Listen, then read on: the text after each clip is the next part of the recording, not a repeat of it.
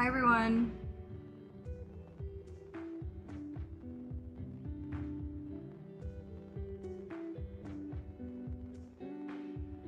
Hello. Should I put it here? No. See my random shoes on the ground. I need to like... There we go. Hello everyone. Hope you can hear me okay. Can y'all hear me okay? Hello. Oh, the chat's working on the screen too, good. I put the chat on the screen. I learned how to do it. Oh. Make it bigger. It's not really showing. Okay. It goes like this. Okay.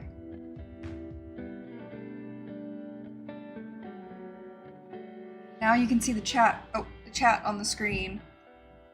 And then also this right here shows like recent events. I figured out how to do that. It's really delayed on the screen, but I don't really know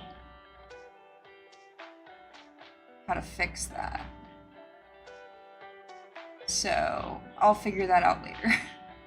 I think it's delayed on the screen. I can't tell. Hi guys. I don't know how big it is. I don't know how big the chat will be. I don't know how far it's gonna go up, so I guess we'll see, but I'm gonna be crocheting today. I do have to say, before I start this live stream, is I'm probably gonna be like really sad. My grandfather passed away yesterday. And I'm having a hard time with it.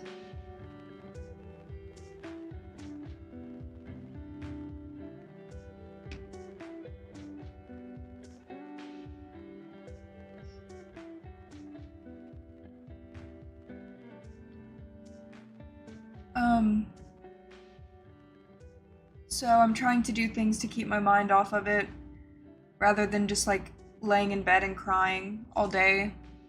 So, yeah. I don't know what else to say, really. I've been like trying to film Vlogmas here and there, but yeah, it was like really unfortunate because I went and got like my new Kindle, which there will be a video up on my reading channel for it eventually when I feel like editing it, but I went and picked up my new Kindle, and then like when I was on the way home with it, I got a call from my dad saying that he died. So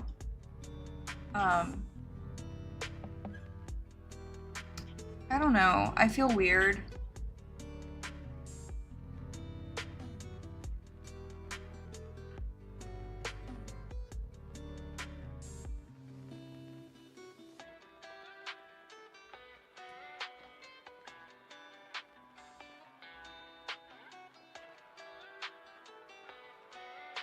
So yeah, I don't know, I keep feeling myself like just sitting and like just staring, and like I keep disassociating a lot, and I don't know why. I'm not trying to bring the vibe down, I'm sorry guys, I'm really not. But yeah, I don't know. It was really crazy. He passed away at around like 2:33 in the morning yesterday, and I was dreaming about him, and I'm assuming it was when he passed away is when I was dreaming of him, and in the dream he was like completely healthy, and he looked like his old self. And in the dream, he was basically just like joking around, and he was happy, and it was kind of like a goodbye dream, I think. I think he was like saying goodbye to me. So, yeah. It was weird. But then I like woke up to my like mom calling me and telling me that he died, so. The call that I got when I was on the way home with my Kindle was my dad calling and saying like, hey, the hospice nurse just called and basically said like that he's not gonna last through the night type situation. So I went over to, this gnat is literally,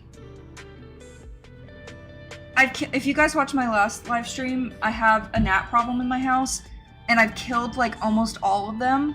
And every single time I think I have them all killed, there's like one that will just show up.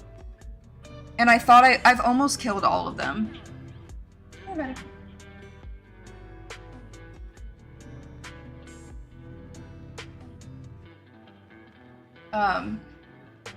So yeah, after I got the call from my dad saying like he's not gonna make it through the night, I drove over to my grandma's house and I need to kill this gnat real quick.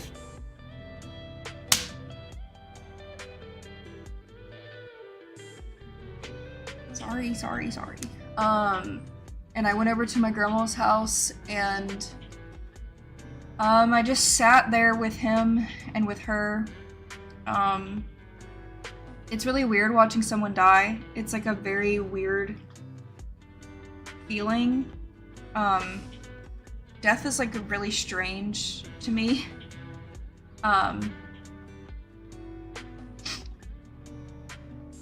But we just sat there and we played Christmas music and we just talked to him. Like, I don't know if he could hear us or not, but we were all talking to him like he was there. And every single time, like, the Christmas music would start playing, he would like, his body would like calm completely. And it was really scary because he would go like 30 to 45 seconds, like he wouldn't breathe. So we were like, oh my God, he's gone. And then he would take another breath. And it's like, it was so weird watching him like literally die. Like he's just like struggling to breathe. Like it's so weird. And he made it a couple more hours after I left. I feel bad for my grandma.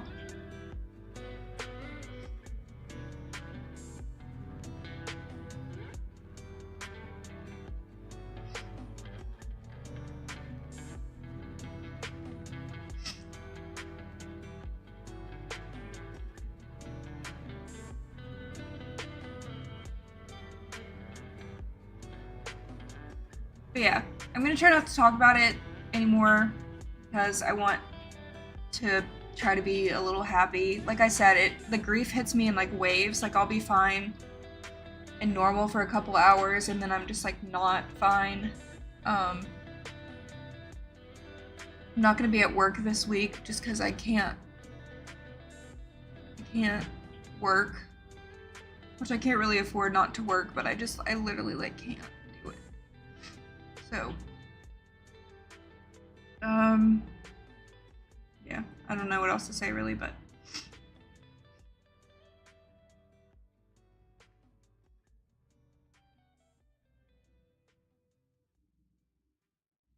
yeah, I'm gonna crochet today and talk about, I don't know, random things. Mochi has like a knot in his hair. He never lets me pull the knots out of his hair. He gets like really mad. Let me see if he lets me. He's standing on the table. I need to cut his paw hair. He's getting little Grinch feet.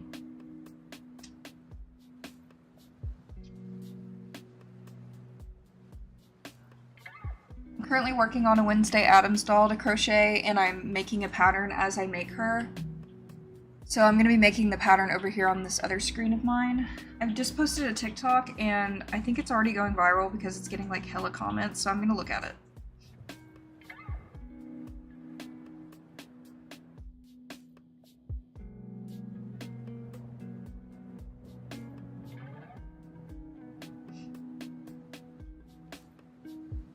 Yeah, my dog is really cute.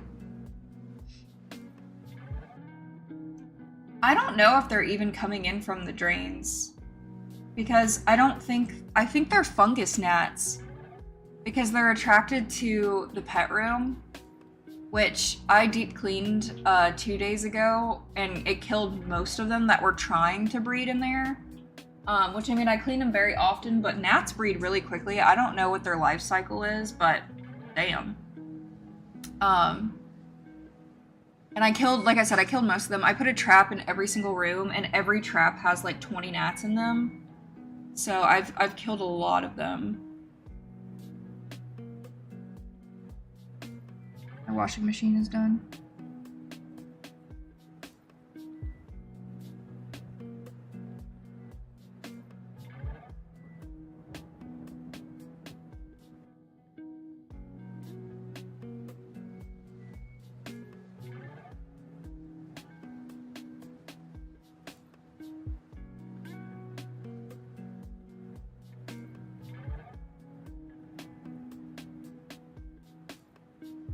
I don't know why my technology TikToks go viral every single time, but no complaints.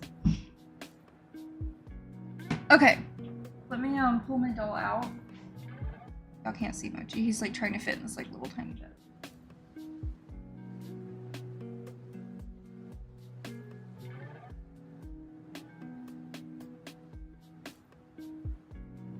This is where I'm at with her. They have a 3-day life cycle. That's it? Well, that explains why they show up so quickly. Like, I've literally almost killed all of them. I was actually proud of myself by like how quickly I killed all of them, but they disappear for a while and then they show back up very quickly, and I'm like, what the hell? So I don't know. Here she is.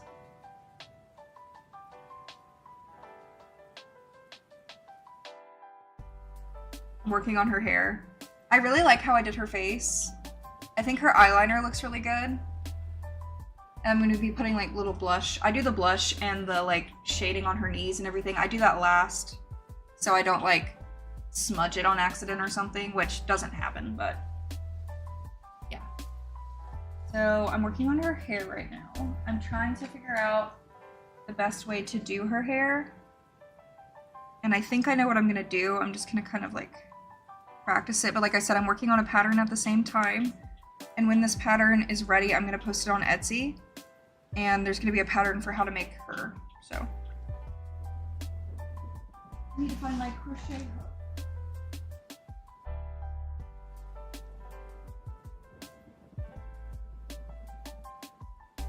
Oh yeah, and by the way guys, I changed the donation goal down here.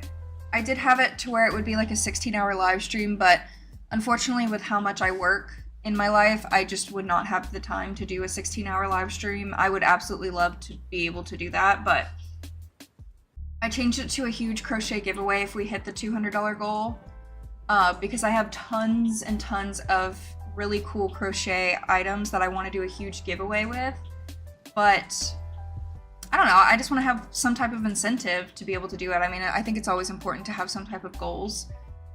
So if anybody ever wants to donate to the channel, I don't like talking about it because every single time I do, I have the same person in my comments being like, there you go again, begging for money, which like I literally have never begged for money ever.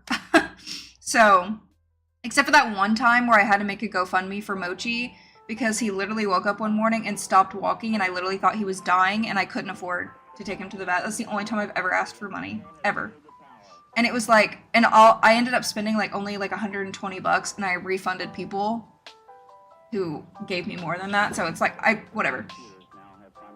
I'm not trying to beg for money. I'm just saying the donation link is in the description box.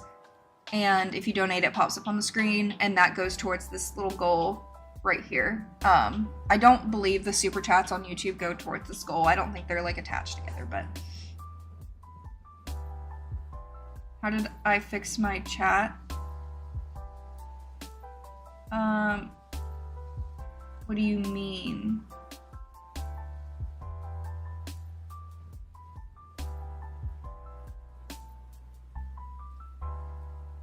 How do we watch the actual live? You are watching the actual live.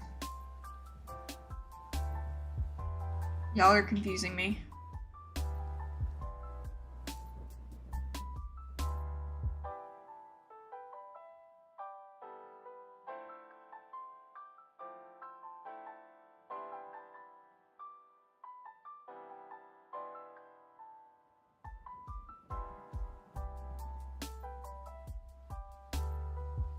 I was like, we are live on YouTube.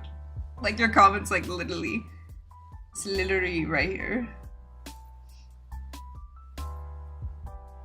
Yeah, like, I would rather off myself than ever beg a bunch of people for money online. Like, come on. It's that person who kept commenting on my live stream being like, I'm a Republican and blah, blah, blah. And then, like, every single time I would post a live, the past, like, 3 lives, I have mentioned literally nothing about money. This sitting right here on my live stream, almost every single Twitch streamer and YouTube streamer has some type of donation goal or subscriber goal on their account. Like, almost every single streamer does. This is not me begging for money. This is just, like, if anybody wants to support me, it's there, and I don't ever mention it. And they'll comment and be like, there you go, begging for money again. And I'm like, what are you even, like... not once did I mention money in this live stream, which is hilarious how they were like, I'm unfollowing you and never watching your content ever again because of the way you talk about Republicans. And then every single time I post a video or a live stream, they would be like one of the first ones to comment and insult me. Like, obviously you're a fan and you're obsessed with me, but I blocked them. So now that they can just comment to themselves and nobody's ever going to see it. This is going to be Wednesday Addams, so she's going to have black hair. I'm making the braids. I'm doing the braided hairstyle for her because, like, that's kind of the iconic hairstyle that she has. And I need to find my crochet hook because I think it fell to the bottom of my bag.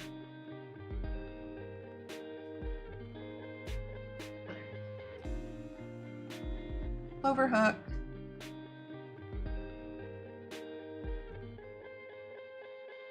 The headphones that I have are the brand Soundcore. They are the Q30 headphones, I believe.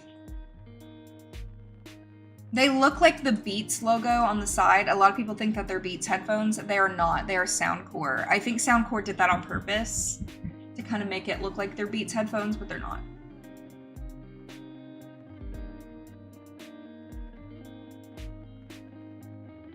In the beginning of your live, you said that the live chat is working. I just meant like it's working on the screen. Are you talking about like how do you get it on your screen right here?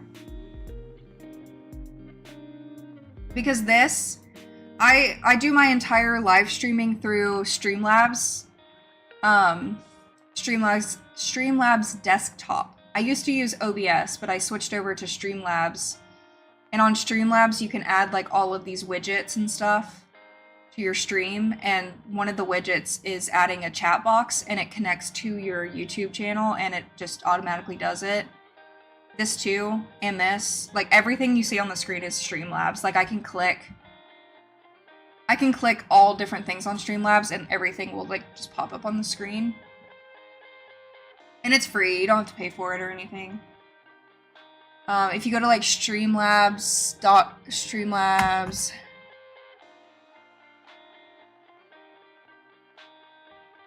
Oh, I think you need to download OBS first, I believe. Just type in Streamlabs plugin for OBS on Google, and I'm sure, like, the download will be there for it. I think. Sorry. It takes a little bit of, like, research on how to set everything up. Like, I've been using OBS since, like, high school, so I kind of know the gist of how to do everything, but it did take me a little while to learn how to do it, but there's so many tutorials online.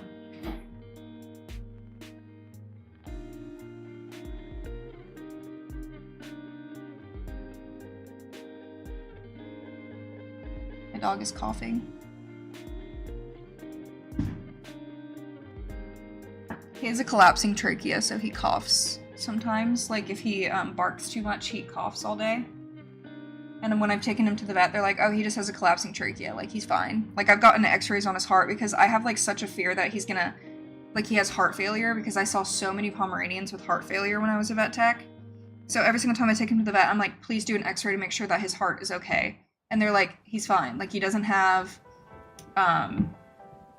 like, his heart sounds fine, his heart looks fine, he just has a collapsing trachea. Like, he's just gonna cough. And I'm like, okay. So I have, like, cough medicine for him if he, like, coughs too much, but every time he coughs, I'm like, panic, full panic mode. Oh, I wanted to show you guys the charms that I, finished from my last live stream. Thank you, Sarah. So, you guys basically saw it, but here's my frog plate. The only issue is when the gloss was curing, I guess it stuck to that like acrylic thing that I had it on. So the paint peeled off when I like pulled it up. All the paint peeled off, so I need to figure out a better way to do that. I don't know if maybe I should let it cure on the silicone mat, because the silicone mat won't stick to it. So that's my fault. But since it's just for me, I'm not even gonna really bother trying to fix it because like it's at the bottom anyway, so you can't even see it. But there's my plate. I'm gonna keep it on my desk and use it to hold like SD cards and stuff. And then this one looks really bad, so we're just gonna ignore her. But her tail fell off, her hand fell off, and she looks bad, okay? And also her paint peeled off too. So that was just a little practice, girl, but she's fine. I feel like parchment paper would stick to it too, because wouldn't that just rip onto it? I don't know. I'm just gonna use my silicone mat because I know the silicone won't. This one, honestly, I'm obsessed with. The details on it are really good.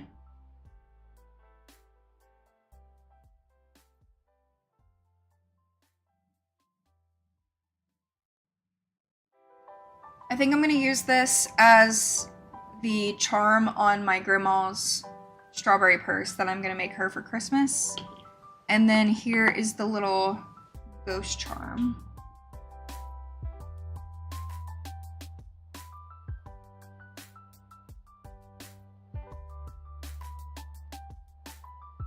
So they're not too bad. They could be worse. For my first time, I think I did pretty good. And for Christmas, I'm definitely gonna make some plates because, yeah. And I actually don't even, I know it looks like I love the color red, but I actually don't even really like the color red that much, so I wouldn't do that. I'm just wearing this because this is my grandfather's sweatshirt. I don't really wear red that much. The cat's okay. I mean, you know what? It could be worse, but she's still not very, like... No. She doesn't look good. We shouldn't lie. We shouldn't lie. Okay.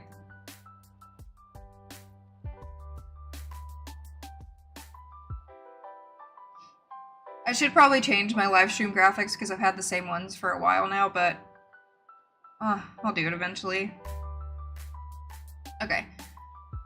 I need to remember what row I was on so I can continue using the pattern.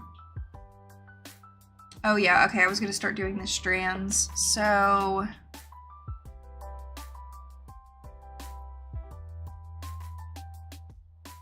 Okay.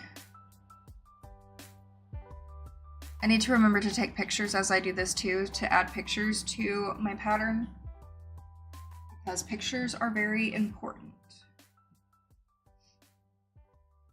I would get my little boppy thing that I have, but Dobby's sleeping on it, on the couch, so.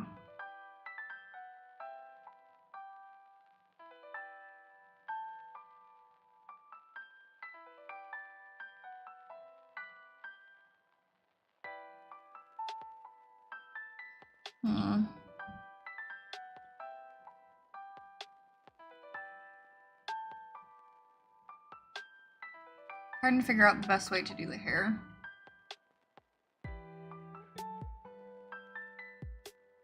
What I think I'm gonna do is make... Okay, let me cook.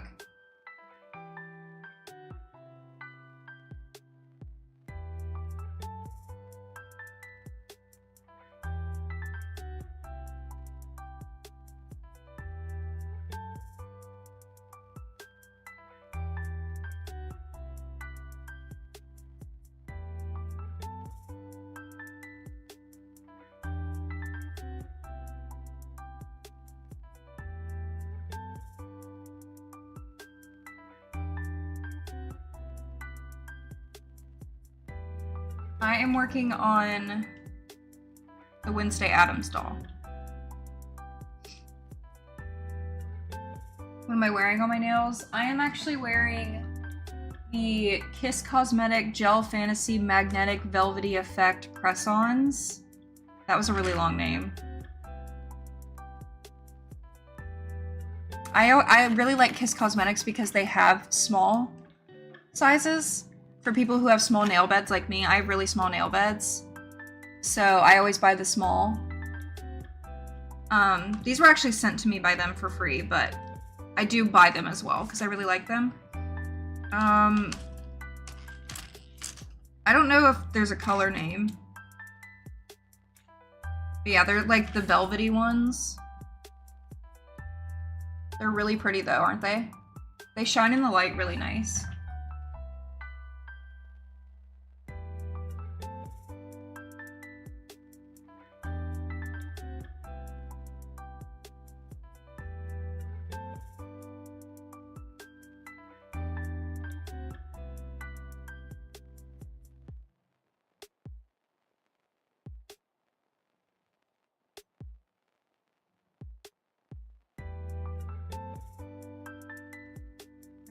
I think I know what I'm gonna do.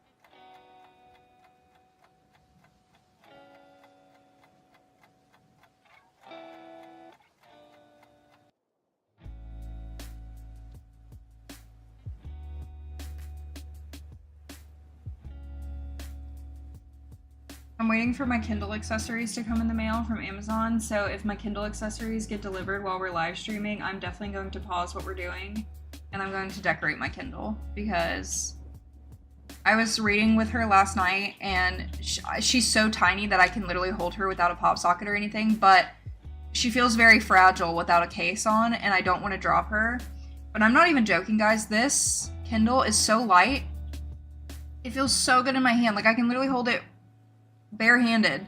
Like, literally, like, there's not much of a size difference. This phone is like 10 times more heavy than my Kindle. Like, I'm absolutely obsessed with this. I'm so glad that I chose to go to a basic instead of the Paperwhite, because I actually genuinely feel like the Kindle Basic feels more like an e-reader than the Paperwhite does. And I can't explain it. I think it's because the screen is not flush, like it goes in, and it's just light, and it feels like so much like what an e-reader should feel like. So yeah, I'm excited. I'm just waiting for the decorations to come because I got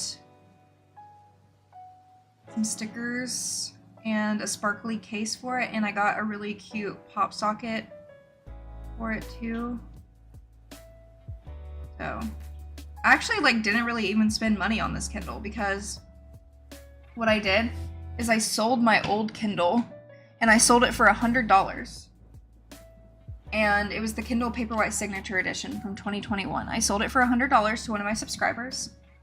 And then I used that money to buy this Kindle for $80. So I basically made money, if you use girl math. So, thank you, Brianna. Thank you. Yeah, I really liked my Z Flip 6. I just, like I said multiple times on my TikTok, it just wasn't good for my lifestyle. And that made people angry. I am making my own pattern.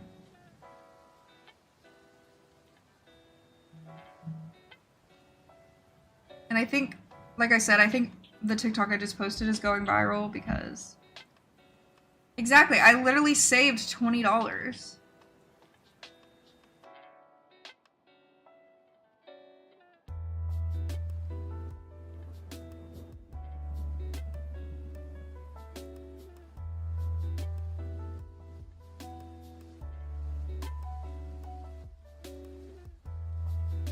It already has 9 comments.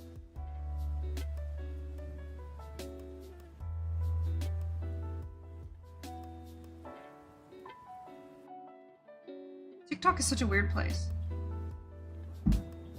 Yeah, honestly, having to pay, especially, well, I don't even know if the Kindle Colorsoft has ads on it or not. I know the more expensive Kindles, like the Kindle Scribe, like there's not even an option to have ads on it. Like they just don't even put ads on there. I'm not too sure if that's how it is with the Kindle Colorsoft. But if you're spending $300 for an e-reader and you still have to pay additional to get the ads off, then that's fucking stupid.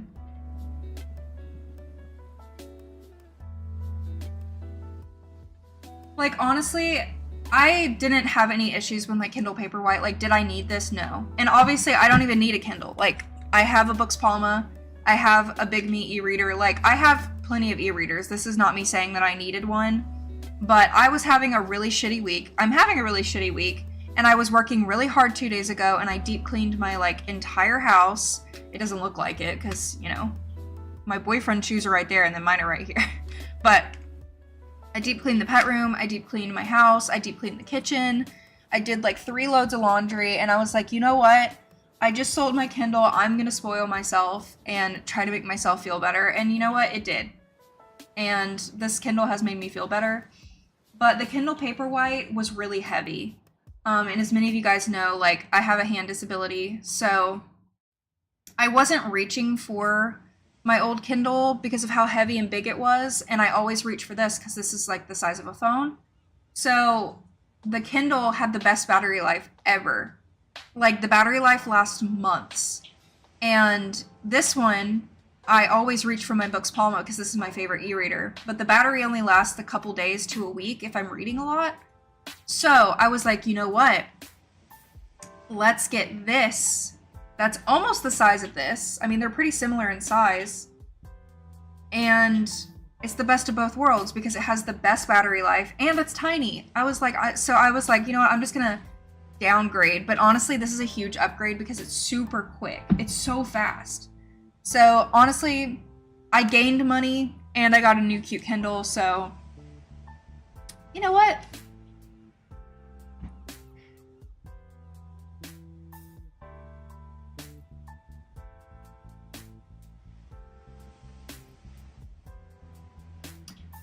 My boyfriend is crafty in like a different kind of way. He is very creative, but not in like an artsy kind of way. I don't really know how to explain it.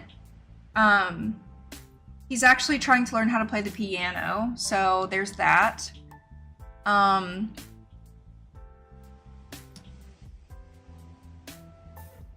don't know how to explain his artistic side.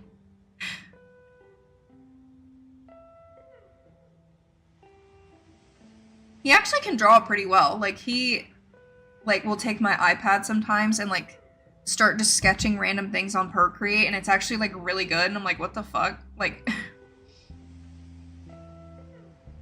and he really likes music. My boyfriend is really into music.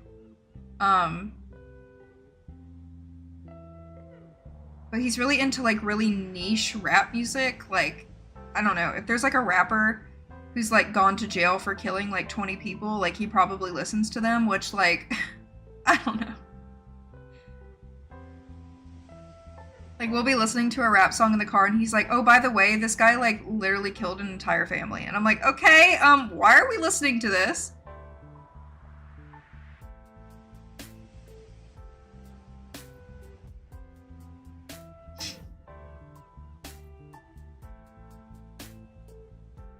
Listen, we're living in a tough world right now, and if having multiple e-readers is what makes you happy, then fucking do it. Don't let people like make you feel bad for overconsumption and blah blah blah. Like, do what you want to do with your money, okay? Because the issue with landfills and all of the issue with the world is not because of us, okay? It's because of these billionaires and their factories. It's not because of us.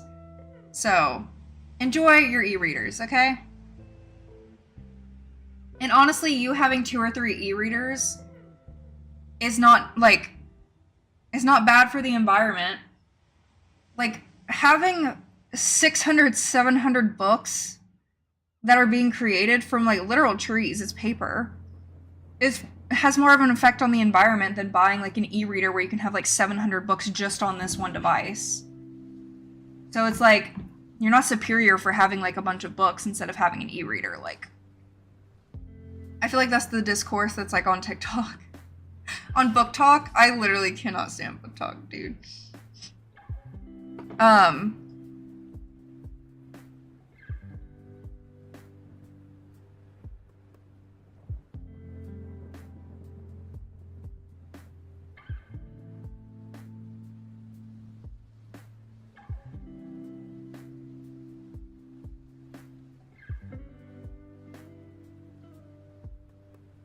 Sorry, I'm trying to figure out what I want to do.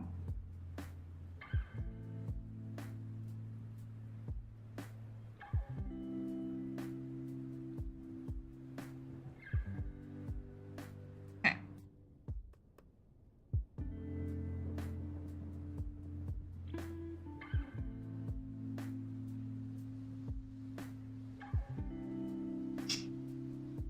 There's like always new drama and discourse on BookTok, and it's actually kind of like funny to just like listen to it. Like, have you guys seen like the Harlequin romance drama that's going on with BookTok right now?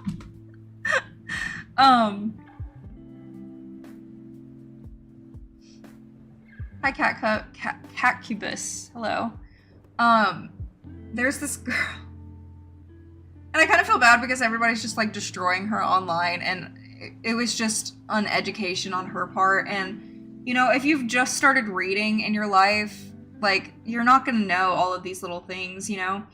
But there's this girl, I don't know how old she is, she posted a TikTok basically, like, filming all of the Harlequin romances at Barnes & Noble. And if you guys know what Harlequin romances are, like, those are the romances that you typically see, like, your grandmother, like, stacking up in her closet and reading, you know? Harlequin romance are like the romance books that like started it all. Like, obviously there's like the classics and everything, but Harlequin romance is really what set forth the popularity in romance books and like the romance tropes that you are reading today. And she was filming the Harlequin romance section, and she was like, all of these books look like AI. Like, all of these are just AI covers, and like, look at the titles, like they're just so AI. And it's like, no, that's literally just what Harlequin romances are. Like, they all have these like set copy-paste titles. Harlequin romance authors write books so incredibly quickly because that's what they're supposed to do. And Harlequin romance authors literally like set the tone for what romance is in like in the romance books community. Like, all of the romance books that you are reading today and all of the tropes that you're reading today were created by Harlequin romance authors. Like, but everybody's like destroying her because they're like, you are so uneducated talking about how these Harlequin romances are being AI. And listen, if you don't know anything about books, and maybe just don't post it online. Like, maybe just like take a video, send it to your friends to make fun of the covers, but posting it on TikTok to make fun of it, now girlie's getting destroyed by everybody.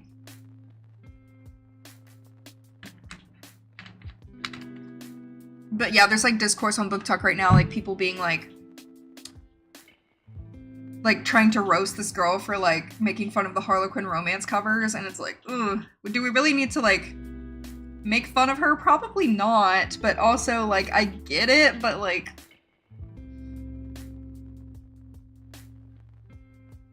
I don't like, honestly, I don't really watch BookTokers. Like, I'll watch people like unbox Kindles or like decorate their reading room and stuff, but I don't go out of my way to follow BookTokers. I think I follow a couple where I'll like actively go and look at their account to see what they're doing because I think they're funny. Let me see.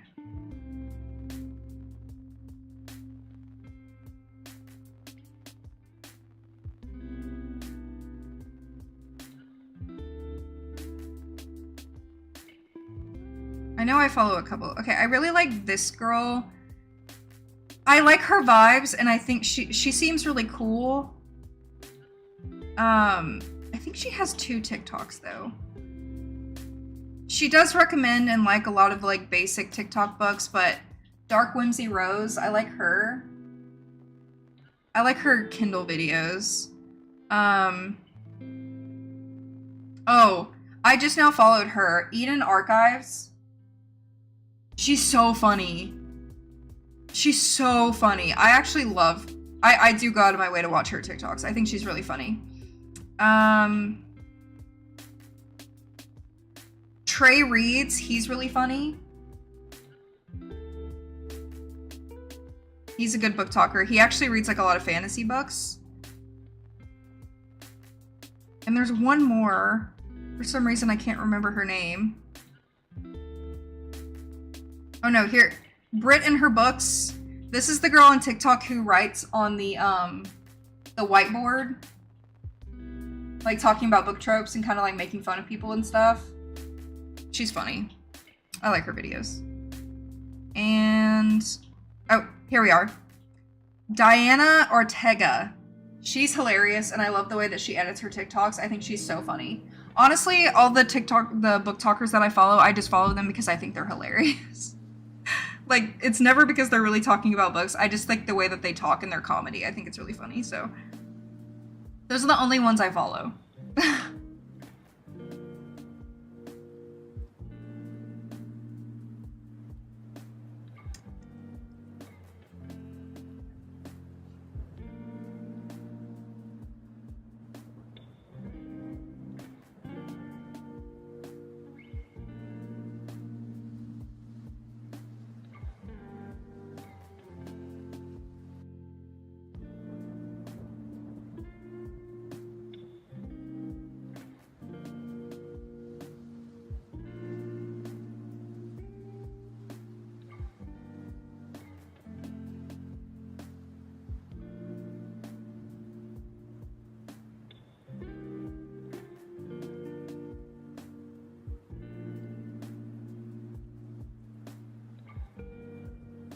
I've also been crocheting like really slow lately because there's like a little bit of feeling coming back in my ring finger, which is a bit of a strange sensation because the doctor literally told me like it'll probably take years before I have full feeling in my finger again.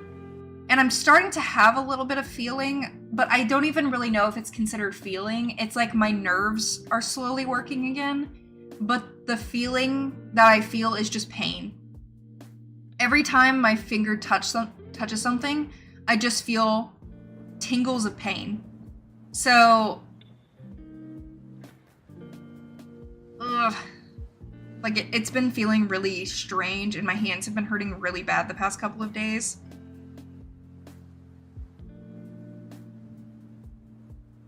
BookTok, people routinely misinterpret the meaning of books. Listen, I get it. Unfortunately, you know, books are art, and, you know, everybody interprets art in different ways.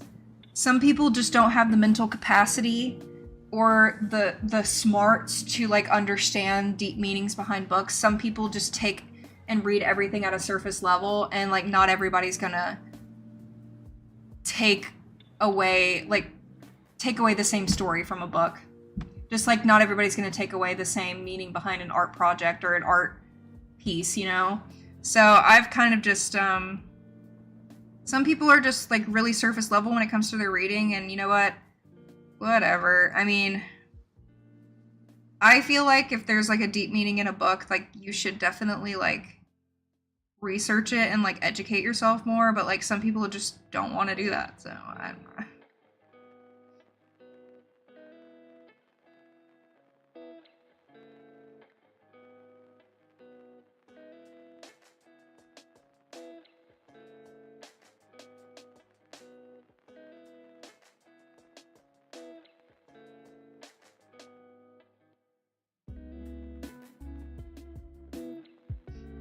Yes, I'm absolutely loving the clover hooks. You guys were right. I work so much faster with these clover hooks. The crochet giveaway that I want to do, I'm going to be giving away a couple clover hooks. in the giveaway, because since I got those extra ones, if you guys watched my haul video, I got some extra clover hooks on accident from Joanne, so I was like, you know what, I don't need 2 of each, so I will be giving them away. I'm going to be giving away the hook book that I made, which I still have not given away yet, so I'm going to do that. I have some yarn I want to give away. I have hooks I want to give away. I have a bunch of stitch markers to give away. I have like literally so many crochet items that I want to do like a huge giveaway with, so as soon as we hit down here, I will be doing it for sure. Okay.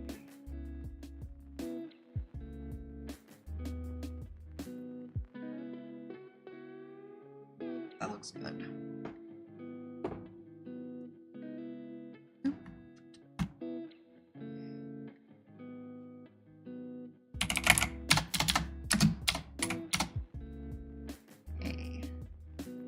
I like sort of typed this out already. Now I'm just kind of like editing what I should do. Yeah.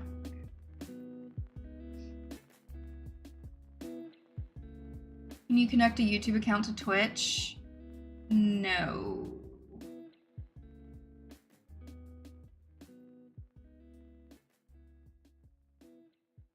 I don't know. Google will probably answer your question.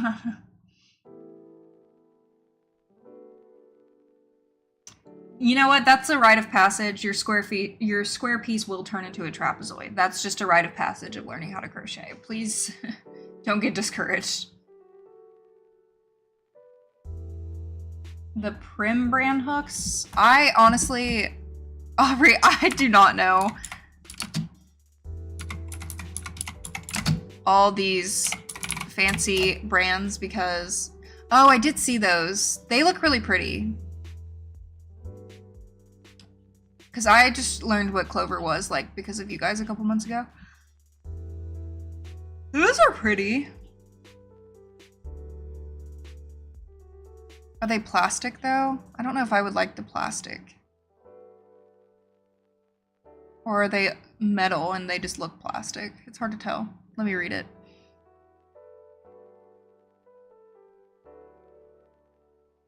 Rubberized grip. Okay, the bottom is rubber.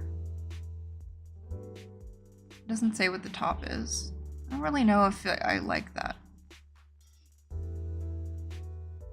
They look cool. I feel like it would feel nice in my hand. They're about the same price as clover hooks, so.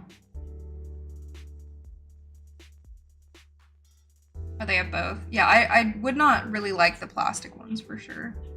I do not like crochet hooks that are wood or plastic. I really like the like aluminum or whatever.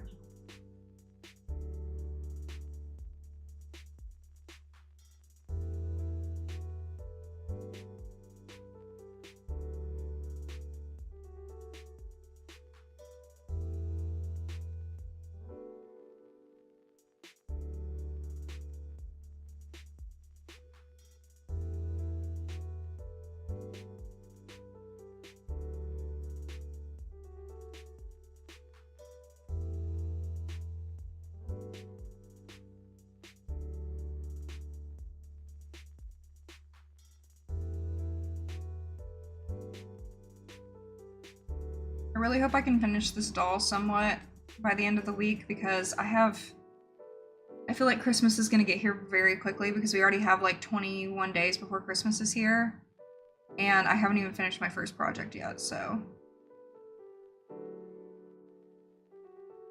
Really need to work faster. After I finish this one, I'm gonna start working on my grandma's purse because obviously I want my grandma to have like a good Christmas because like her husband literally just died. So I can't really afford to buy her anything crazy, but she loves when I make her things, like literally, and she's been begging me for literally like 2 years to make her a strawberry purse. I'm not even joking. She literally mentioned it yesterday. Like, I was over at her house while we were just waiting for my grandfather to die, and she was like, I want a strawberry bag. And I was like, I know you want a strawberry bag. I know you do. Have some patience. Like, literally, that's what she was like, I want a strawberry bag. And I was like, I know you do. Like, please. I know. I'm trying. But I didn't want to be like, you're getting one for Christmas. Because, like, I want it to be a surprise. Obviously, I think she knows now. Because I was like, I know. I know. Just give me a minute.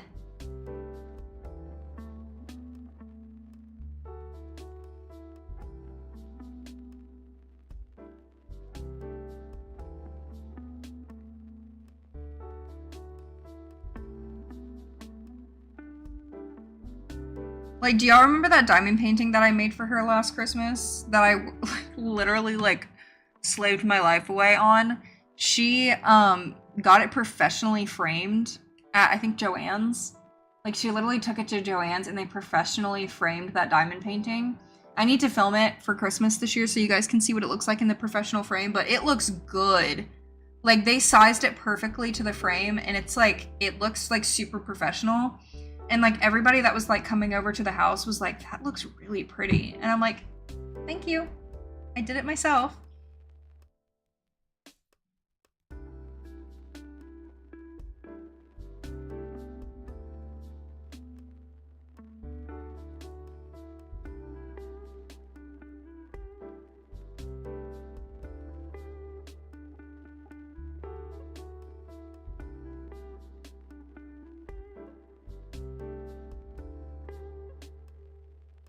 Definitely not doing another diamond art painting, no. That like made my Christmas so stressful last year.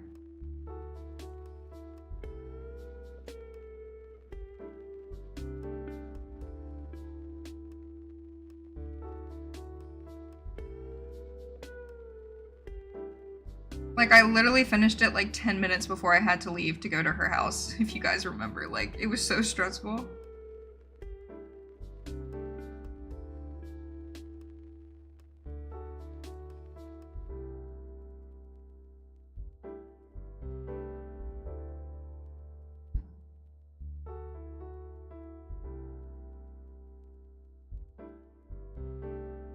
There's surprisingly a lot more people here than I thought there would be. It's so weird because you would always expect that there would be less people watching during the week than there would be during the weekend. Because like I would think during the weekend people were like not busy and they were just like chilling out, but I think it's the opposite. Because I've realized every single time I go live during the week, there's like so many more people than on the weekend, so I guess I need to start doing it more during the week. I don't even know what day is today. Wednesday, I think. I literally can't even keep up with like the day.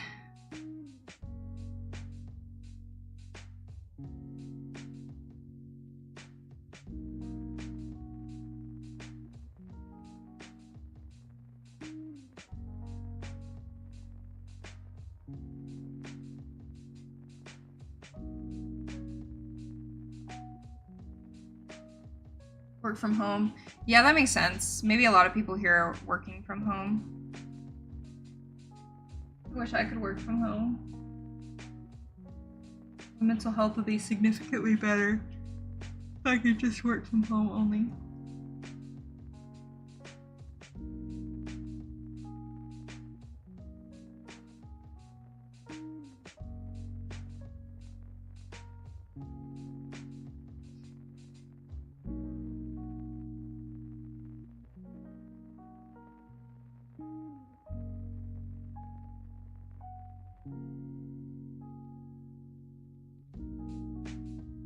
Maybe I should give my grandma one of the crochet hooks, clover hooks. Because my grandma, she learned how to crochet a little bit when she was like younger from her grandmother. But now that my grandfather has passed away, she was talking about how she wanted to like get back into trying to crochet again. And I was showing her while I was there like how to, because I would teach her how to crochet when I was younger. Which is kind of funny, like a granddaughter teaching a grandmother how to crochet, because it's usually the opposite. But I was like re-showing her how to chain and stuff, which she did remember how to do most of it. And then when I went over there yesterday, she actually like somehow made like a little pouch that actually looked really good. And I was like, for her not crocheting in like, I don't know, 10 years, it looked really good. So I was like, just keep working on this little pouch that you're making. Because she was like, I was trying to make like a container to hold my plants. And I was like, honestly, if she made it bigger, it could very easily hold a plant. So I was like, she did really good at it. So I think I'm just gonna like try to slowly teach my grandma how to crochet again, because I think that she'll enjoy it. So I think I might give her one of the clover hooks for Christmas too. Yeah, that'd probably be a good gift. With some yarn, maybe. Maybe a thing of yarn and a crochet hook. I could make her a hook book, but those take me so long to make, so I probably won't have time to do both, but I can make her one of those in the future. Okay. Here's where we're at so far. So we have like, these are gonna be the bangs, right? So these are like little short pieces that are gonna be the bangs. And then it slowly gets longer, and then I'm gonna have a bunch of long pieces that are going to braid into a braid that goes down. That's my plan. I think I can execute it correctly. I'm just trying to like think of how to do it in my head, but I think I've got it. Also, guys, I caved and I ordered some hippers from AliExpress. I don't know if they're authentic hippers, if I'm being honest, but they were $2 each. So I ordered 2 Sunny Angel hippers. I ordered one of the Cat Mofusan hippers, and then I ordered a Kuromi hipper. And I spent like $9 on all of them, so like they were hella cheap, but they're coming from AliExpress during the holiday season, so I may not receive them for like 3 months, but I really wanted to get a hipper to stick on the back of my Kindle, so I was like, you know what? Because I thought this one was going to turn out cute, and it was just really bad, so I really want a hipper.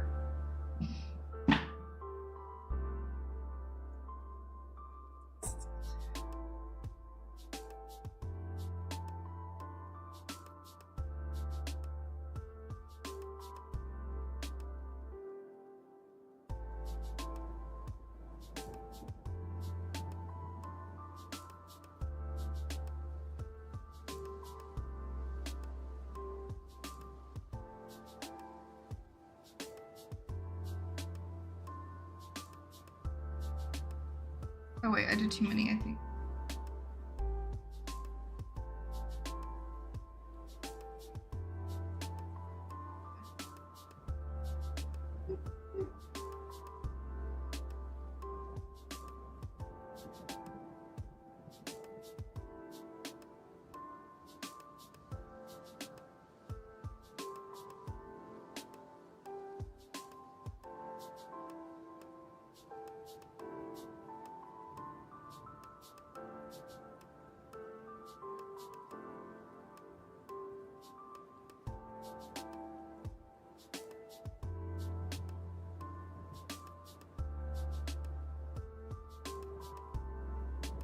I really want my Kindle accessories to be delivered.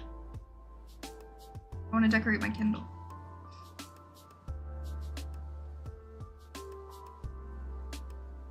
Honestly, last night was like,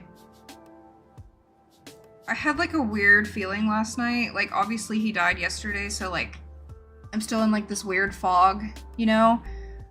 But last night when it got dark, you know, it gets dark at like 4 p.m., but it got dark and I turned my fireplace heater on here and the lamps were off and I was like laying on the couch with my blanket all cozy, and then I put like a jazz Animal Crossing ASMR video on the TV. So I was listening to jazz with my fireplace going, with my pajamas on, and I was just laying on my couch and reading on my Kindle. And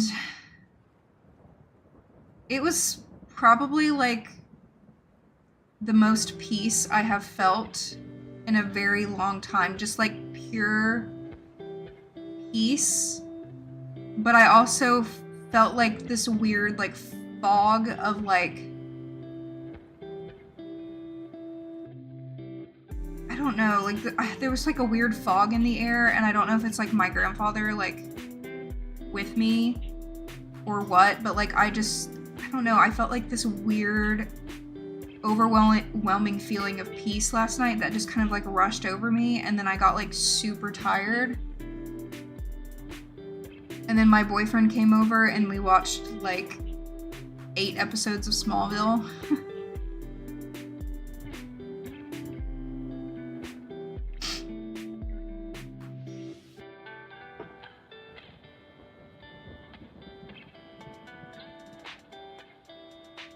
Hi, and Angelus White. I hope I said that right.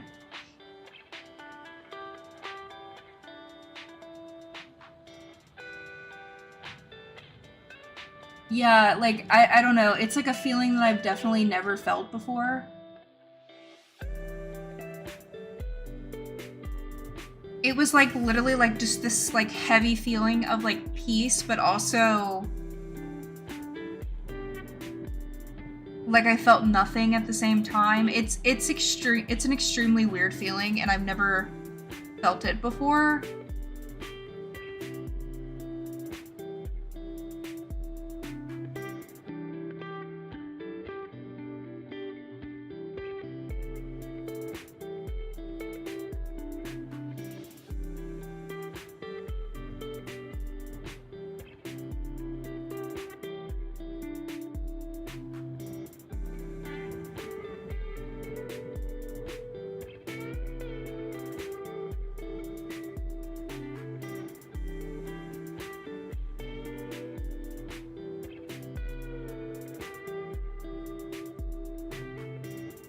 Well, no, I lost my other grandfather during COVID in 2020. And I was really close to him. I still get really sad talking about him too, but he died very suddenly. Like, he was like normal, and then I got a call from my dad being like, Papa's in the hospital, he's asleep, they're putting him in a coma, like, he's not gonna wake up, like, we don't know if he's gonna get better. And then like literally a couple hours later he called and he was like, he's dead. And like nobody was able to go see him because it was literally in the middle of COVID. Like, nobody was allowed at the hospital except for my Grammy, which was his wife, and they didn't even allow his kids to come in and say goodbye to him. So the only person that got to see him and say goodbye was his wife. So his death was very different. His death was very sudden, and I still haven't really come to terms with that.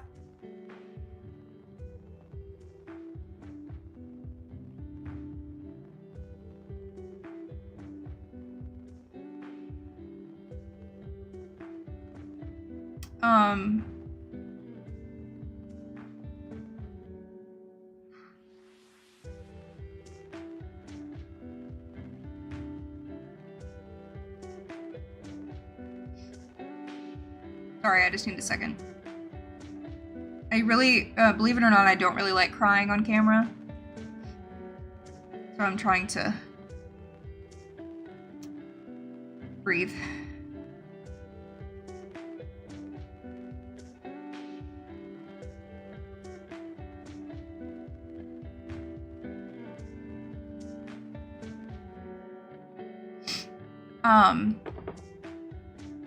But my other grandfather that just passed away yesterday, he has been deteriorating for the past like 4 years. He had diabetes, and he wouldn't take his insulin. He was very stubborn, military man. You know, if you guys live with military men or just really old school mentality men, they're very like, I know what's best for me, you know? That's how both my grandfathers were. My papa, who died 4 years ago, he was in the Marines. And the one that died yesterday, he was in the Navy for like 31 years. He was in the Navy for a long time. And they're always like, I know what's best for me. I know what, I'm fine. I don't need this. You know. Well, he wasn't taking his insulin and he had a stroke. I think it was like a heart attack or a stroke or something. And since that first stroke, he never really recovered. He couldn't use the bathroom, he couldn't walk, and he kept having strokes. Like, I think he's, like, in the past, like, 4 years, I mean, I can't even tell you how many strokes he's had. And last week he had a stroke. And that was just, like, the last one that his body could handle. And instead of it affecting his brain, it affected his heart. So that's why he went so quickly, because his heart was just like, it couldn't handle it anymore. So like for the past 4 years, we've all been like waiting, I guess. Like that feels really bad to say, but like we've all just been like seeing him deteriorate, so we knew it was coming.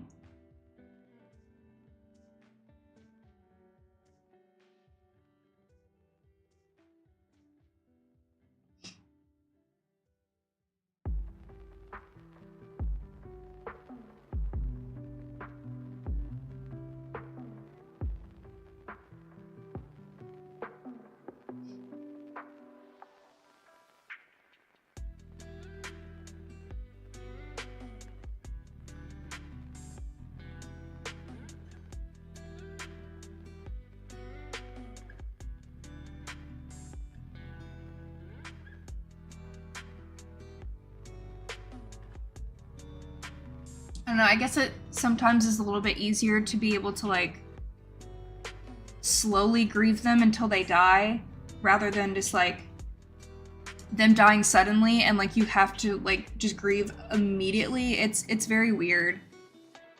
Yeah, exactly, Aubrey. Like it just like it's weird.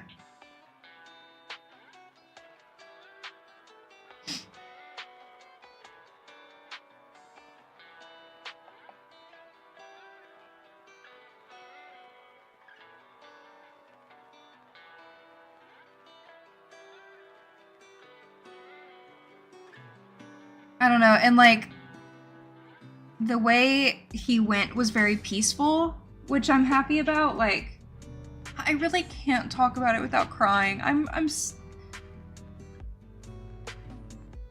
literally just like trying to speak, but I like literally can't, so sorry guys.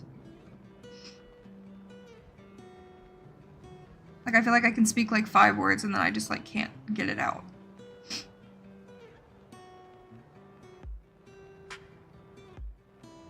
And I'm really not trying to bring the vibe down, I'm really not, but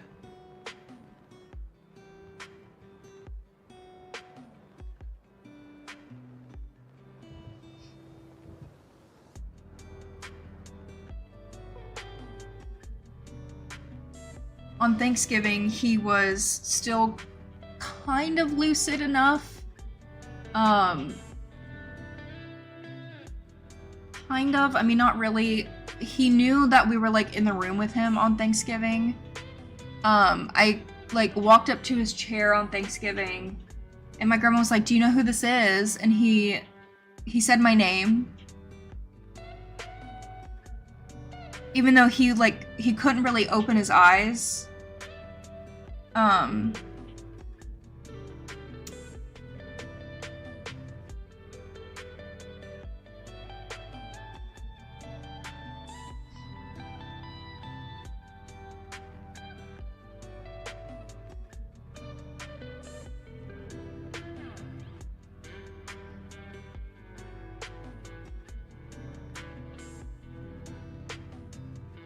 Yeah, it's okay. Like, I kind of want to talk about it too, because like it kind of helps me move on a little bit.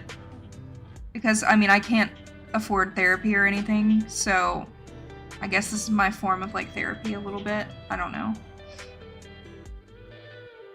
Just talking to my camera.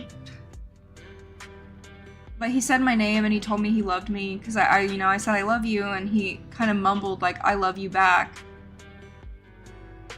So that was the last time I ever spoke to him. So I mean, that was a good like a good last talk.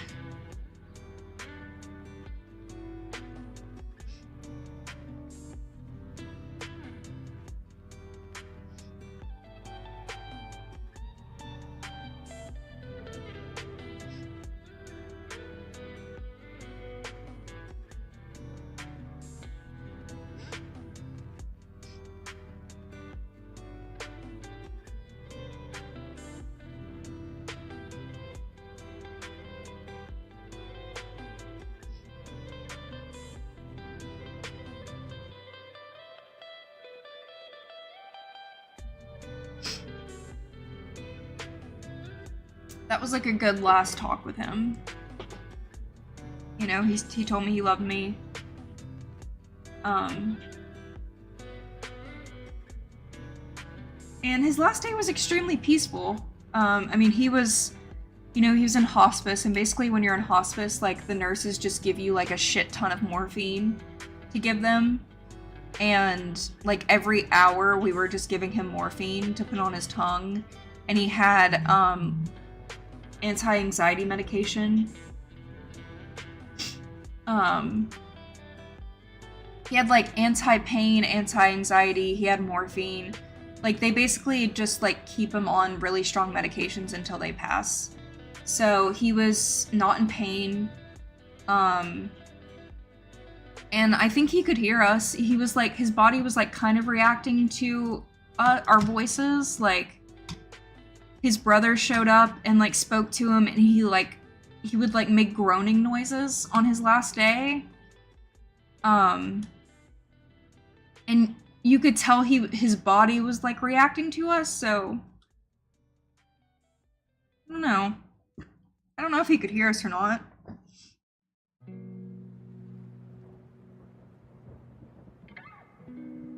Okay. Now I'm going to do the really long, yeah, because these are going to be the bangs that I'm, for bangs, and then, like, the longer framing pieces, and then I'm going to make some extremely long pieces that are going to be braided into a braid. So I'm about to chain 61 chains. Oh, sorry, my anxiety's, like, really bad. Will you be doing a gift wrap with me this year? Yes, absolutely.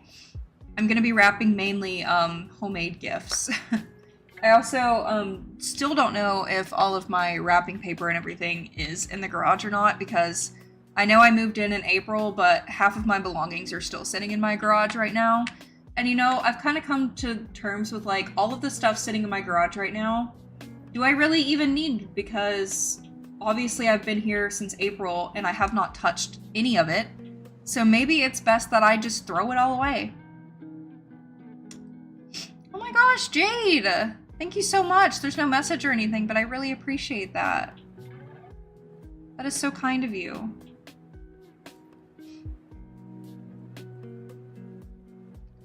Thank you so much. Okay, yeah. I don't think I can talk about that anymore. Like, I want to talk about it, but I also, like, it's just too soon. Like, it literally happened yesterday. So, yeah. He didn't want a funeral or anything, so the only thing that he asked was, like, the Navy driving his ashes out into the sea and dumping his ashes in the ocean. So my grandma's in contact with the Navy right now to do that for him. Do some type of, like, ocean burial, I think is what they call it. So we're gonna have, like, a celebration of life for him after the holidays. But he's not gonna have any type of funeral, so that he didn't want one. And honestly, I don't blame him. I don't think I want a funeral or anything for myself either. I want to be cremated, and then that's it. Like, funerals are obviously more for the living than the dead. But I appreciate that the family respected his wishes about not having a funeral.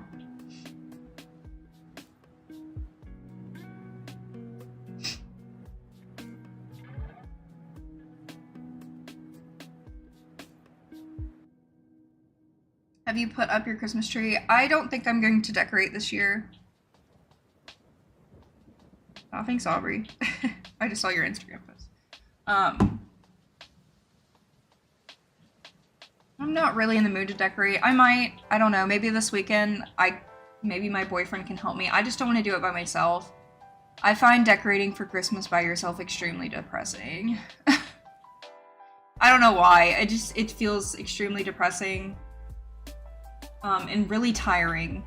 Like, I think the most I would do is put my tree up. I have space right here to put a little table, and I would really like to get my Christmas village out and like set up a table with my Christmas village, because I have been slowly collecting Christmas villagers because my grandparents keep just giving me their old Christmas village stuff.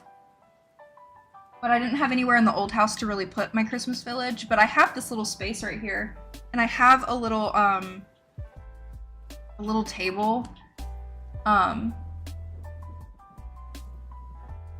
But I think the most I would do is like put a little garland like on my TV thing, and then put my tree in the corner over here, and then maybe put my little Christmas village right here. But I don't know, I don't really like Christmas. So, not to be a Debbie Downer, I'm just not a big Christmas girl. I used to be growing up when like life was good.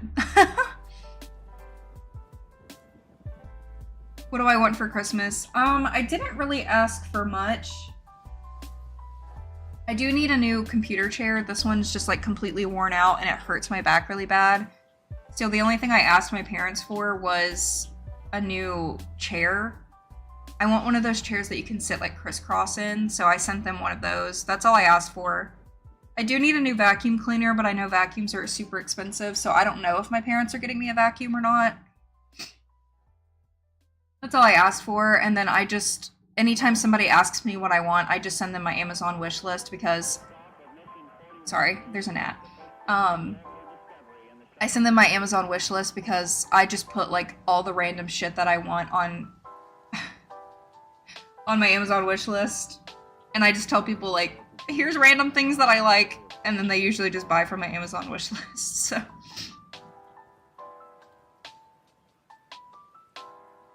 I have had a couple people message me and ask me like for my Amazon wish list, like so they can send me gifts for Christmas, and like I never want you guys to feel like you have to do that at all.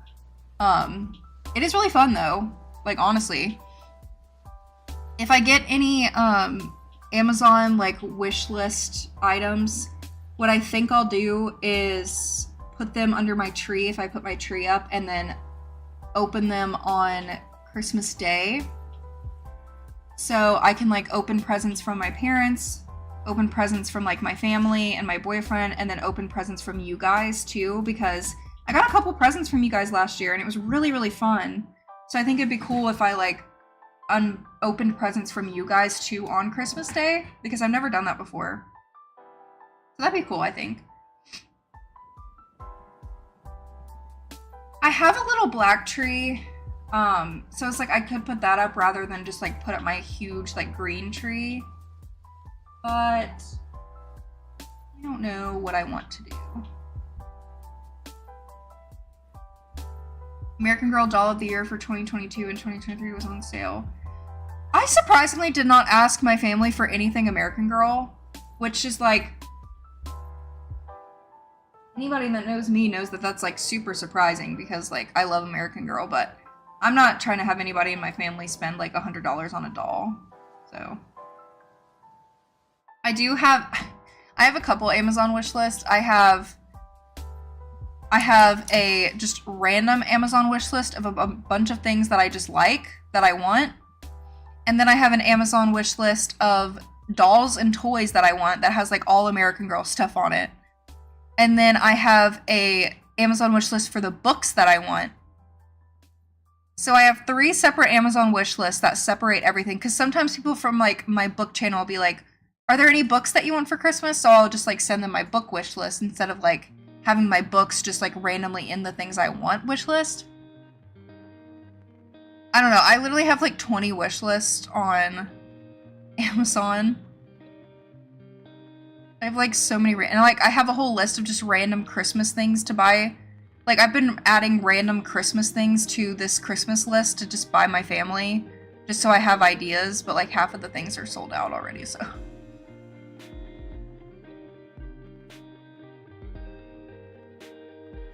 I don't think American Girl still does wooden doll furniture, honestly. I think they're like, they literally have everything that's plastic now, but it's still more expensive than their wooden stuff that they would make. That's why I prefer just buying our generation. There was a person that commented on one of my like my newest doll channel video, like my dollhouse video, and they were like, you need to buy more American Girl stuff and not our generation. I'm like, why would I spend 4 times more the price of the same quality of American Girl that I can get for $20 at Target? Not happening. A jumbo squishmallow, that is a totally valid thing to ask for. Okay, I need to make 61 chains, so I'm not going to talk for a second.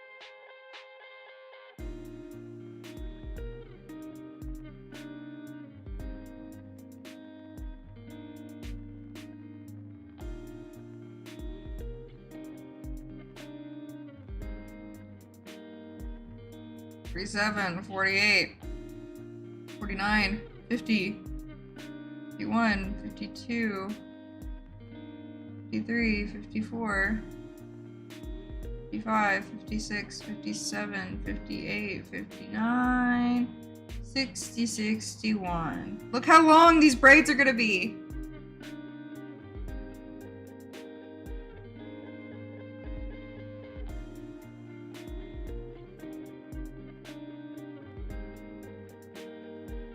It's obviously, they're gonna be braided together, so it's going to probably be like this long. They're all gonna be twisted together. So the braid is probably gonna go down to her hip, which is exactly what I want. But now I need to do this 4 times.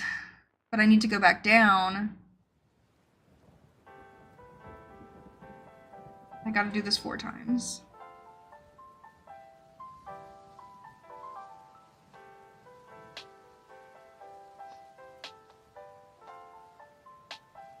No, same. If I'm counting and someone tries to talk to me, I literally start like screaming numbers because I'm like, I'm counting, I'm counting.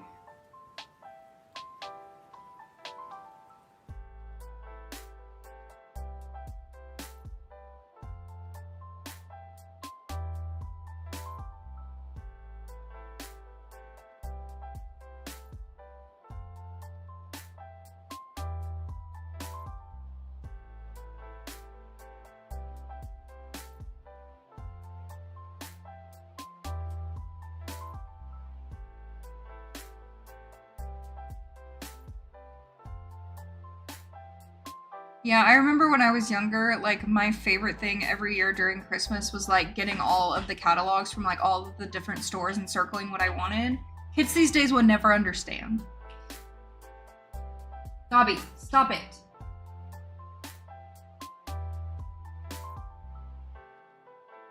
Like we would get like the Macy's catalog, the Kohl's catalog, the JCPenney catalog, Toys R Us, American Girl, like there were all these different catalogs that like our parents and grandparents would get in the mail. And then I remember there would always be like a designated day where my grandma would like sit us down and she'd be like, okay, here's the catalogs for all of the stores. I want you to go through this entire magazine and I want you to circle all of the different things that you want. And then they would like either call and order the things, or they would go to like the website that was associated with the catalog and then they would order the things that we wanted. And like, I got a random Amazon catalog in the mail the other day, and I don't know if it's like the same thing. But I did get an Amazon catalog, so I don't know if people still do that or not. But I got like an Amazon gift magazine randomly in the mail, and it had like a bunch of random Amazon items on them. So, I mean, some companies might still do that, but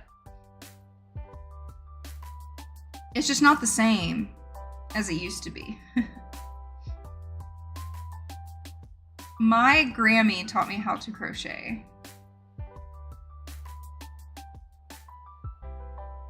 Yeah, the Amazon catalog is massive. Like, honestly, it was super thick. I was like, whoa. Dude, my finger is actually hurting so bad. Like, the texture of this yarn on my finger is, like, not a good feeling. Because, like, I can't actually feel it, but I feel, like, the grittiness of it on the nerves of my finger, and it's really not a good feeling.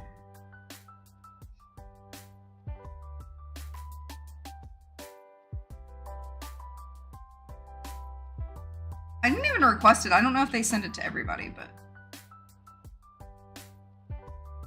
it was a big catalog. I was like, whoa.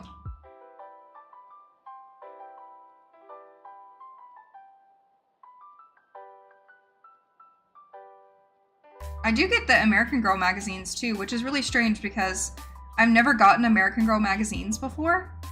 And then I just randomly started getting American Girl magazines at my new house. And I thought it was so weird because, like, I ordered American Girl at my old house, like, many times. And then when I moved to my new house, I just all of a sudden started getting American Girl magazines and catalogs. And I was like, what the hell? And I saved them too. I've saved all of my American Girl magazines. And I keep them in my doll room. Speaking of my doll room, that is actually something that I should have asked for Christmas, is one of those bookshelves from Target. Those like $50 bookshelves to put all my historical dolls on, because I have all of my like customized and just like cutesy dolls all dressed up and everything on my dollhouse, but I don't have a place to put all of my historical or Girl of the Year dolls, and I want to line them up by year on a bookcase. So that's something that I definitely need to do. You know what, this weekend I should probably like customize a doll. I feel like I haven't made a doll channel video in like a month or two. So I definitely need to do that.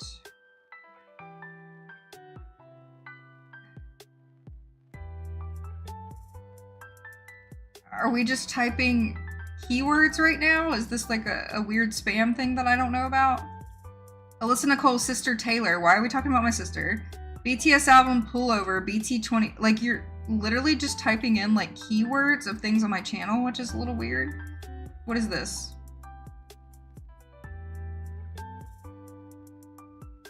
Like, pop off, but like I'm confused.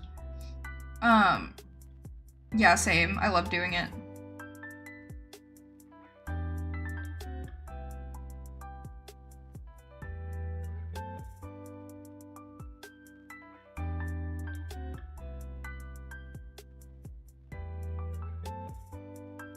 Dude, I'm about to have to do 4 strands of 61 chains. Alright, time to do another 61 chain. Okay, these are gonna be the braids. So all 4 strands are going to be braided together to make the Wednesday braid. I'm getting my braces off next month. Oh, I remember those days. I hated having braces.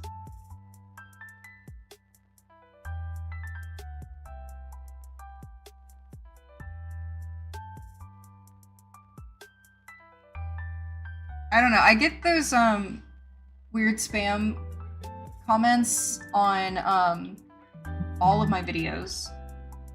So I don't really know what they are.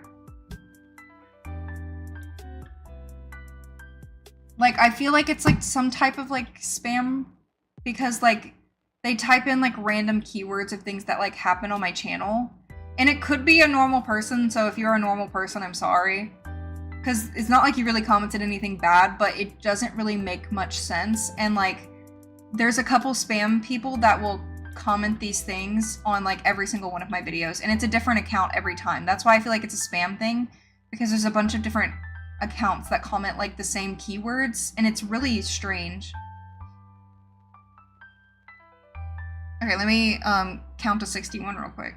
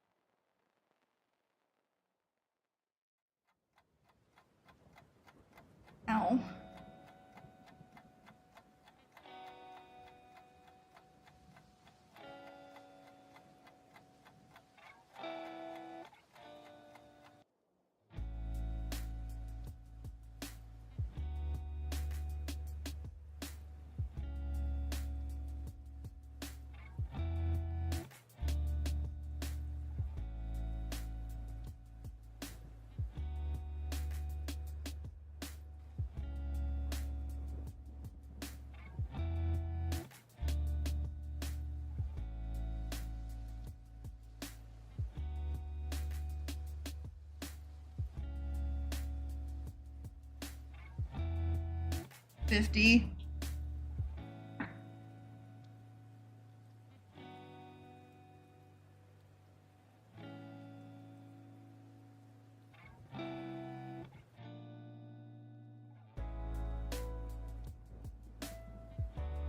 Oh, I hate making chains more than anything. I don't know when I'm streaming next. I honestly don't have a set schedule. I just stream when I want to.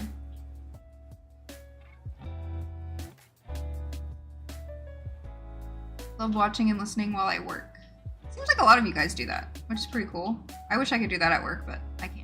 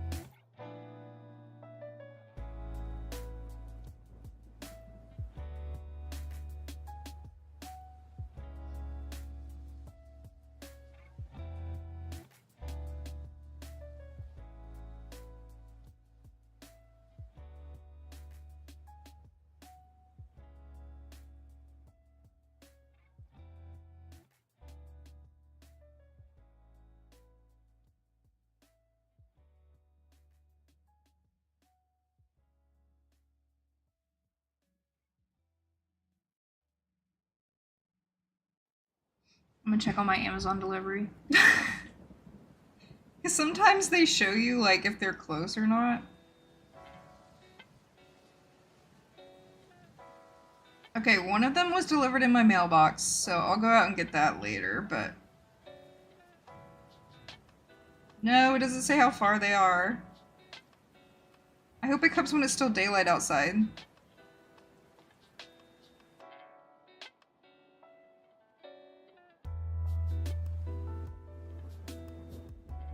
I love how, Aubrey, you're just like watching me on your large TV right now.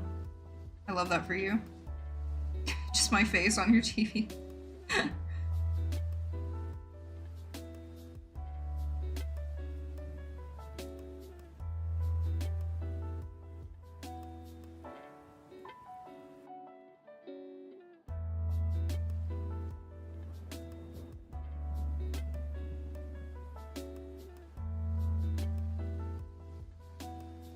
Ugh, I want my Kindle stuff.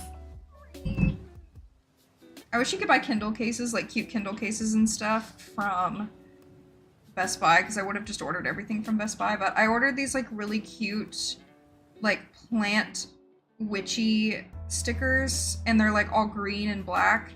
So the green of the stickers is gonna go really pretty with the green of the Kindle. I really wish you guys could see the green color like in real life, because like I feel like on camera you can't really see how beautiful it is. Like, it's definitely like the color of matcha.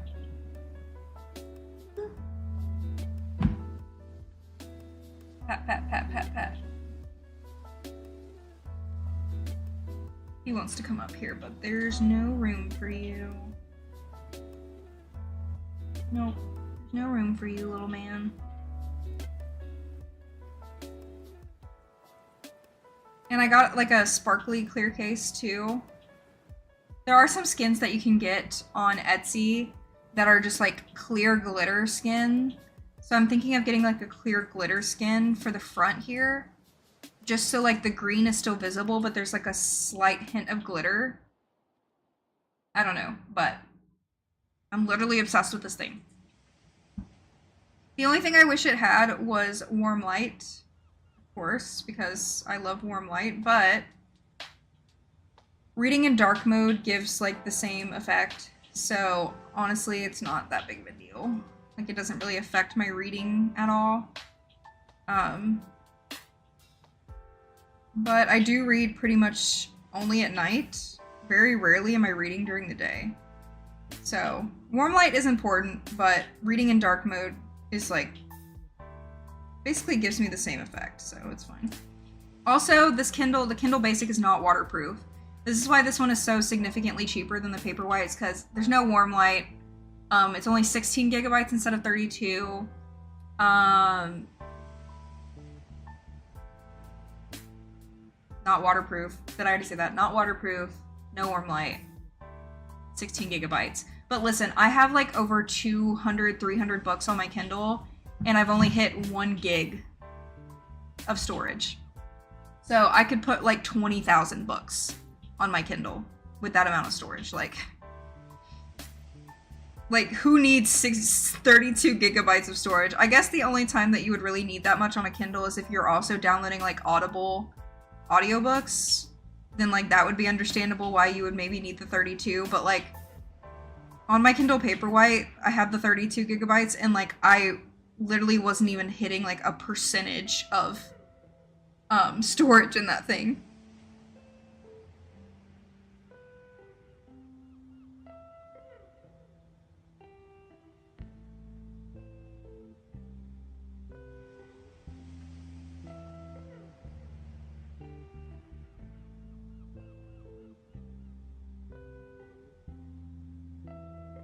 I should probably film a little bit for my Vlogmas episode, right? I'm gonna turn my camera on. I don't even know, like, in my Vlogmas episode, I literally just spend, like, the first half of it, like, just talking about crafts. And then, like, I'm crying in half of the episode, so I'm like, should I even upload it? This is literally me just crying and then like showing my crafts, and then I think I made like an omelet on camera. No, I don't even think I made it on camera. I made some food. Oh, I dyed my hair. I guess that could be a good. I dyed my hair in the video. So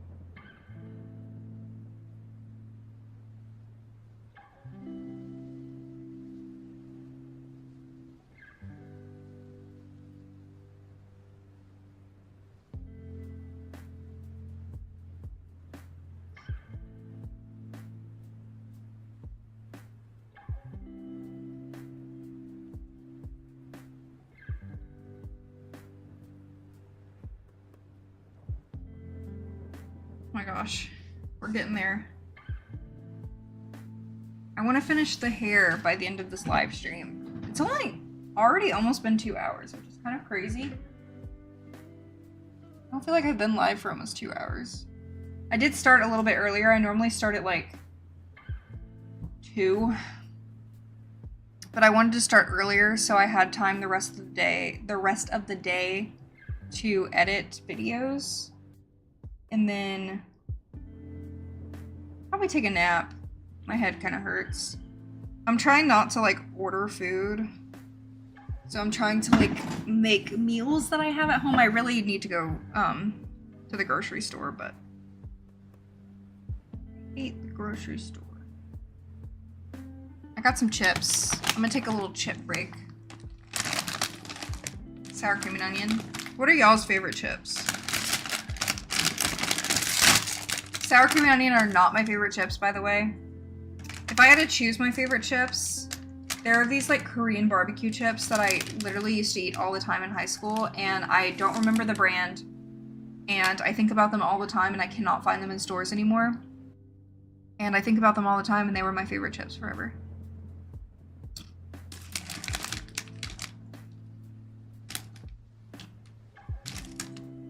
Sour cream and onion are good too, though. Ah! I miss my mouth.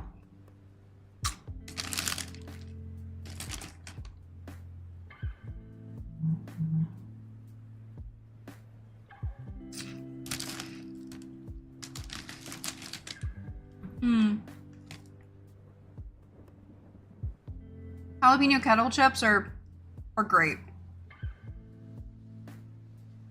Sour cream and cheddar Ruffles. Okay, I'm gonna be so real with you. Every time I smell those chips, it smells like somebody has like not bathed. Like that's what it smells like, dirty feet. Like I literally don't mind the taste of them, but like I cannot eat them because the smell of them smells like dirty feet. Or like somebody needs to like wash themselves, you know?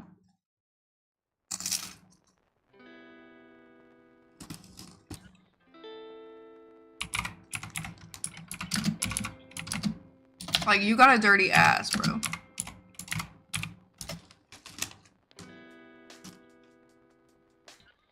Like I type in Korean barbecue chips and I cannot find the brand that I used to eat. Like I've tried so hard. I'm gonna type it in again to see if maybe they'll pop up, but it was like a brownish red bag and I feel like it had like a Longhorn or something on it. But I would eat those like crazy in high school. Like I ate them so much that my parents would buy like 3 or 4 bags of them.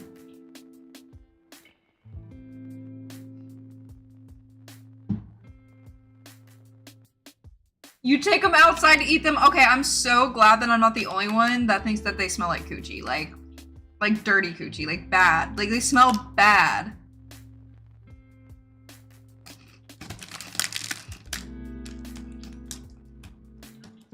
Mmm. Voodoo chips are so good. The Kettle brand has Korean barbecue chips. I need to try those.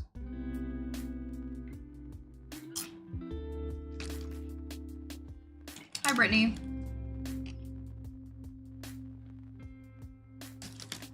Like, I think that the Korean barbecue chips that I used to eat just don't exist anymore.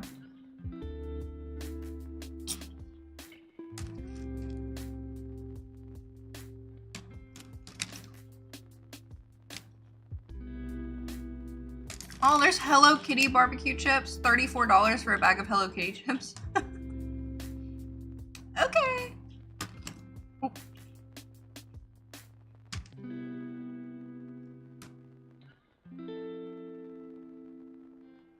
Hot Cheetos? I wish I liked hot chips. I cannot.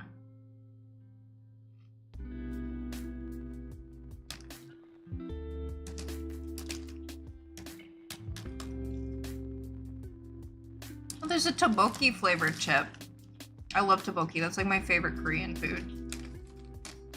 They're like little tteokbokki snack chips. Ooh. I'm gonna put those on my wish list. Let me put some tteokbokki chips.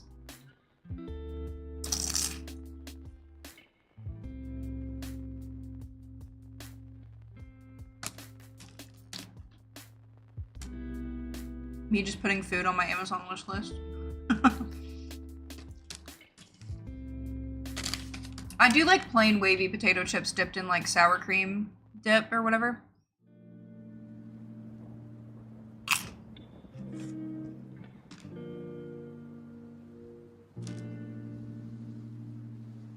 Jacob's Crinklies and cheese and onion. I have never heard of those in my life. If they're in the United States, I just don't know about them.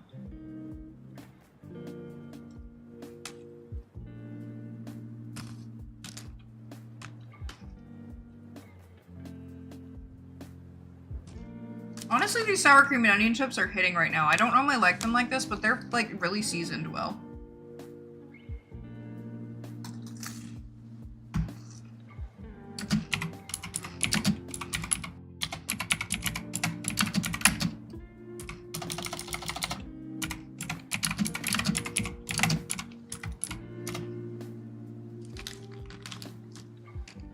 I literally typed in Korean barbecue chips with Longhorn on the bag because I'm pretty sure there was a Longhorn on it. I genuinely don't think the brand exists anymore. Or they changed their packaging and I just don't know what the new packaging looks like. I'm so sad.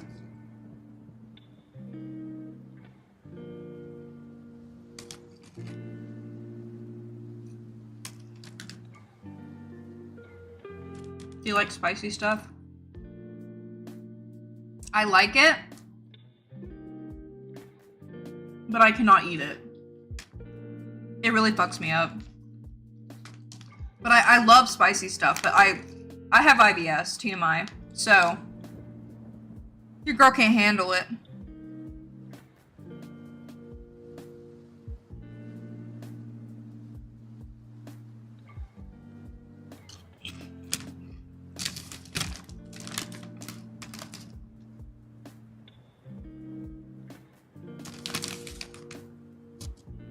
I'm so sad. Lily Q's. No, because they weren't kettle chips, though.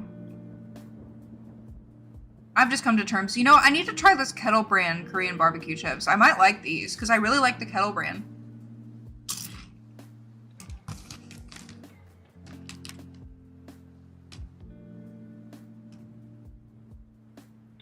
I haven't had Pringles in a while. I always get the dollar store branded Pringles, because they taste the same. So, I don't really know. Grilled cheese and tomato soup flavored cheese puffs. I don't know if I would like that or not. That kind of makes me kind of want to make a grilled cheese. Maybe I should make grilled cheese for dinner.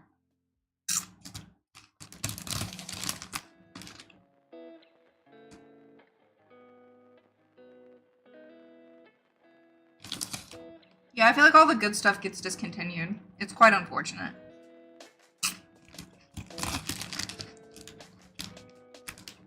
Wicked Cuts Korean barbecue beef jerky chips. Those sound so good. I love beef jerky. Do you guys like beef jerky? Something about it, I feel like a rabid animal when I'm eating them, but I love them.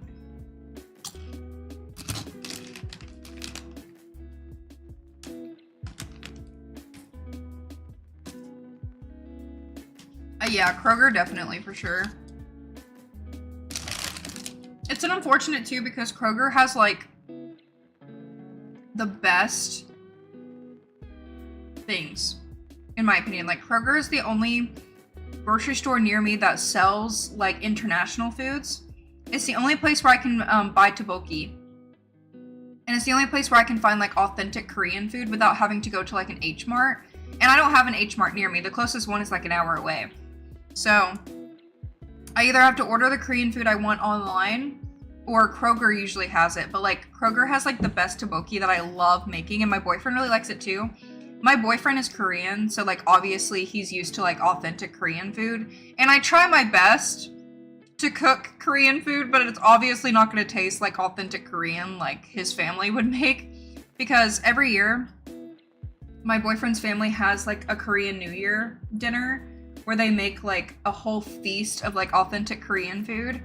Guys, I'm looking forward to it so much. Like it was like the best food I've ever had. Like I was literally like so full and I just kept trying to eat more because it was so yummy.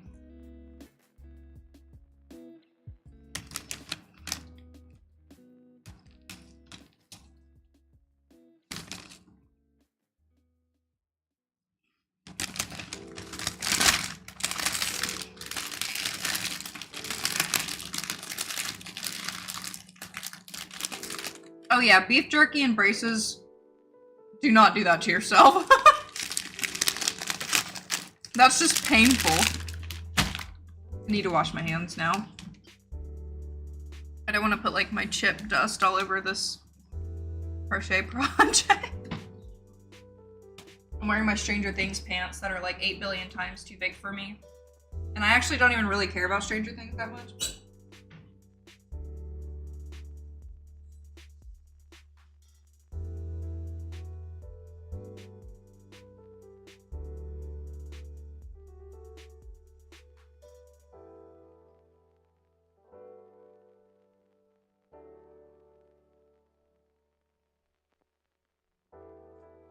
see, now I want chocolate. Every time I have chips, I want chocolate immediately after.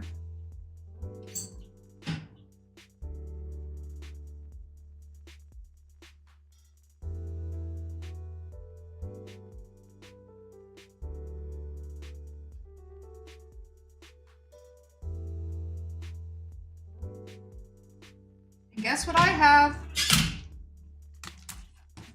No! Oh my god. My dogs almost just ate a whole bar of chocolate.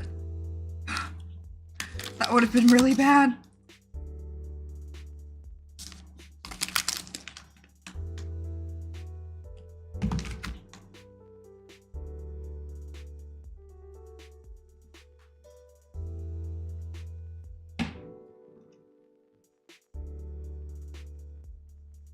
Do I like Oreo dirt? I like anything with the Oreos in it, honestly.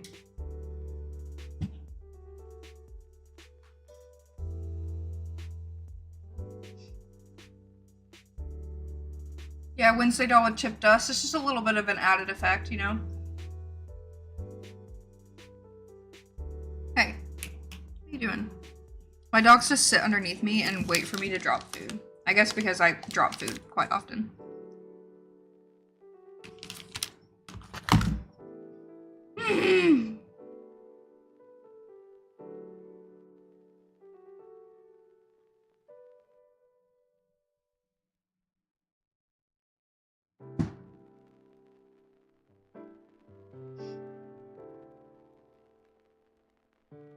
Now Mochi's underneath me just staring at me.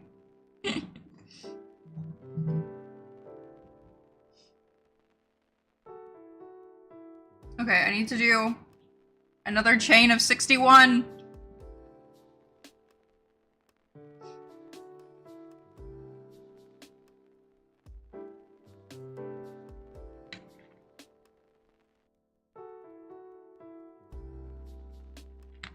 Ugh. Okay, sorry, I had to get my snack break in.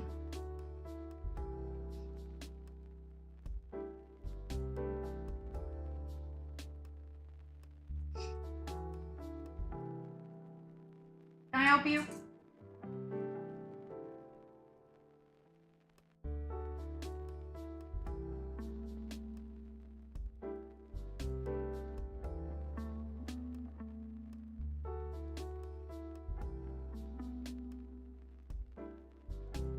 She smells like feet. I literally bathe Dobby like once a week with antifungal shampoo because she always has a skin infection. And I literally bathe her so often and she still smells like feet, like all the time.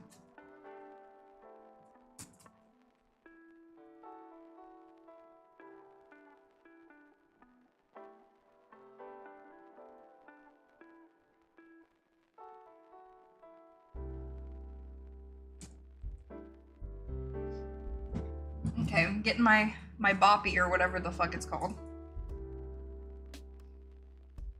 I don't have kids, so I don't know. Well, I do have a kid. She's right. I feel bad because Mochi wants up here too, but he doesn't fit up here. All right.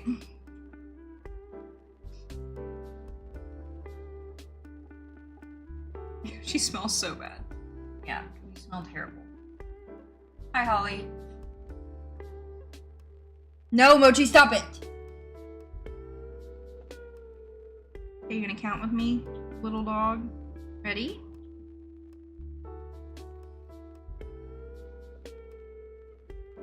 She's staring at the chocolate. Dobby on a boppy.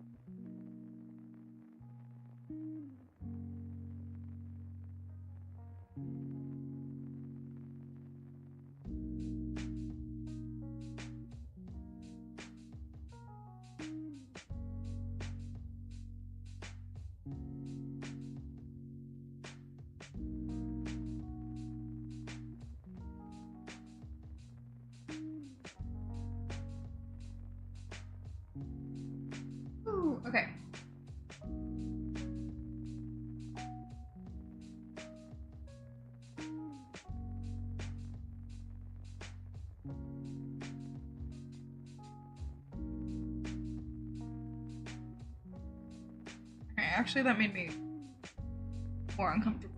Okay.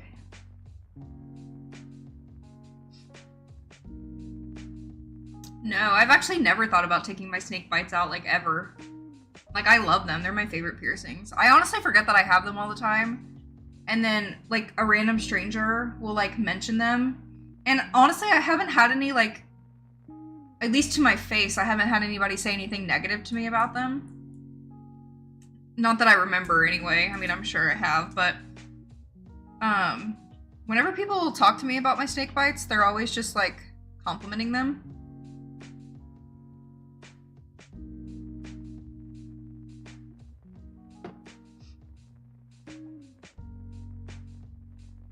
But like, I just know if every single time I've had a surgery this year, I take them out for my surgery. Like, I will literally take them out, like, right before I go into surgery. Like, that's how long I wait to take them out. And, my first surgery was, like, 4 hours long, so, I mean, that was a pretty long surgery, but... Mochi, stop it! Lay down. Lay down. Lay down. And I woke up from my surgery, and on the way home, I was trying to put my snake bites back in, and they closed up within those 4 hours. So I spent like the whole car ride like crying, and like my lips were bleeding, and I was like trying to shove them back in, and eventually I got them in, but like they were so swollen that I couldn't like twist the ball on. And I just like let them sit in my mouth for like the rest of the night without twisting the ball on. And then when the swelling went down the next day, I twisted the ball on, and then they were fine. And then for my second surgery, I did the same thing, and they closed up. Okay, I think my dog has to go to the bathroom, and that's why he's like pacing around. So I'm gonna take him out real quick. Okay, she just launched herself. I really need to get like a taking the dogs out screen.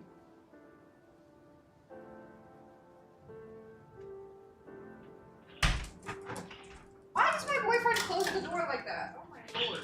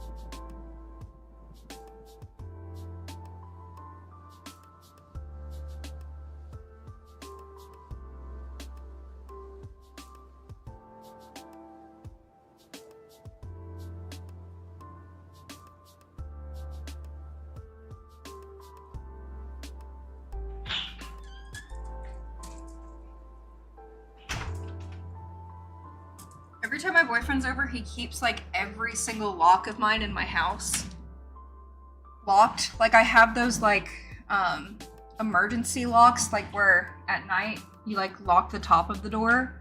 So like even if your deadbolt gets like knocked open or whatever, like they still can't get into your house, because I have like every door in my house has like 4 locks on them. And my boyfriend locks every single one of them, even if I'm home. So I went to go open the back door, and it just like jerked because all of the locks were locked, because I never lock all of them when I'm at home.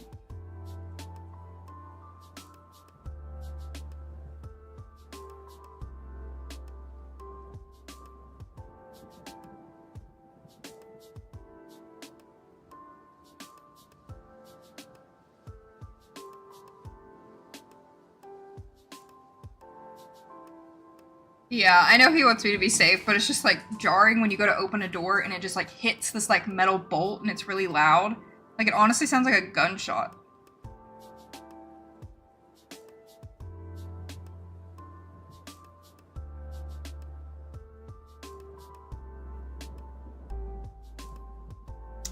I cannot talk about if I smoke or not because I work for the government, so I'm not trying to have that out there, so. No comment.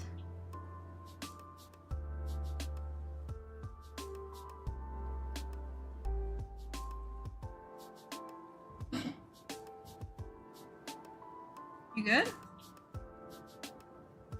You good, my guy?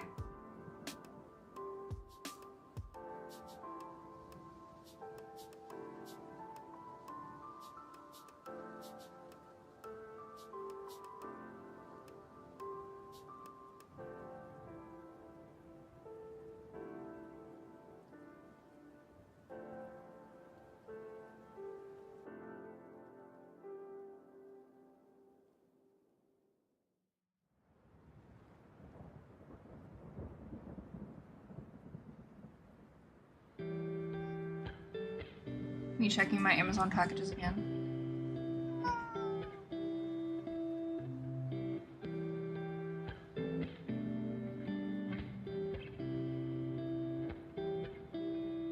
I wish they would tell me like where the driver's at, but I feel like they don't really do that too much anymore.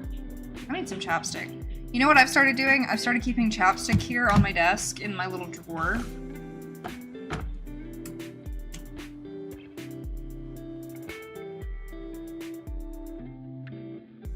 Mochi, please.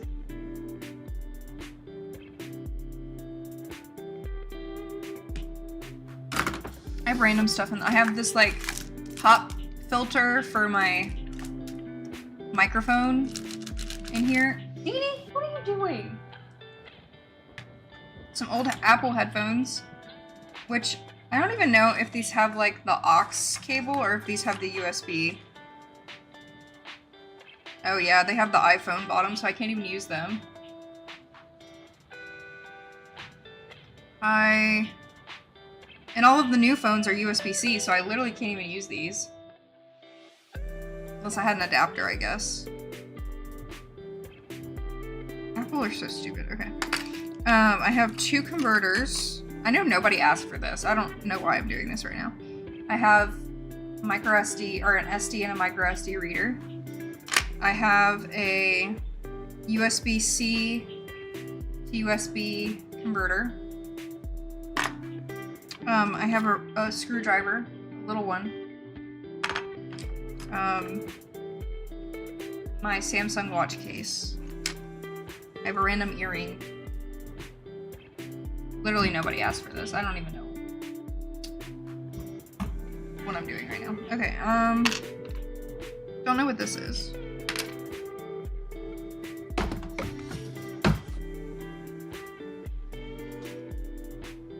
There's a lot of stuff in this one. I honestly haven't looked at these in a while. Oh, I've got my membership to Nintendo Switch Online, which I can't use until May of next year because I paid for a year already, so. And then I have a bunch of cables. Got my old Apple Watch cable, which I don't really need. Micro USB. Apple headphones that actually have the USB jack. I do use these. These are really old. I've had these for like a long time. They're like brown. Ew. Another converter that converts USB-C to USB. It's a little dongle. I use this to plug my Yeti microphone into my phone. I have a micro SD thing. You can put your micro SD card in there and make it an SD card. I have a SIM card. I have this cute little rabbit Nintendo Switch thumb grip. Just one. Another converter. And my Cam Link converter, which I don't even use because I don't have a DSLR anymore. I have the most random things in here.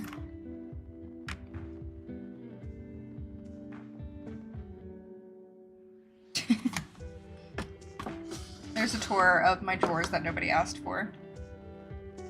And then over here I have a lighter. Did y'all hear that? ASMR. I have my DS case holder, but I modded my 3DS, so I don't even need games anymore, but the only one I kept was Animal Crossing. So I don't even know why this is over here. I have my BTS Galaxy Buds, but I unfortunately lost one of the earbuds at work. Took it out of my ear for a second, lost it. So I could use these with my phone, because I have a Samsung, but I lost the earbud. Which I'm sure I could buy a replacement somewhere, but I love these. It's like the little BTS ones. But I can't use them, because I lost the earbud. Very sad about that. Then I have a little Bond figure from Spy Family. And a little Totoro on a swing. Very cute. And then I have my Stream Deck, which I haven't even programmed. I programmed my Stream Deck when I got it as a gift years ago, and then it reset itself, and then I have not reprogrammed it since. So it just sits here.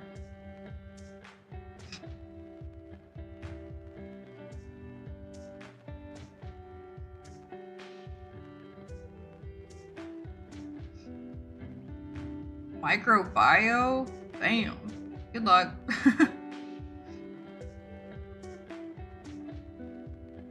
I use the Blue Yeti mic. Honestly, I used to have the Blue Snowball, and that worked just as good. I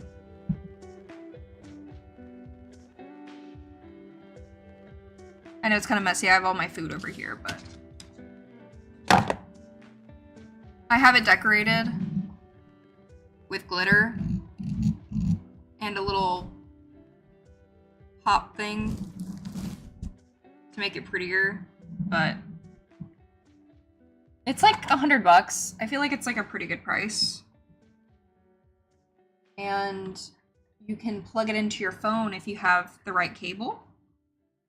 And you can make ASMR videos on your phone. Which I want to do that.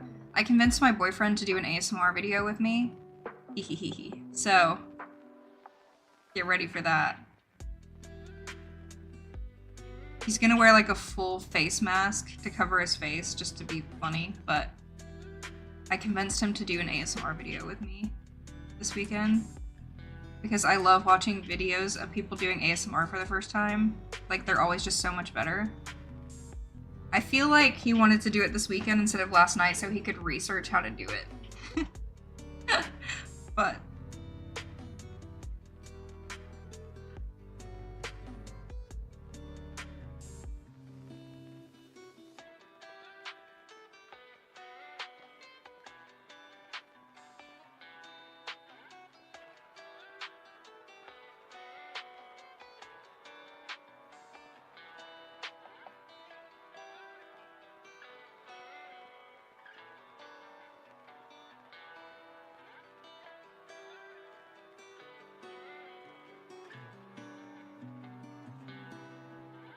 Bondo Man. Yeah, we love our little Bond. The best character in Spy Family. He's so cute. I got him in like a little mystery bag and I was so happy when I got him. Honestly, I would be so content for Christmas just getting like a bunch of mystery boxes from like Five Below. Like, I love opening mystery boxes. It's so fun. I don't know why I enjoy it so much.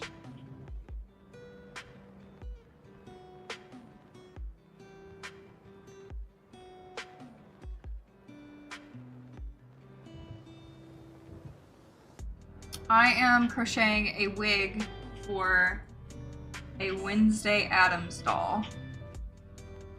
I'm making her hair. She's not bald.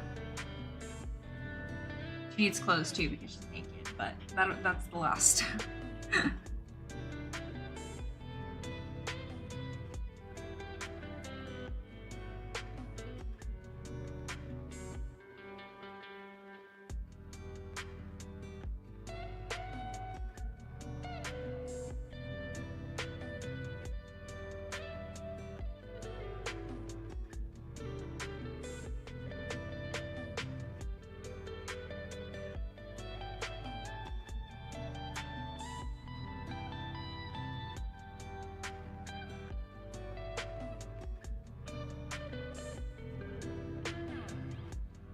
really wish I could play copyrighted music on YouTube live streams, because I would really just play some bops for you guys.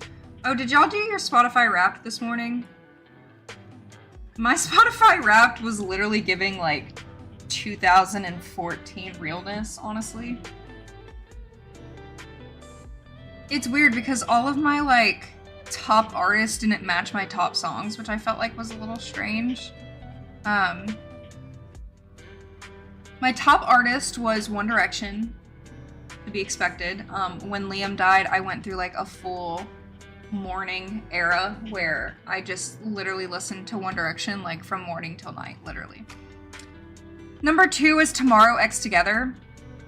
I mean, I guess I listened to them. Like, a lot of their music is just in my like favorite song playlist. And I feel like Spotify just, like, played their music a lot for my playlist. Number 3 was Melanie Martinez, which I don't even really listen to Melanie that much. I don't remember if her new album came out this year or last year. I do like her, like, album. So I don't know, that was a weird one. Number 4 is New Jeans. I know, like, 2 New Jeans songs.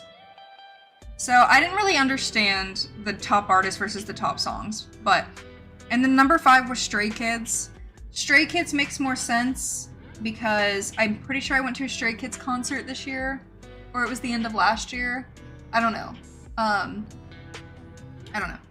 My top songs though were Square Hammer by Ghost was number 1.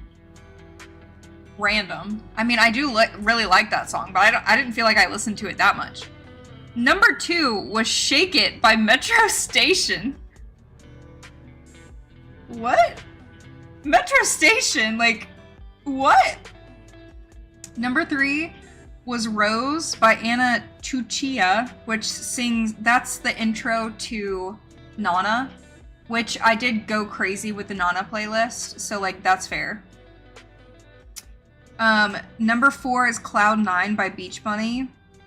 I don't really feel like I listened to it that much, but number 5 was Decode from Paramore, like from the Twilight playlist. So my top songs were not any of the artists from like my top artists, which that's what I feel like it's weird. Because I feel like one of these top songs should have been a One Direction song, because my top artist was One Direction. I'm a top 2% fan. To be fair, I haven't listened to much music this year.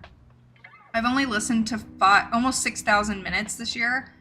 I just haven't really found any music that I really enjoy listening to.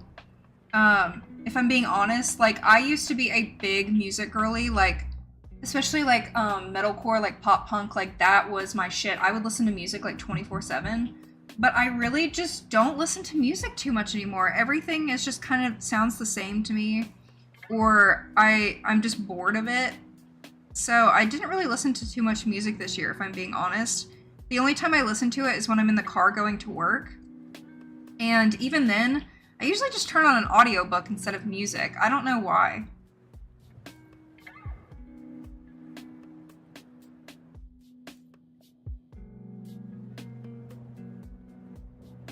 Yeah, Metro Station. I mean, I do love Shake It. I do love a good Metro Station song, I'm not gonna lie. But like, damn, I didn't realize I listened to it that much. I'll take you home if you don't leave me at the front door.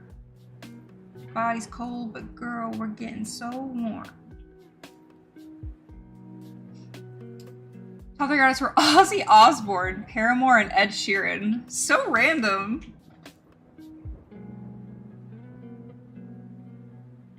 Mangus Jam Band J-Rock. Yes, listening to audiobooks while driving is great, except for when there's like a smut scene that pops up and you have it turned all the way up and the car beside you can hear you listening to straight up porn. Because that happened to me. I was driving home from my hand appointment, or my MRI, and I had a MRI on my hand, and I was listening to like this really intense, like vampire, just pure smut book, like intense, deep smut. and I had it turned like all the way up and I had the window down. Never again. Never again. Okay, I need to do one more strand of 61 chains. And then for 8 strands, I'm going to do short ones again.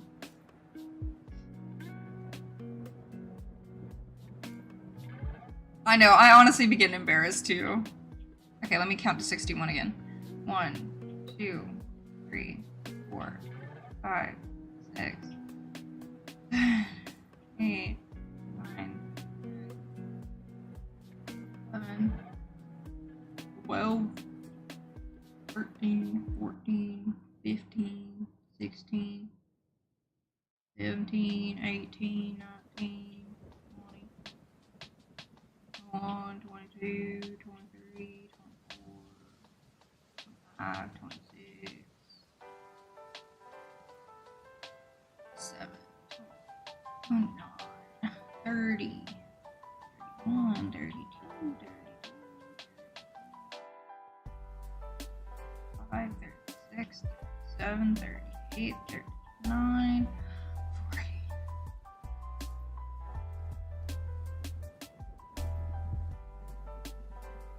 41, 2, 43, 44, 45, 46, 47, 48, 49, 50, 51, 52, 53, 54, 55, 56, 57, 58, 59, 60, 61.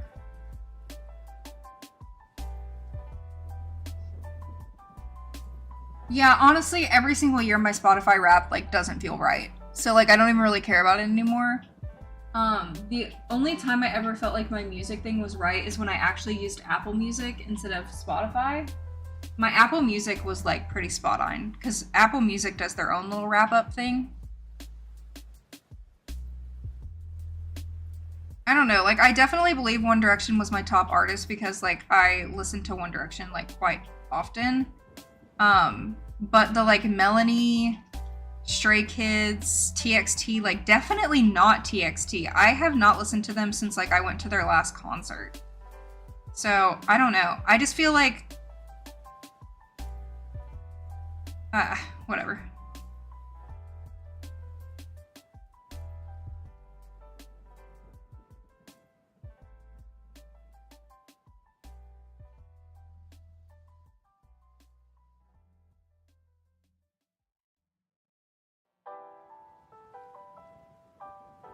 Dobby.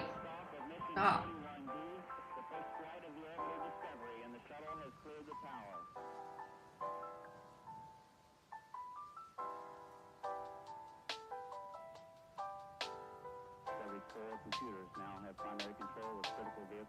I'm randomly getting tired.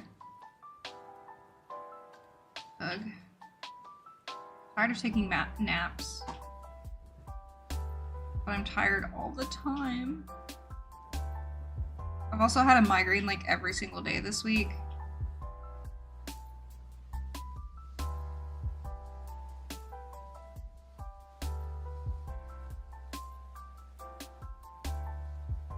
Probably from crying so much. Not to be emo, but. 'Cause tonight will be the night that I will fall for you.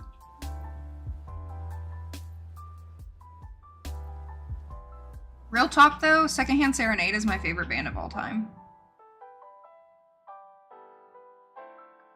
I love Secondhand. I'm honestly surprised Secondhand Serenade is not on my top artist list too, because like Secondhand Serenade has been my favorite band since I was in like 4th grade.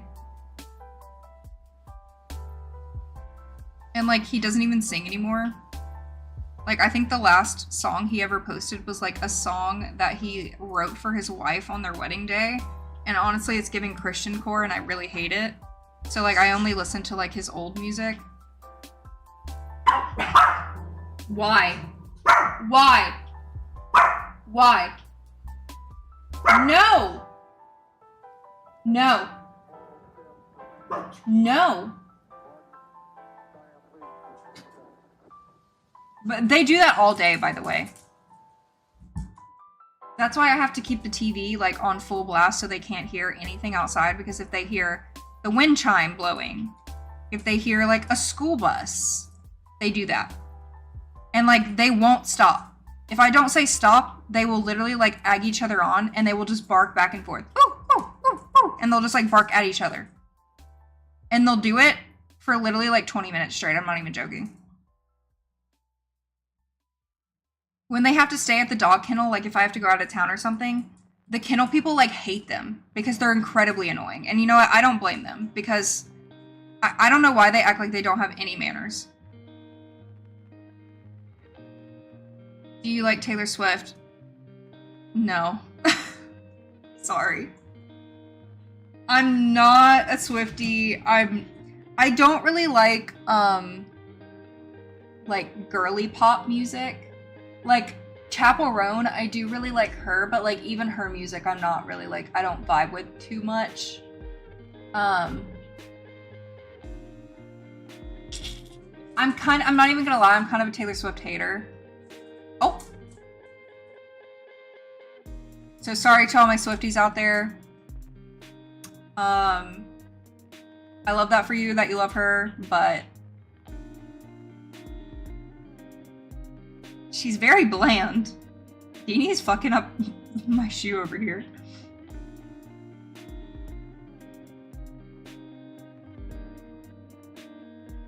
How do you get discount codes from companies? Do you contact them directly? No. The only company I have ever directly contacted for any type of sponsorship was like books for my Books Palma, but even then they never responded to me and I just bought it myself. Every single company contacts me first. I have a business email that I keep on my channel.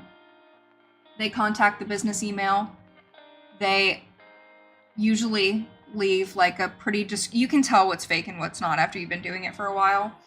They'll leave like a descriptive intro email basically saying like, hey, we want to sponsor you, this is what we want from you, and they usually ask to respond back with like your media kit or your rates.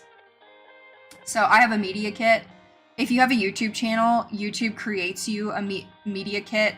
They used to not do that, but and basically the media kit tells them like your analytics, like your percentage of like male versus females who watch your videos, where they're from, age range. It tells them like how many views you typically get, what your CPM is and stuff like that. And then you give them like your prices. I do not work for free, so I'm always giving rates, because there are companies that, if you're a smaller YouTuber, do not let companies fuck you over just because you're a small YouTuber. You do not work for free. You need to get paid for what you are doing. So my rates typically, every company is a little bit different, but according to like the viewership that I get on my videos and how many subscribers I have, thank you, Jose is toxic for subscribing. It seems pretty low, but like companies will not usually offer more. But for the views that I get here on this channel, I typically get about $300 to $500 per sponsorship, if I'm just being like totally honest. So I'm not going to say like which company is specifically which, because I do sign contracts. You do have to sign a contract. You have to follow the contract or you will not get paid, vice versa. So you do sign contracts and everything, but they always contact you. I respond back with my media kit telling them my rates for like a 60 to 90 second integration. I usually tell them like 350. There's some companies that I work with like every single month where we just do like 300. There's some companies that usually give me like 500. But for like how many views I get, $300 to $500 is typically what I get for a 60 to 90 second integration sponsorship. If it's a full dedicated video, which I don't really do, I don't do like dedicated sponsored videos because that's just not, I'm not an ad. Like I don't want to be like a full ad. I tell them like 800, you know, because like I'm doing like a full ad for you basically. But you just send back your media kit and then they normally respond back either trying to like haggle the price with you, or they'll usually just respond back and be like, okay, we'll send over the contract and just look over the contract, make sure it looks good. Both parties sign the contract. They give you a deadline of when they need the video. You send in the like unlisted video. They send back critiques if they want to change anything, or they're like, okay, you can go live, and then you go live with the video. And then they usually pay you 30 to 60 days after the video goes up. So for example, every month I have a Skillshare sponsor. I get paid 30 days after the video. So from Skillshare, I get paid on like the 4th. I'm supposed to get paid today.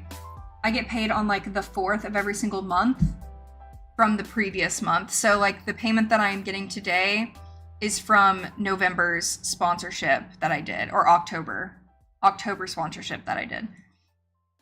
Each company is a little bit different, but I've been doing this for like, I don't know, almost 15 years now, and that's pretty much how every sponsorship goes.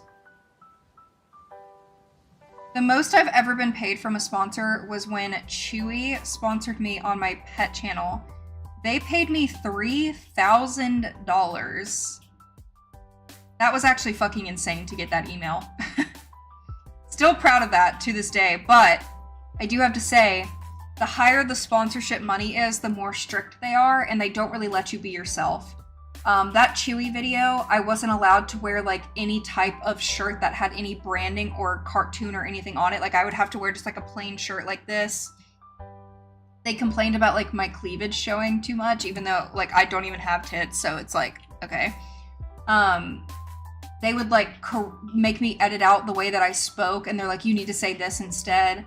And if I like showed another dog bed or something in the video, they'd be like, you need to edit that out. Like they literally like critiqued and basically changed the entire video. And I don't like that. I don't like sponsors that don't let you be yourself, because the video just comes across like you're an ad, like you're a robot. And I do not like that at all. Like the reason I love Skillshare and I love working with Skillshare is because they never critique me. They're always like, this looks perfect, you can put it up immediately. Like they never tell me to change anything. They're always like really happy with it, and they're like, just be yourself and just follow these like couple little guidelines and you're all good.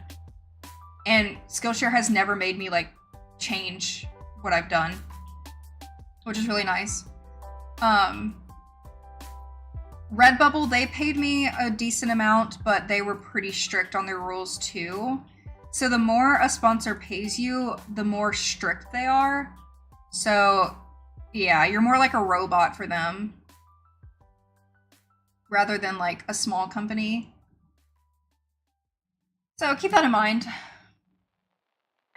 Yeah, listen, YouTubers, even if you're a small YouTuber, like if you have like 10, 15,000 subscribers, do not work for free for these companies. Do not do it. They take that ad that you are making for free, and they take what you film, and they are putting it on all of these different websites, and they are making thousands and thousands and thousands of dollars on something that you did for free. Do not ever do it for free. Ever. Even if you're asking for like $100, ask for something. Do not do it for free. Like sometimes, like for example, the Big Me e-reader device, they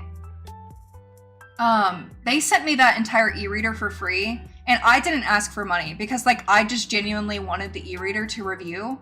So I didn't even sign a contract with them, which guys, if you're also a small YouTuber, please do not do that. Always sign a contract, especially if you're talking about money, because like Big Me could have been like, okay, we'll send you the e-reader and $500 to do this video. You could do the video and upload it, and you didn't sign a contract, so they could just not send you the money, you know? So keep that in mind, always sign a contract. But I did that video for free because I genuinely just wanted the e-reader, and I did get something out of it. I got a free e-reader, so whatever. Like, there's some situations where, like, if a company is sending me, like, something that is incredibly expensive that will make for a great video by itself, then I won't ask for money. But if it's, like, I don't know, like, oh, Hoo, they were really great, too. They didn't have any critiques on my videos. They were like, we love it. You're a great artist. Like, upload your videos. the literal like Ohuhu social media manager was literally like emailing me, like asking me how my hand was and like asking me if I'm okay. Like so sweet. And then like Lion Brand and Ribbler, when I was sponsored by them, the social media guy that I was like working with the entire time, like he was so nice. So there are like a lot of companies that work, like especially small business companies that want to sponsor you that are typically really nice. But usually the bigger companies, for example, like Chewy was great, don't get me wrong. But they were definitely more strict with like how you speak and what you wear and what you show and everything. Because you're basically working like a contract, like an independent contract with them, if you think about it, you know? Okay, these are gonna be braids. So we have the bangs, and then braids, and then we're gonna do some short pieces back here and then do 4 more strands of braids. And then I'm going to do 1 more layer of hair at the top. I don't think I'll finish the hair in this video, but. Okay, now I'm going to do 8 strands.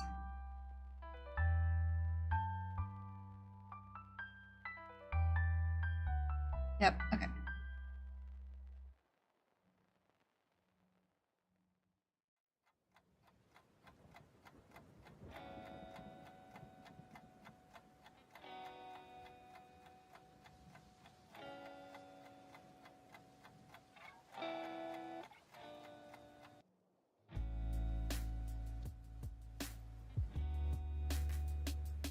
I don't know if I said hi, Sandra. Hi, Sandra.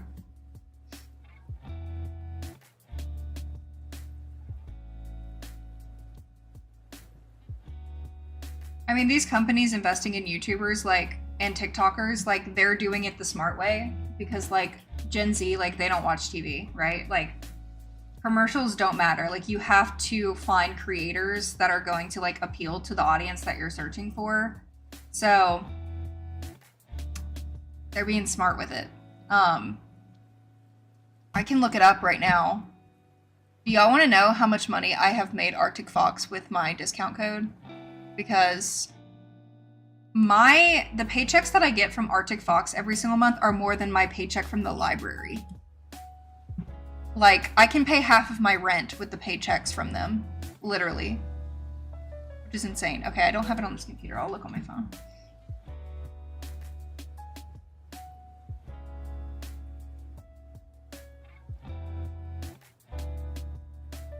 Okay.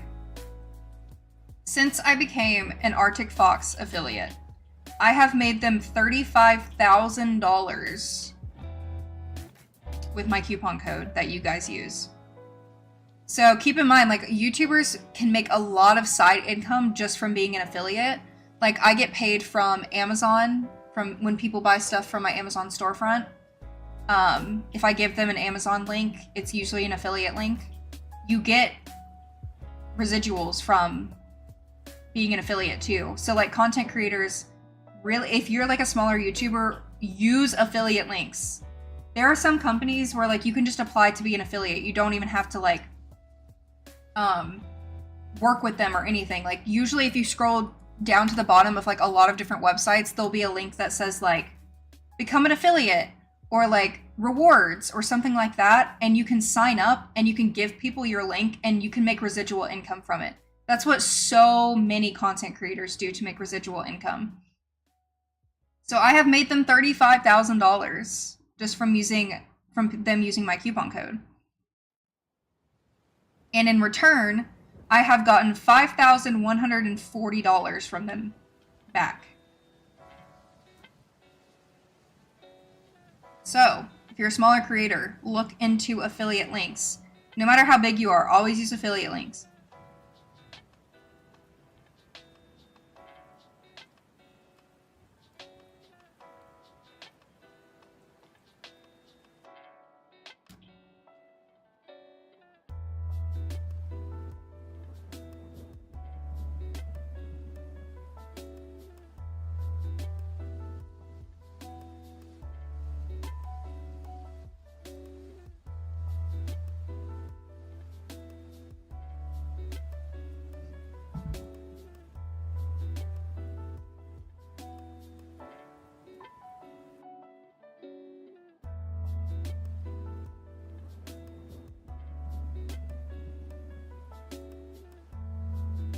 Like, there are some companies that, like, they pay their affiliates, like, dog shit.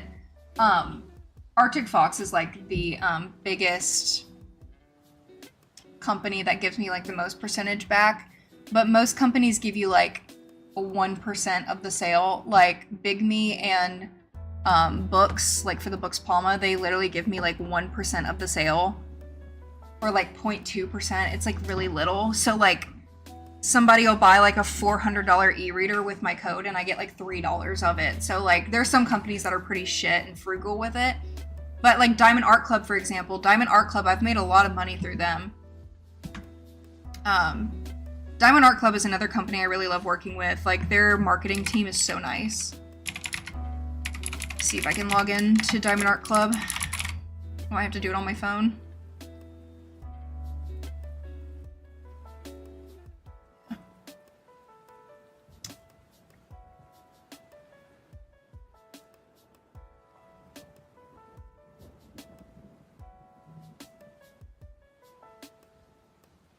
Okay, let's see if it tells me how much they have made, like, in all time.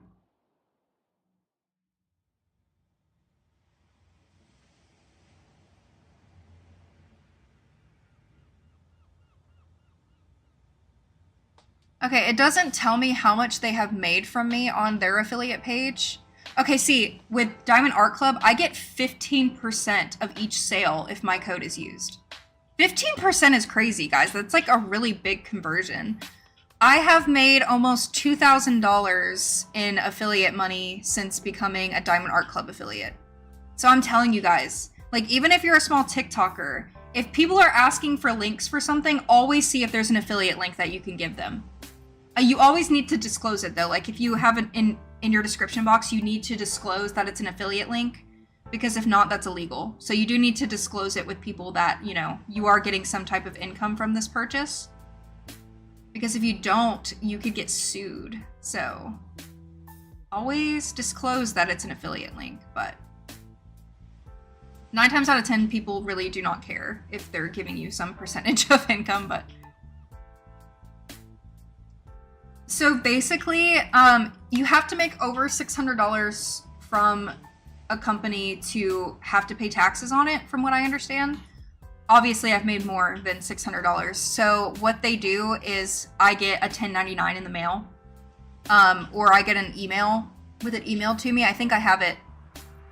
Most of these, when you set up your account for the affiliate, they ask you to fill out a 1099 form.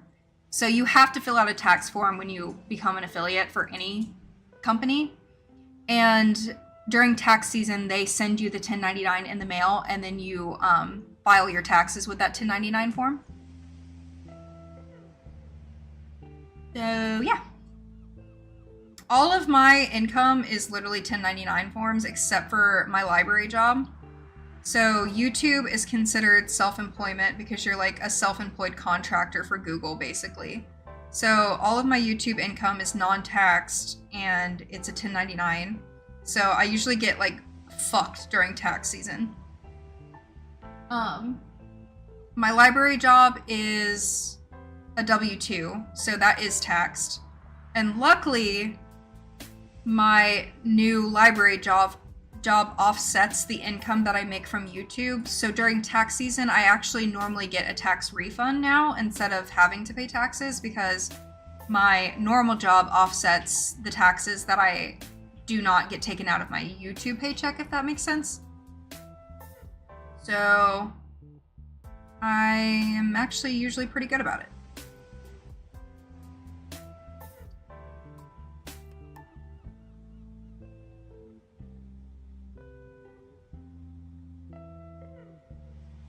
Can y'all stop pacing around and go lay down? It's 3:30. It's not dinner time.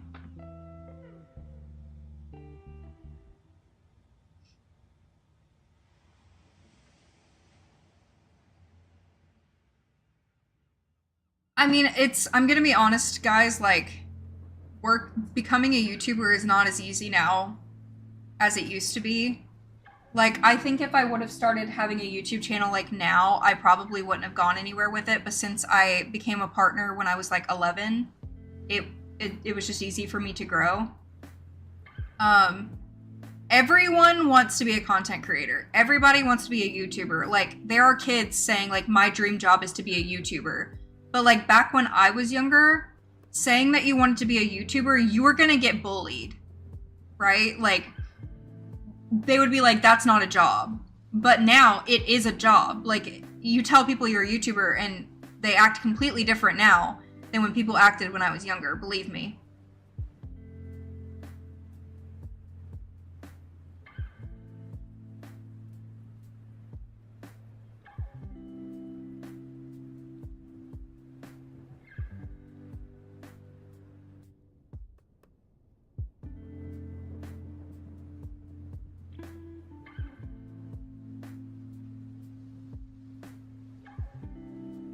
Yeah, there are people that are like, message me and they'll be like, I want to start a YouTube channel, like, how do I do it? And I'm like, just do it. Like, why are you asking me? Like, I'm not trying to be a bitch, but like, why are you asking me? Like, do your own research or just start making videos. Like, 9 times out of 10, I'm gonna be completely honest with you guys, YouTube is not gonna push your shit, especially like if you have like no subscribers. I have 200,000 subscribers. And my videos do not ever get pushed out. Like, I don't understand the YouTube algorithm. I feel like unless you're like a billionaire like Mr. Beast, you're not gonna get pushed like as much. You just have to be rich.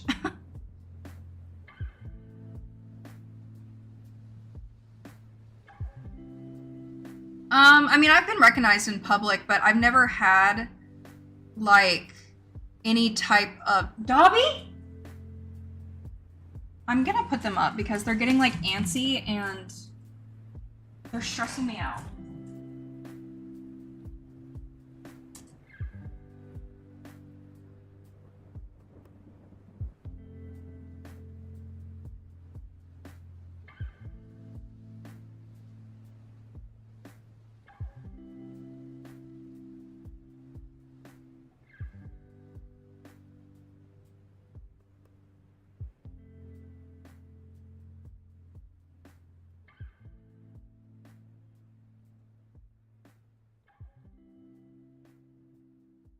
I guess my Kindle stuff is not going to be delivered.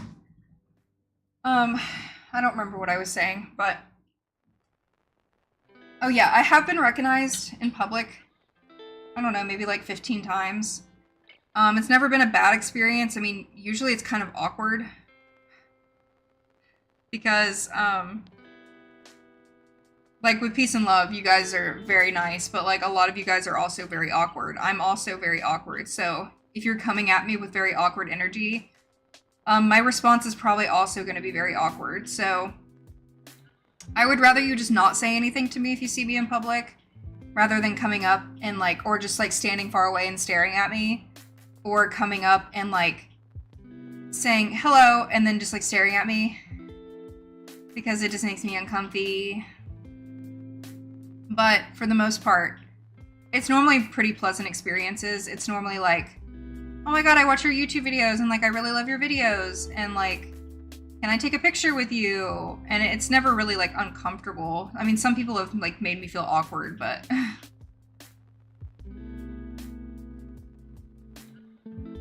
yeah, you have to have really niche and see, a lot of my videos that get popular and go viral are niche videos, absolutely. Like, the reason my whole channel blew up in general is because I posted like a video of me stretching my ears, which at the time nobody was doing.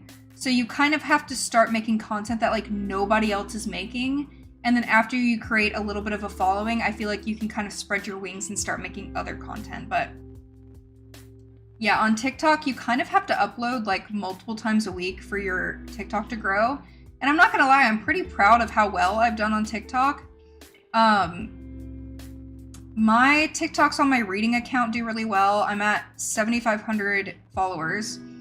And then on my other TikTok account, I almost have 6,000 followers, and I just started making TikToks this year. So I'm honestly pretty proud of how well I've grown on TikTok. I've kind of learned the algorithm a little bit.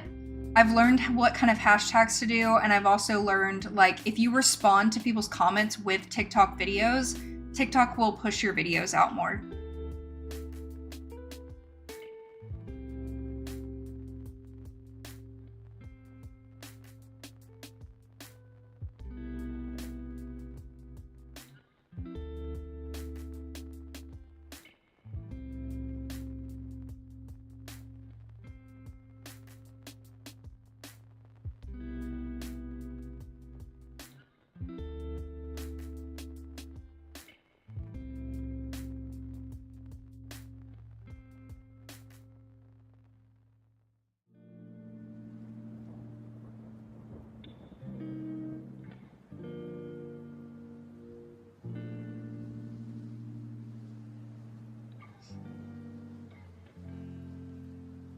Yeah, what I kind of do sometimes is I'll take a day to film like a bunch of different little things, and then I'll like edit them and upload them like throughout the week.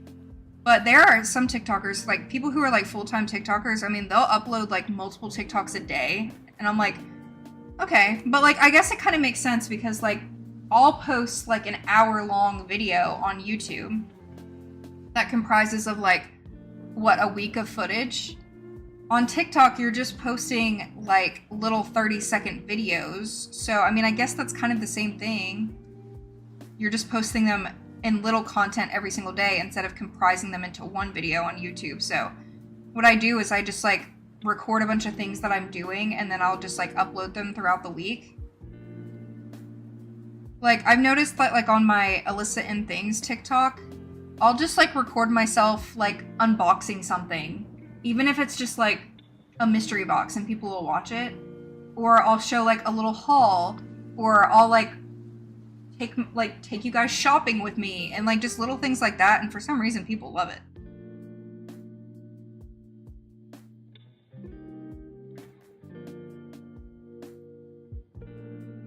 But every single one of my TikToks that have gone viral with over like 1 million views are videos of me responding to somebody's comment with a video. That is what I have come into conclusion, is that the more comments you respond to with videos, the more your videos get pushed. That's just what I've noticed on both of my accounts, because I've kind of been doing it as like an experiment.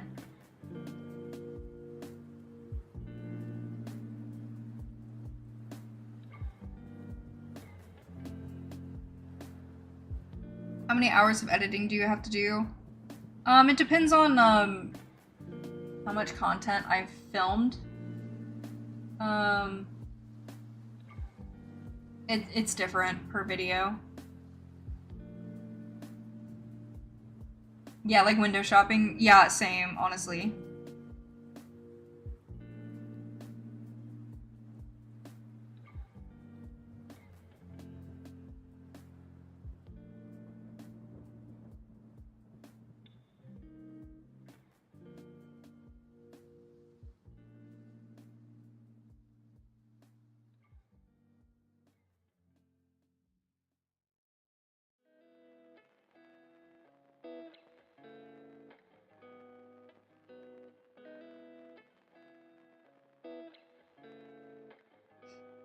Would I ever consider writing a book? I have been writing a book on and off since I was in like high school. But will I ever try to publish it? No. Do you still have your shop open? I do, but you know, you actually just reminded me I need to go on Etsy right now and turn off some of my listings, because like if I got an order right now for literally anything, I will literally not have time to do it. So okay, actually it looks like everything I have is just patterns. Yeah, my Etsy shop is open. I just have some patterns, and I will also keep my crochet scrunchies up because scrunchies take like 10 minutes to make, so I don't mind keeping that up.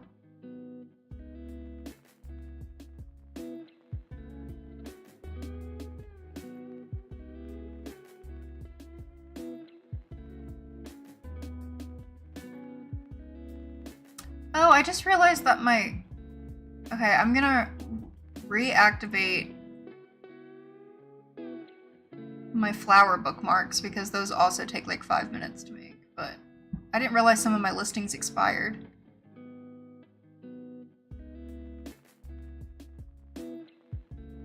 Okay, yeah, my Etsy shop is still open. I'm going to be posting this pattern by the end of the month on there too for this doll.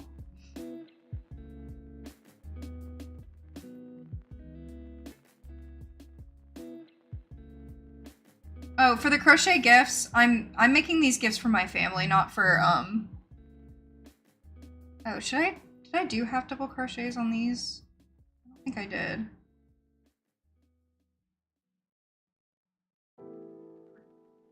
These gifts that I'm making are for my family, not for like subscribers.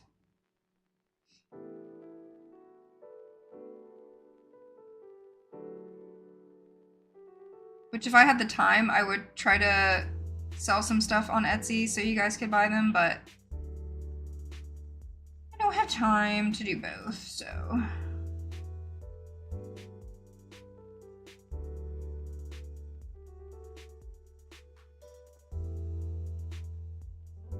I would be so awkward. I don't know, like my least favorite interactions are like the people who grab me. I don't know. Like if I'm walking by them in public, like if I've had a couple people like if I'm walking by them, they'll like grab onto my shoulder and like pull me back a little bit to be like, "Oh my god, do you have a YouTube channel?" Don't do that. Please, don't touch me. Like I don't mind like the "excuse me" or like even like a little tap is like it's okay, but like don't touch me. Please.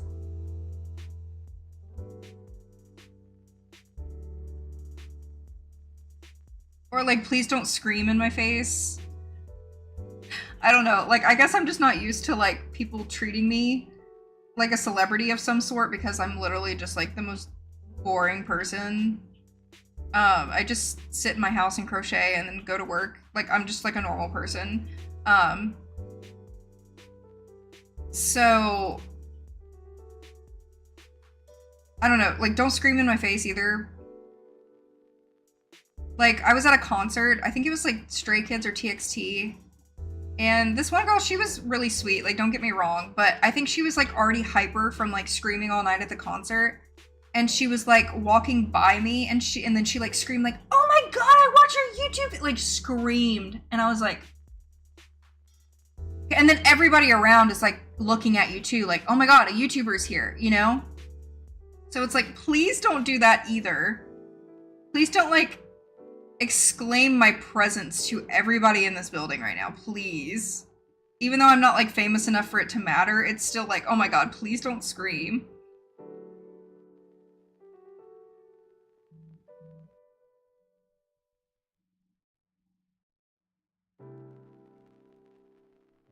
Yeah, people don't have common sense, I do fear. People do not have common sense.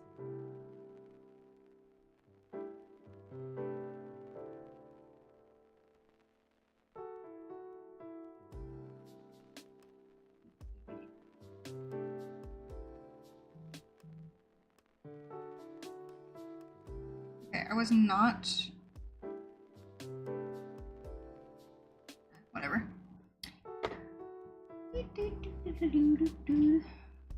Yeah, I do get anxious. I mean, you guys can imagine why I don't really like going out in public because I just get really anxious in general because of like those situations too. Especially if I'm going to like a place where I know that like the demographic of people that watch my videos will be at. So a Hot Topic, for example, almost every single time I go into Hot Topic, I am recognized. Because the type of people who typically watch my videos shop at Hot Topic. So my ass doesn't like going to Hot Topic anymore. That's like the main store I think about when I'm like, every single time I step foot in a Hot Topic, I'm like, I'm like, nobody recognize me, please nobody recognize me.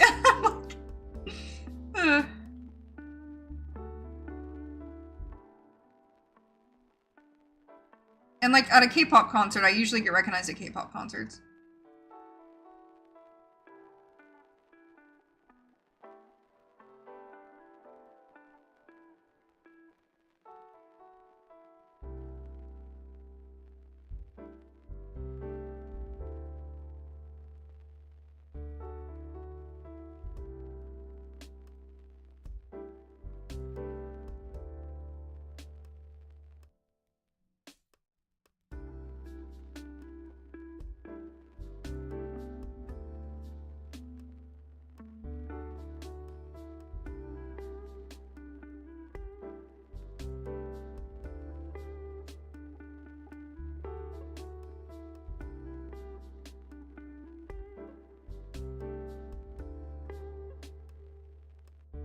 This wig is taking way longer than it should. Honestly, if I was not live streaming, I probably would have finished this wig already, but... And the sun is already setting. Like, I don't even know if you guys can tell. The sun is literally behind the trees. My Kindle accessories are gonna come in and the lighting is gonna be bad for my video. This is why I actually hate the time change. Mainly just for like content purposes. Like, even before time change, like when I get home at like 8 p.m, it's still bright enough outside for me to like film a little bit. So if I work all day, like I can still come home and like be able to film. Now it gets dark at literally like 4:30 and I get home and I'm like, there's so much things that I need to be filming for YouTube right now, but it's really bad lighting. It's too dark. The lighting in my house is just straight up orange. Like,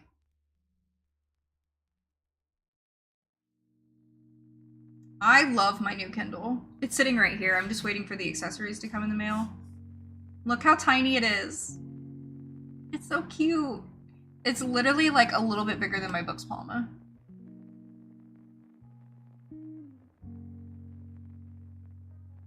I'm trying to not have a glare on it, but...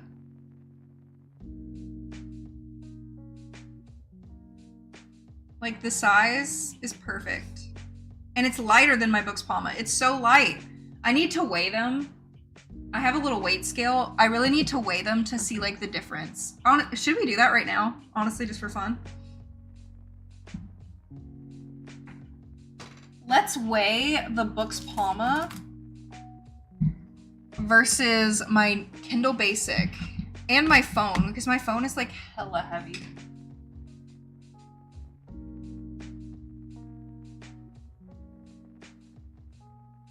I have this little thing that I use to weigh my packages. Wait, is it dead? Oh no. Oh wait, no, it's not working. Oh shit. I just put a new battery in it not too long ago. It should be working. There we go. Should I weigh it in...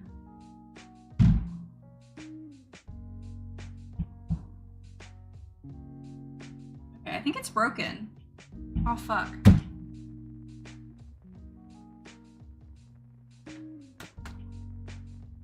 Oh no, it's broken. I think the battery's like not staying in correctly or something.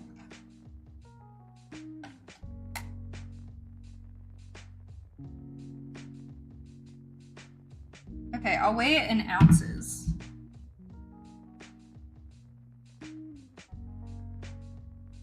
Yeah, it's broken, guys.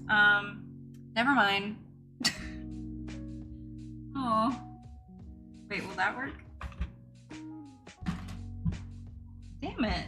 It was working fine the other day. This is a brand new battery. I just know damn well it's not the battery. I guess it could be, but...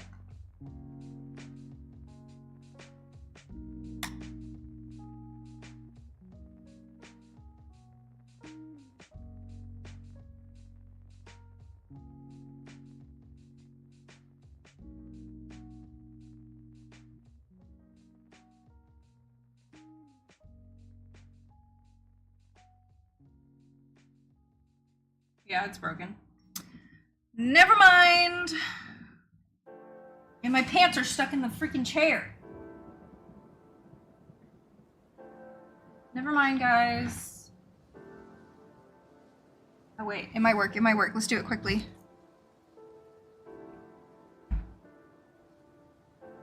The Kindle Basic is 5.4 ounces. Should I do grams instead?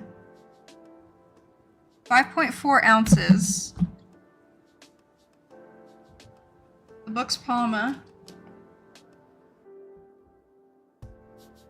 is 6 ounces. The Books Palma is 6 ounces. My phone, taking the cases off, so it's even territory. The S24 Ultra is 8.2 ounces.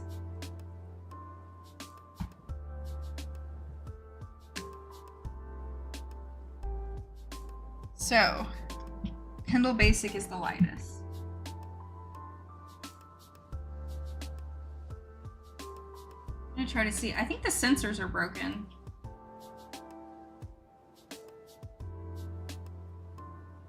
Yeah, the sensors are broken. Well, this was the lightest. This was 6 ounces heavier than this. Very interesting. It's so light, guys. Like, I'm telling you, this thing legit feels like I'm holding like a heavy piece of cardstock. Like, it's so light. It's so little. Like, my entire hand reaches around it. On video, like, it looks a lot bigger than it actually is. And I have like pretty small hands. This thing is tiny. Like, here's the S24 Ultra.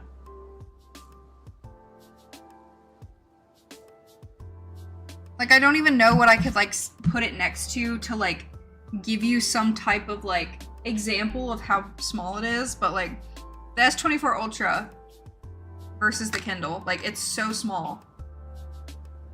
Like, it's honestly comparable to the Books Palma when it comes to how small it is. Like, it's so little. She's so petite. So petite.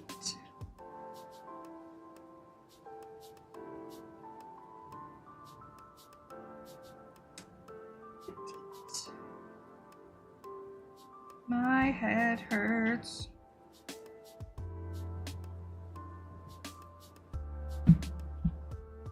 I wish I could weigh my Kindle Paperwhite that I just sold, but I didn't. Sorry. But I shipped it out this morning, so. To the subscriber, the lovely subscriber who bought my old Kindle, it's on the way.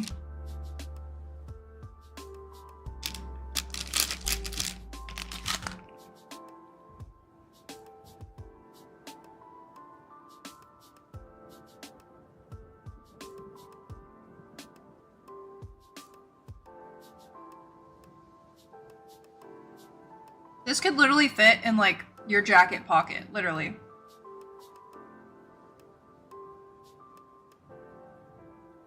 Like, I was shook by how small it was when I took it out of the packaging. This is exactly what I wanted. Like, I'm so happy that I chose to go with this. And it was cheaper than my other Kindle, so like, technically, yes, it's a downgrade. Right? Like, my other one was waterproof. It had warm light. It had 32 gigabytes. This is technically spec-wise a downgrade. Other than like the processor though, like, this is a lot faster than the other one. And the screen is better on this one. Oh, I almost dropped it. The new Kindles have a better screen. Like, it's not as grainy and it looks really clear. And manga looks really good on this. But it's not really a downgrade for me because it's what I wanted instead. Because I prefer a smaller Kindle or a smaller e-reader because it's easier for me to hold for long periods of time. And I read so much that I need a small e-reader or my hands hurt.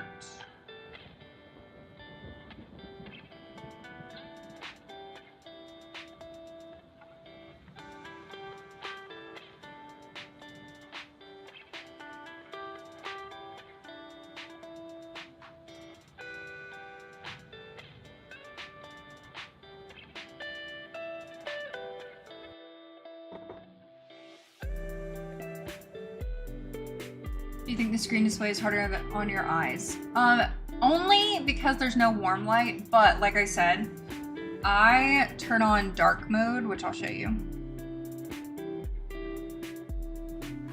I'll unlock this bad boy so you guys can see. I keep like the lighting almost completely down, like even at night. I keep the brightness like all the way down to like 2 or 3. So it just looks like a book. So it does not hurt my eyes, but if my eyes do start hurting, I just turn on dark mode. And that's it. Like, even if I turn the brightness all the way up, was all the way up.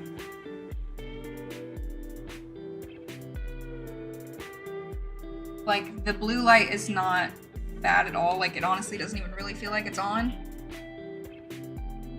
So I do turn dark mode on at night typically, but during the day I barely even have the brightness up at all.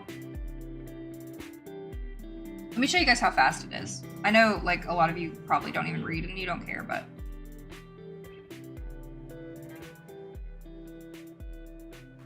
it gets pretty bright too.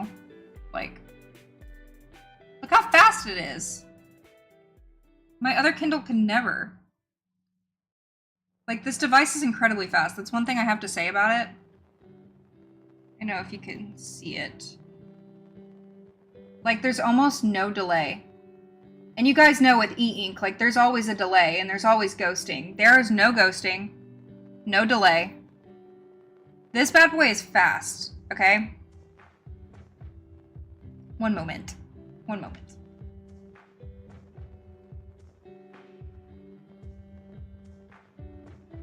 Like, my other Kindle was, like, decently fast. Not like this. There's almost no delay. Like, genuinely. And I am currently reading... Oh, I'm not reading this. I am currently reading... Rage and Ruin by Jennifer L. Armentrout. Oh, one issue that I have had, and I don't know why it's doing it. Every time I exit the book and then come back into the book, it doesn't save the font that I'm using. So I have to go back in and change my font back to the font that I downloaded into the system. I don't know why it does that. I mean, it's not too big of a deal because I typically don't exit the book until I'm done reading it, but yeah. And I like doing cute fonts because I have a cute font on my phone, so I'm just kind of used to reading that now. But yeah, when I lock the screen, it shows my book. So this is the lock screen. Very cute. Very, very cute.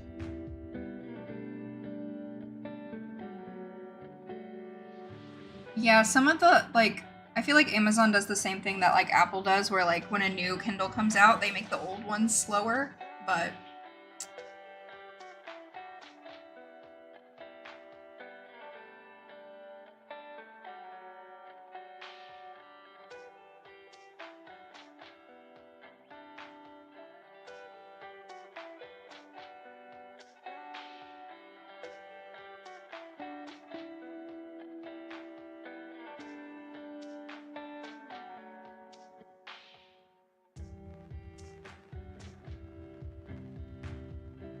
Bro, my Kindle accessories are literally gonna come, like, 10 p.m.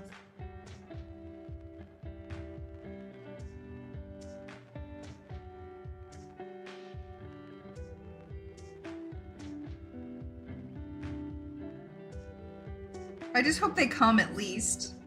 Because I don't like reading on this without a case. I feel like I'm gonna drop it and break it. The screen protector's not coming till tomorrow, but I think I didn't even have a screen protector on my old Kindle, like, ever, so I don't feel like a screen protector is too big of a deal since it's an e-ink screen. Like, it can't really, like, crack. Like, the e-ink can get messed up, but, like, the screen's not gonna crack.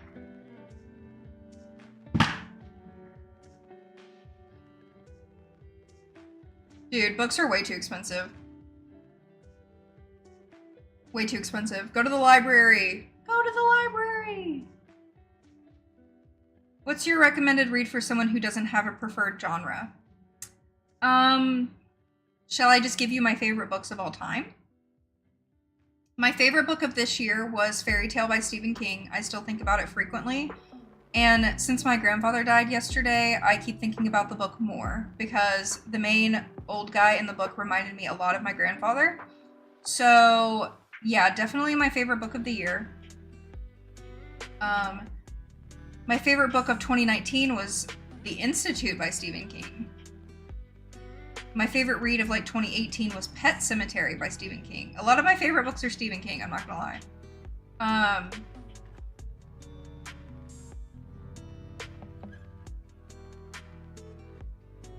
Do you want an adult book or young adult.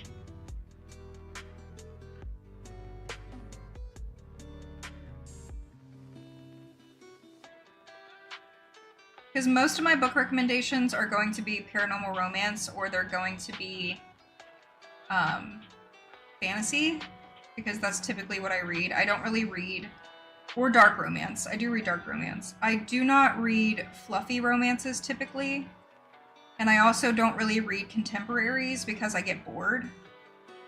I know there are some amazing contemporary books out there. I get bored with reading books about real life sometimes because, like, your girl's already going through it in real life, and I don't really want to read about somebody else going through it in real life. I just want to read about, like, vampires, you know?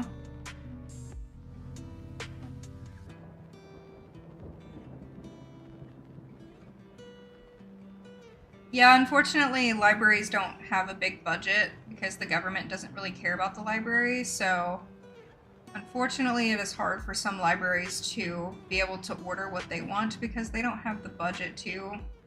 And some of them have to rely on donations too. Can you do young adult? Yeah, let me pull up my Goodreads because I'm just suddenly forgetting every book that I've ever read in my life. Sorry if you guys don't like to read, but I do, so. I'm currently reading The Hunger Games again. And I love it so much. I love The Hunger Games. I really do. I actually need to go and add The Hunger Games under my favorite books of all time because it's so good. If you guys want to add me on Goodreads, I will put my Goodreads account in the chat right now. If you want to add me. I do have a favorite books of all time shelf if you guys want to check that out, if you want book recs. Let's see, young adult. Oh, The Folk of the Air series by Holly Black. It's a YA fantasy. It has a subplot of romance, but it is not the main point of the story. For some reason, BookTokers who are obsessed with smut, think that everything needs romance in it. It does have romance, but it is a slow burn, beautiful romance. It is not the main point of the story, but it's so good. It's so good. Anything by Kelly Craig. She has a Phantom of the Opera retelling, and she also has Edgar Allan Poe retellings, which are really good. The Selection series by Kiera Cass is basically like The Bachelor and The Hunger Games put together in a YA book, and it's incredible, and I've reread it like 4 times.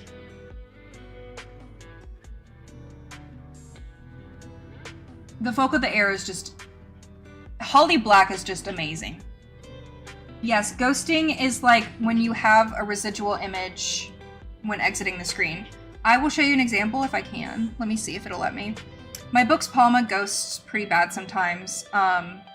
It's still not really that bad because the book's Palma is honestly incredible, but I will try to show you what ghosting is using my book's Palma. Okay, you can kind of see it here. So I switched from one screen. You can't see it. I feel like I should go to an app where it's like really bad. This is kind of a hard one to show you because the book's Palma is actually really great at not ghosting. Like, it's an incredible device, but you can see the previous screen a little bit. Like, you see the shadows in the back. Ghosting is when, like, the previous screen that you were on is still showing on your current screen. But with the book's Palma, there's a button on the side that you press, and it refreshes the screen, and it takes away the ghosting. Most e-readers have ghosting. The one thing I have to say about the Kindles rarely ever have ghosting. I've heard that the new Colorsoft has pretty bad ghosting, but I mean, the book's Palma is incredible, so the ghosting is very minimal, but it's there. It's there.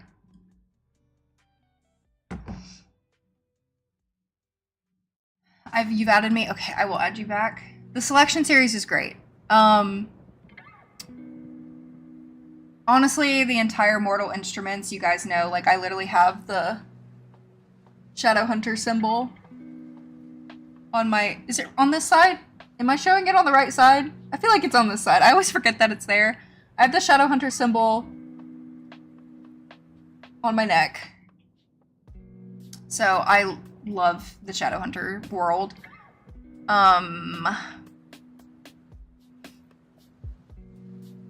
Hush Hush by Becca Fitzpatrick. I mean, I always say that one. If you guys like Fallen Angels, Hush Hush by Becca Fitzpatrick, the Fallen series by Lauren Kate, the Sweet Evil series by Wendy Higgins, the Night Watchers series by Michelle Rowan. I love the Arcana Chronicles by Cressley Cole, but Cressley Cole got sick for a long time and she never finished the series, and she's just now finishing the series. So I don't really recommend that one if you want a finished series. I got the Kindle Basic that was just released like a month or two ago. Just the plain Kindle Basic. It's $80 on sale right now. I don't know if it's still on sale, but it's on sale for like $80. Hush Hush is amazing. Amazing. Those are my favorite books of all time, but let me talk about my favorite books of the year.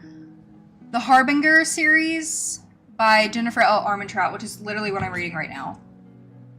The first book, I haven't finished the series, so I can't tell you if the whole series is my favorite, but the first book was 5 stars, and that was one of my favorite reads of the year. The Dead Romantics by Ashley Poston is, I would consider a paranormal romance because ghosts are involved. I don't know if that's YA. That book made me cry.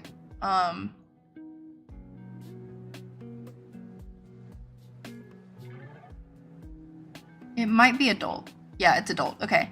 The Dead Romantics by Ashley Poston is a paranormal romance with magical realism. It made me cry. Honestly, I just really like Ashley Poston as an author. She's a really great author. I got 2 friend requests. Mariah's favorite book is the Selection series, and Bookish with Bree's favorite book is ACOTAR.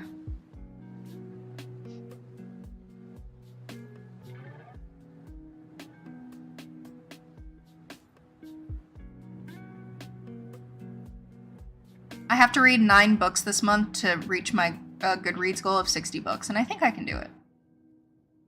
I'm reading 4 books right now. I'm reading Nana, Volume 15, the manga. Why won't this focus? I'm reading Volume 12 of Spy Family. I'm reading Rage and Ruin and Catching Fire. I'm reading 4 books right now. Catching Fire is an audiobook. Okay, I'll stop talking about books now. I feel like I'm being boring, but... Have I read The Cruel Prince?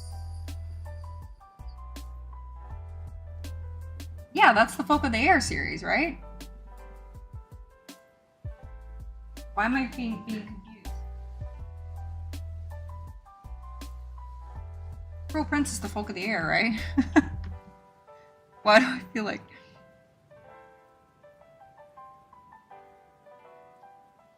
Yeah, the Folk of the Air. I was talking about that like 2 minutes ago. Yes, the Folk of the Air, the Cruel Prince, that whole series, one of my favorite series of all time. For some reason, I was like, yes. I love The Hunger Games. And The Hunger Games hits different when you read it as an adult because you understand, like, the political importance behind it. And, like, everything that's going on in The Hunger Games is fucking happening in real life, guys. Hey, if you love ACOTAR and you love Fourth Wing, I love that for you. I do. I liked Fourth Wing a lot. Don't like ACOTAR. And I'm gonna be completely honest. A lot of the reason why I don't talk or fuck with Fourth Wing and ACOTAR is because of the fans. Because I've talked about this before, and I don't want to gatekeep reading because I want everybody to read. But a lot of people who have literally never read a book in their life read ACOTAR and they read Fourth Wing, and they feel like no other book opinion matters except for theirs, even though they've never read any other book in their life. And like, I just can't. But I love that they're reading. I just wish that they would like stop being so ignorant and like read other authors. Same with Colleen Hoover. But I digress. Listen, everybody can read what they want, and I want you to read what you want, but please read something other than Sarah J. Maas and Colleen Hoover. There are so many better authors out there, please, and better people out there to be supporting.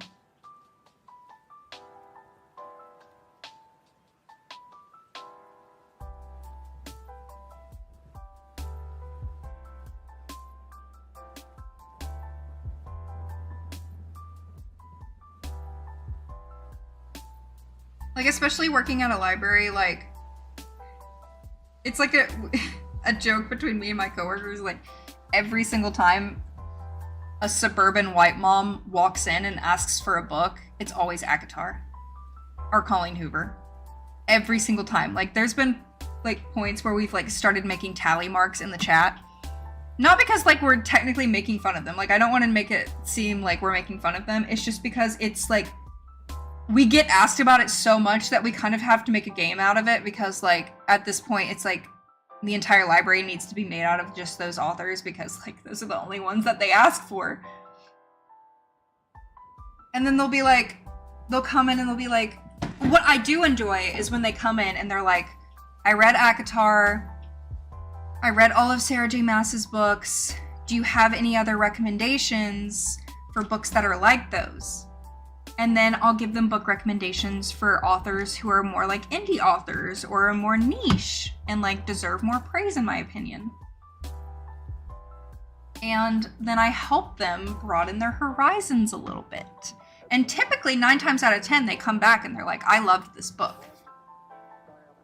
So. Dude, they're so long. Every single day when I'm checking in holds, it's always Sarah J. Maas and Colleen Hoover. Like, it's gotten better the past couple months. I think the craze of them has died down a little bit, but Fourth Wing was going crazy for a while too. The new Fourth Wing book comes out next month, so I'm gonna be talking about it. I love Fourth Wing, but like I can acknowledge the bad things about Fourth Wing too. Like, it's not the most like amazingly written book, but like who can I judge? Who said, like, I'm not an amazing author, so I'm not the #1 author in the world, so who cares about my opinion, really?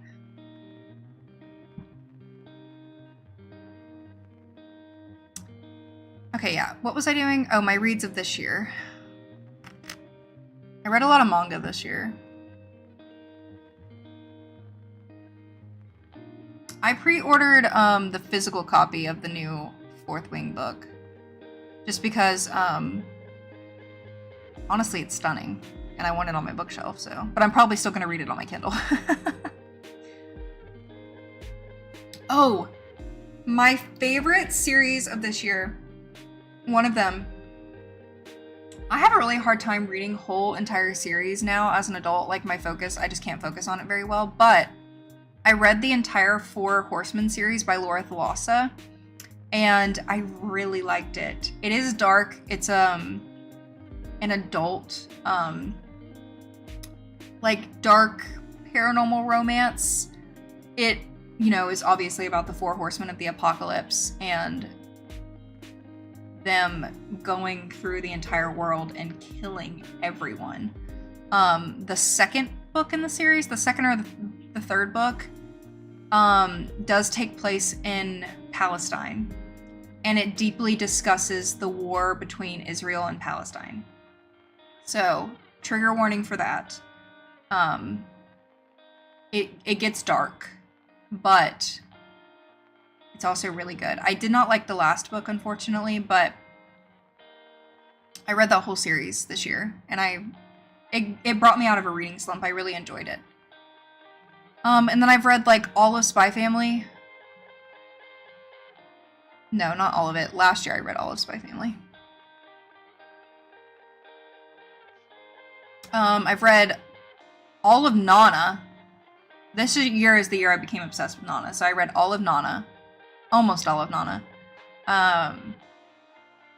I read a lot of manga this year, so most of my reading goal of things that I read were just manga, but I've had a rough year, so.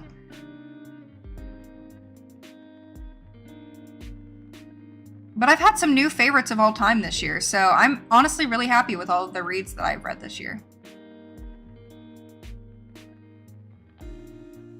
Mariko? Is that how you say your name? Favorite book is My Sister's Keeper.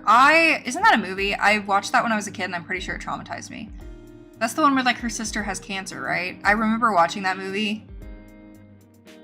Having a sister, don't recommend watching that if you have a sister.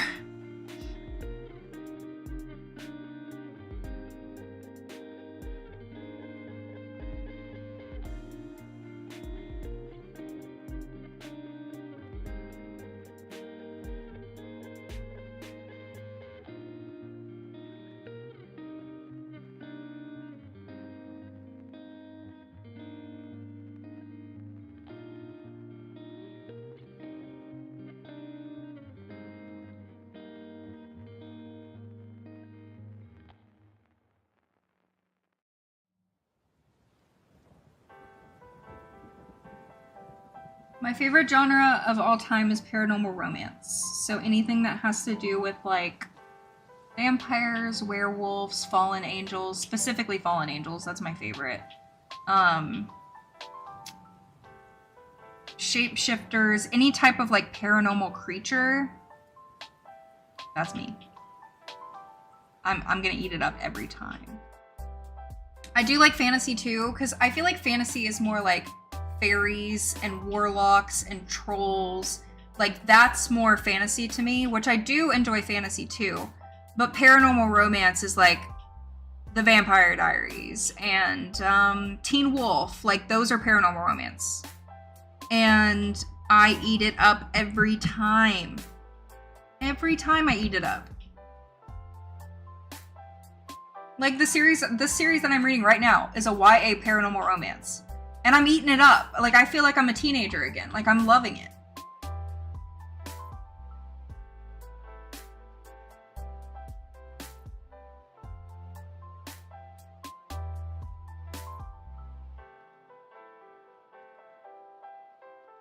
What I've been doing lately is, like, there's nothing really on TV that I enjoy watching. So what I've been doing is I just put my headphones in and I listen to an audiobook while I crochet. So I'll listen to, like right now I'm reading The Hunger Games. So while I was deep cleaning the pet room 2 days ago, I finished the first Hunger Games book while I was cleaning. So my recommendation, guys, if you don't have time to read or you don't have the attention span to read, audiobooks. If you can't afford Audible, get yourself a library card and download Libby and download Hoopla. You get 5 free audiobooks a month with Hoopla. And with Libby, you get an unlimited amount of audiobooks. Go to the library. Sometimes they have physical audiobooks. Put your headphones in. Listen to your audiobook. It's just like a movie in your ears. You can't see it, but you can hear it. And crochet, or draw, or clean, or do any of the hobbies that you normally do in silence and just listen to a book. Audiobooks are real books. Audiobooks are reading. It is pure ableist to say that audiobooks are not real books, because there are some people who are blind who literally can only listen to books. So to say they aren't real is not true. You are consuming it in some type of way. It is a book. Because I always get the comments of people being like, I wish I could read, but like I just don't have the attention span for it. Listen. Just listen to it. You don't have to physically read it with your eyes. Just listen to it. Paranormal romance is so addicting. Like, something about it, like, it's so good. I prefer graphic audiobooks because it's literally like listening to a whole movie soundtrack in your ears. Full cast, music, sound effects. Literally, okay, the only thing, the smut scenes in graphic audiobooks, you're literally listening to porn. Like, you're listening to their moans, you're listening to the sounds. Like, it's actually gross. But it's so good. Yeah, just listen to audiobooks, guys, I'm telling you. And like, if you can afford Audible, I think you pay like what, $10 a month for Audible, and you get like a couple credits for a couple of audiobooks that you can keep forever. So I mean, that's pretty cool, I guess. I don't pay for Audible because like I don't need to. But it's cool.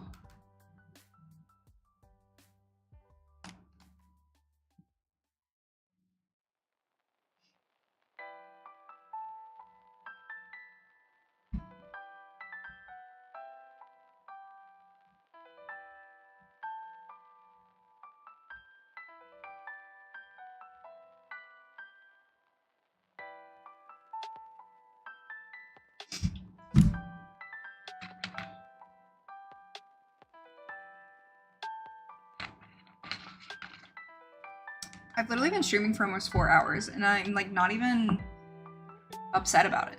Like honestly, you guys have distracted me all day, and I honestly feel so much better. I'm probably gonna start crying and get sad right as soon as I get off live, but you know what? Okay. 18, 19, 20. Yeah, okay.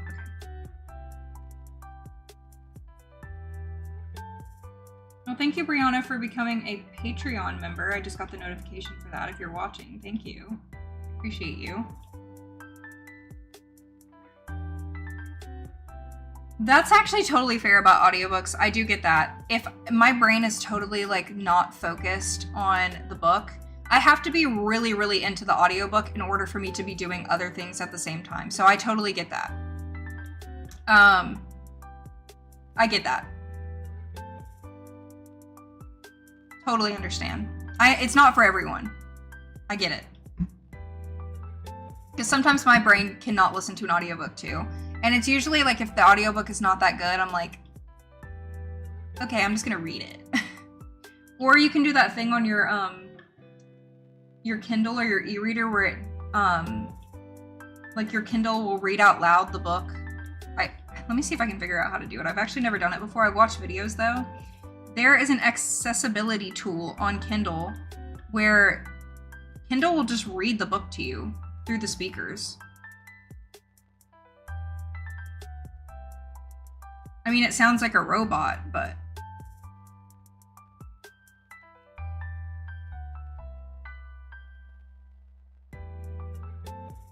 Yeah, when you go to accessibility and you go to voice view screen reader, it will read the entire page to you.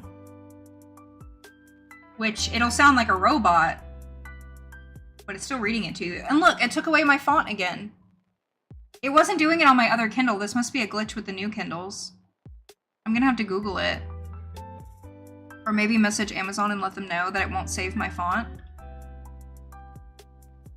It's so weird, my other Kindle was not doing that. Every time I exit out of the book, it changes my font. That's a little weird. A little strange.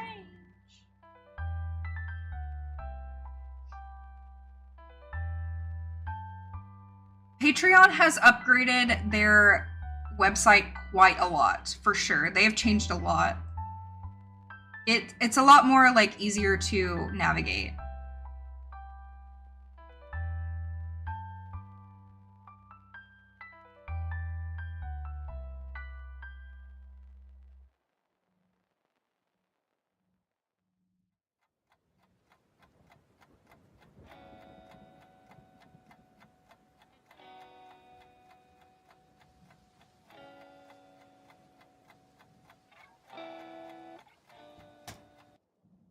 Yes.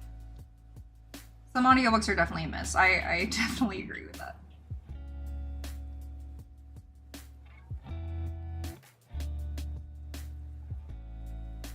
The fourth ring narrator, there's too much gulping. I didn't listen to... Well, okay, I lied. I listened to the graphic audio of Fourth Wing, so I don't know what the original audio sounded like, but I only listened to the graphic audio because my boyfriend was listening to it, and I was listening to it with him.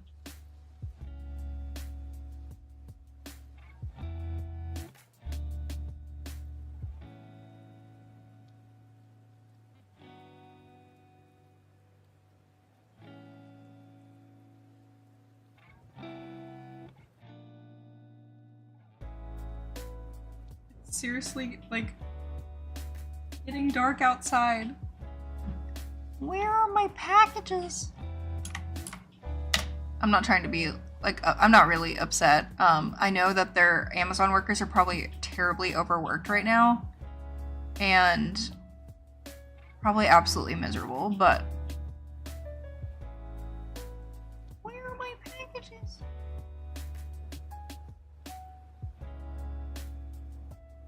My favorite TV show.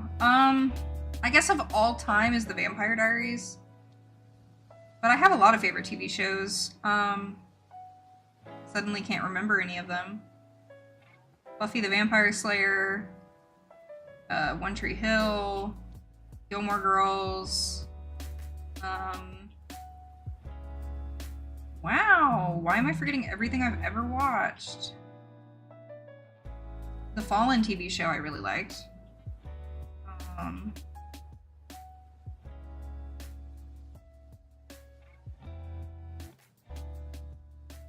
Pretty Little Liars.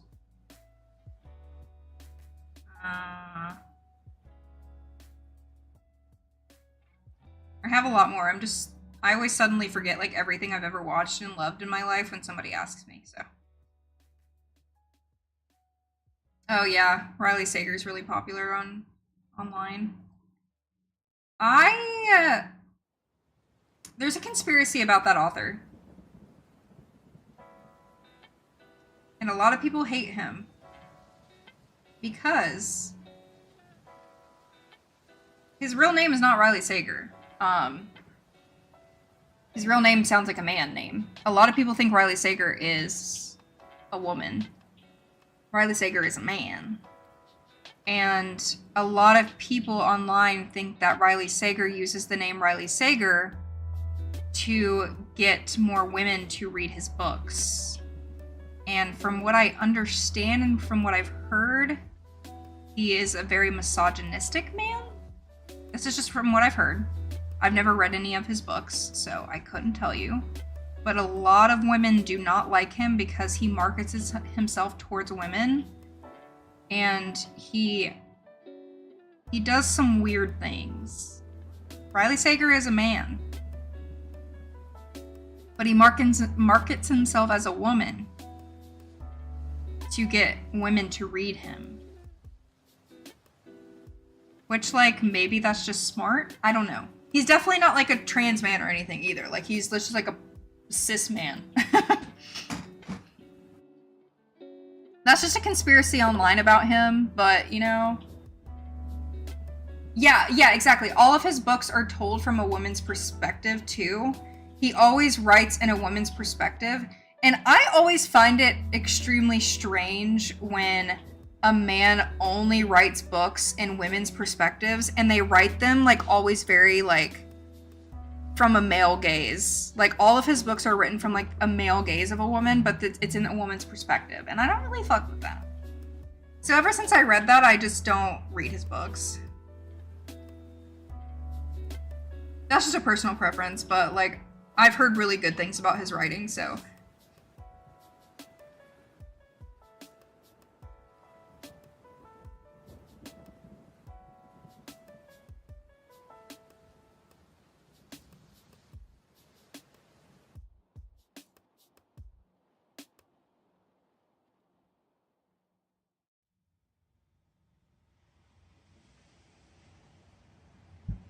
Yeah, it feels icky to me. I don't know.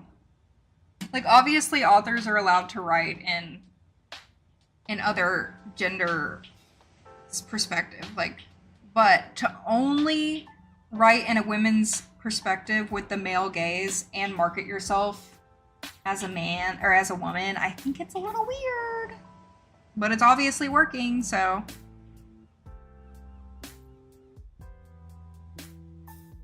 Okay, one more short strand.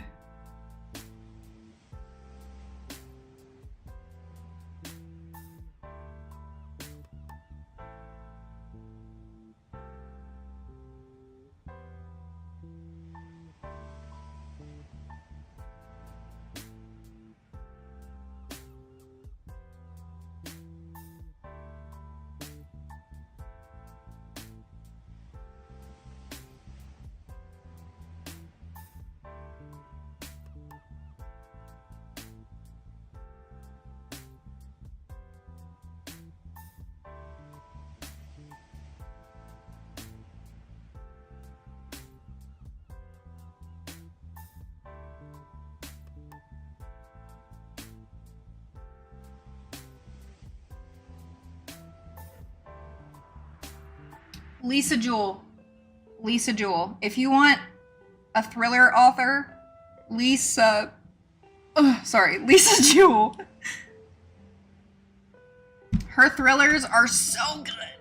So good. I honestly don't read thrillers very often because I really hate books that make me like... I don't like to read books that make me feel like I'm being watched. You know what I mean?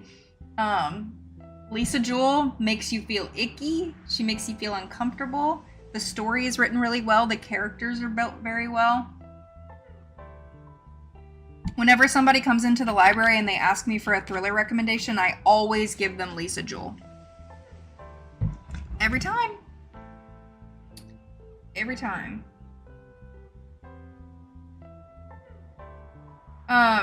Obviously, like, look up trigger warnings because they're dark. I personally don't look up trigger warnings for anything because I like being surprised. But, and if it starts to trigger me while I'm reading it, I just stop reading it because, like, it's not the author's responsibility to, like, care about your triggers. Like, you should know. That's my opinion. That's another discourse that I've been seeing on BookTok, like people being like, authors should disclose trigger warnings. No, they don't. No, they don't. They're not responsible for your triggers. They don't know you. Other people are not responsible for your own triggers. Like, it sounds like mean to say, but it's true. Like, I had an eating disorder in high school. I still struggle with eating disorder thoughts sometimes. And when somebody's like eating weird or when they talk about food weird, I'm not going to tell them to stop talking about it because it triggers me. Like, I am responsible for my own triggers. You know what I mean? That's a discourse that I've been seeing on TikTok that actually irritates me. I'm like, you ain't seen Stephen King writing this, like, disgustingly disgusting horror book. And at the beginning, he's like, well, there's going to be a child orgy on page 122. So, like, like, that's just not a thing. Books are supposed to make you feel weird, and books are supposed to make you feel gross. They're supposed to make you feel things. That's the whole point of art. Okay, now I just need to do 4 more strands of these really long ones. And then the wig, and then I have to do like a couple up here. And then the wig will be done. So like we've got the bangs. This is gonna be a braid. Then we have like the shorter pieces in the back to cover the back of the head. And then the other braid. You guys can't see the vision right now, but I have the vision in my head of what I want it to look like, so.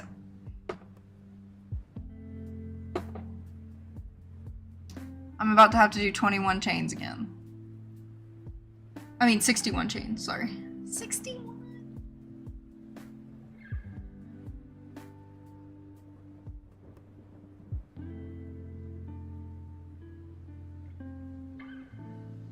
Oh, I hate the pregnancy trope more than anything in the world.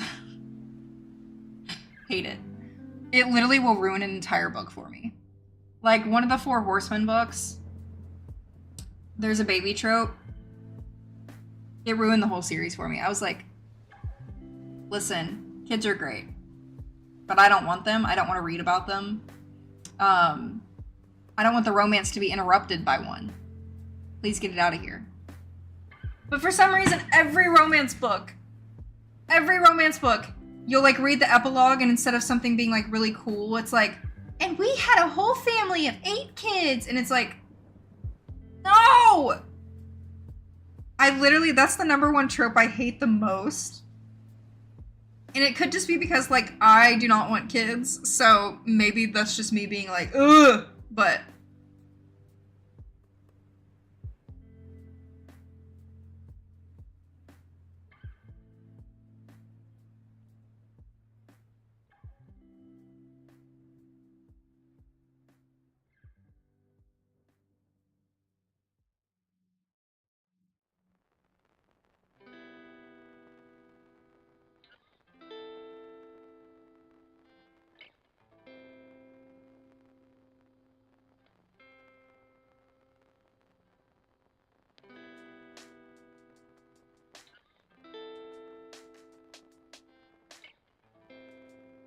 Yeah, sometimes it's done well. Like, Spy Family is my favorite anime, and that involves a literal child the entire time. So, like, it's done well sometimes.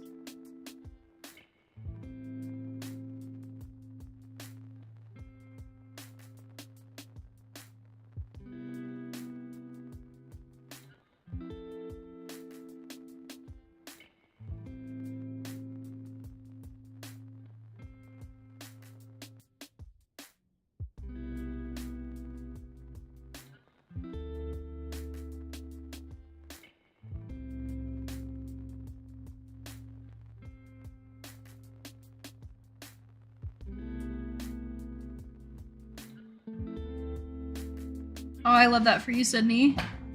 I'm so glad that I have also found a man that does not want kids. Like, when we were talking about, like, our future and everything, he was like, I do not want kids. And I was like, I also do not want kids. And then we were like, yay. Woohoo, high five, you know?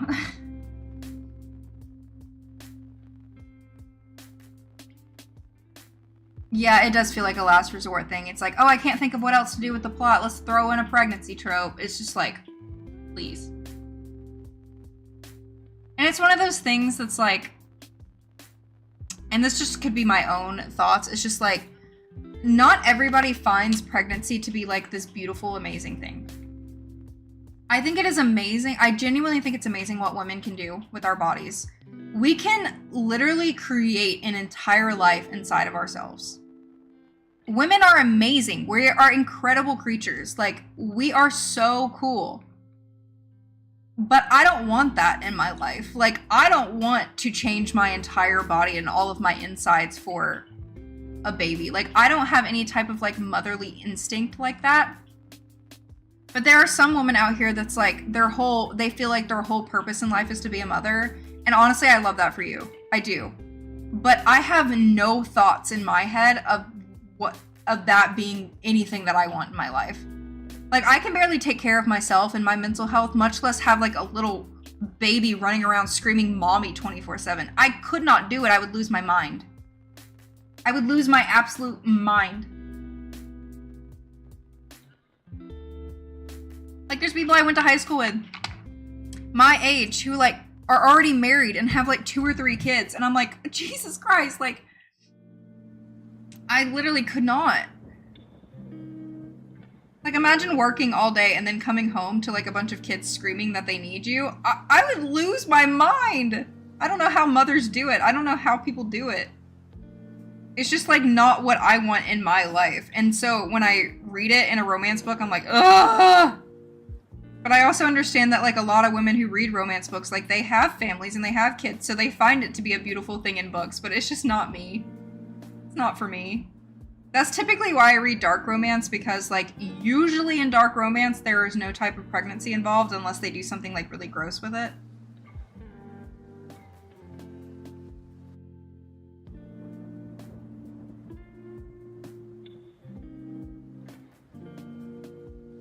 Like, usually in dark romance books, they're like, you better be on the fucking pill. You know? It's literally every single time, like, when I'm reading a romance book, whenever there's a scene of the main character being like, all of a sudden I felt super nauseous and I needed to go to the bathroom, and she kept getting nauseous, immediately I'm like, DNF. Like, immediately I put the book down and I'm like, I already know where this is going. I already know where this is going. She's pregnant. Like, every single time I read, I'm suddenly nauseous. Please! Please stop!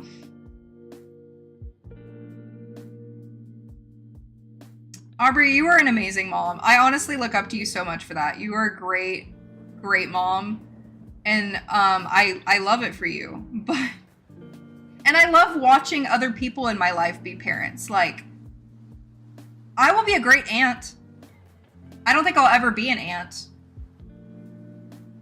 Well, if I marry my boyfriend, I will be an aunt, because his brother has a baby. So I will be, like, a married aunt. But, like, my sister doesn't want kids either, so I don't think I'll ever, like, actually be an aunt. I feel like I should have been doing single crochets this whole time. I don't know if I've been doing half double crochets, but I'm gonna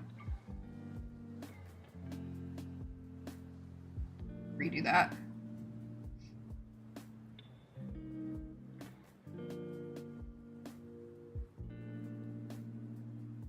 Yeah, it's like, honestly, it's more respectable to acknowledge the fact that you wouldn't be able to handle children rather than bringing a child into this world and being a terrible, like, parent, right?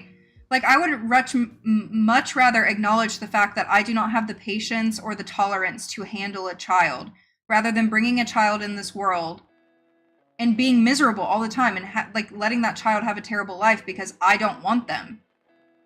It is much more respectable, and you are a much better person to acknowledge the fact that you would not be a good parent. Because there are a lot of people who should not be parents in this world. At all.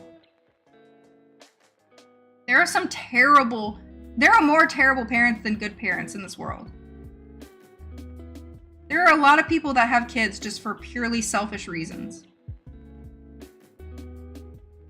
And, like, they're a whole human being. Like, they're not just, like, this little pet that you just, like, can demand. Like, they're their own person. They're their own, like, little soul. Like, I couldn't do it.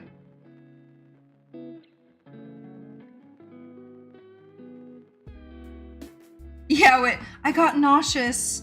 And then they start, like, putting their hands on their stomach in the book. I'm like, nope. The pregnancy trope is coming. I feel like there's, like, this intense, like, music that starts playing in my head where it's, like, the shark music from Jaws where I'm like, dun-na, dun-na. Like, that's how I feel in my head when I start reading it.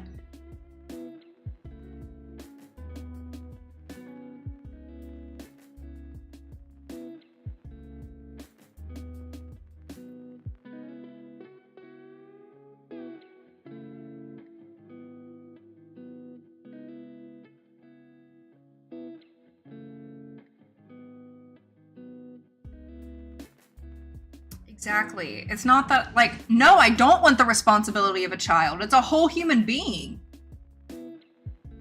And yeah, saying that and acknowledging the fact and being mature enough knowing that you wouldn't be a good parent is being a responsible person. Like, absolutely. Yeah, listen, I feel like as a woman, as soon as you say that you don't want kids, the first thing anyone says is, you'll change your mind. When you find someone that you really want to be with, like, you'll change your mind. And you know what? Maybe I will. Doubt it, but maybe I will. But that's not your place to say that. If a woman says, I don't want to be a mom, then be like, that's fine. You don't have to be. Like, it is not your place to try to convince somebody to be a parent.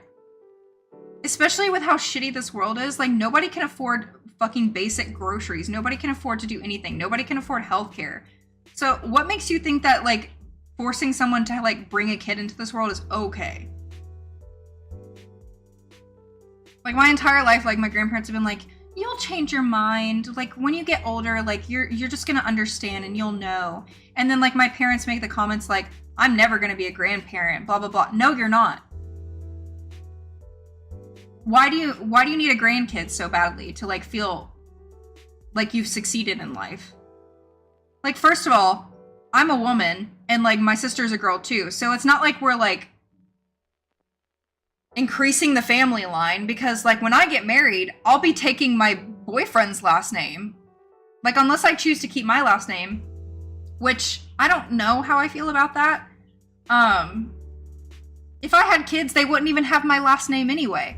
So it's not like I'm, like, continuing the family line. I'm a woman. My cousins who are all boys, they'll be continuing the family line because they're boys. But, like, unless my kids had my last name, I'm not even continuing any type of family line. So, like, who cares?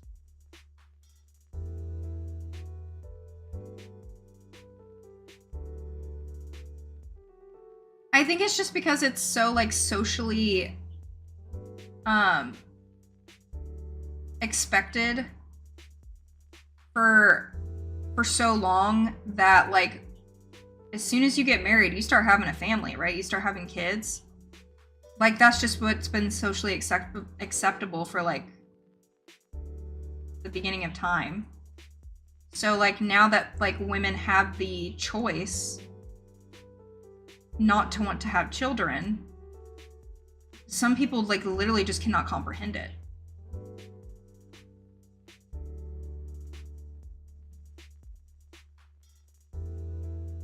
No, it doesn't matter, because once you're dead, who cares whether the family line keeps going or not? You're dead. Whoa.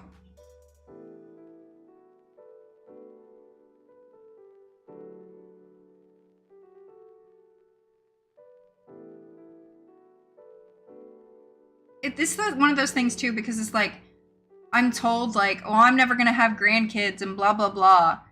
I guarantee you, if I got pregnant like tomorrow and I told my parents I'm pregnant, they would lose their goddamn mind at me being pregnant. Like, in a bad way. So it's like, you don't want me to be pregnant. You just want a grandkid.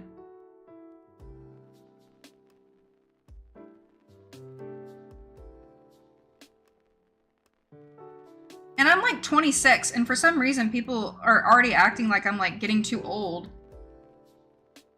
And I'm like, I'm only 26. Like, I have a whole life ahead of me. Like, I know there's some type of like maternal clock that people talk about where like once you get into like your 30s, like you can't have kids or something. Okay. There are other options to have kids. You can have like a surrogate. You can adopt. Like, there's other options. Like, if you really want a kid that badly.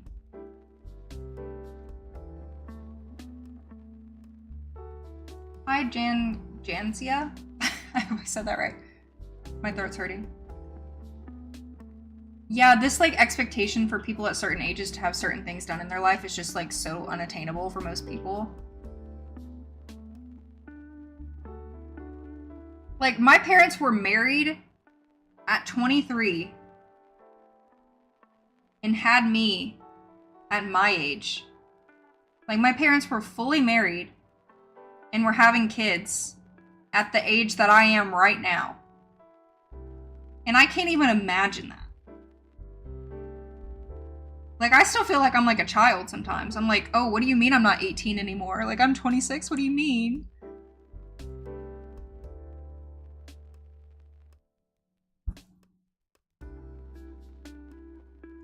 We're almost done. I gotta do 3 more. Well, 3 more of the first layer, and then I've got to...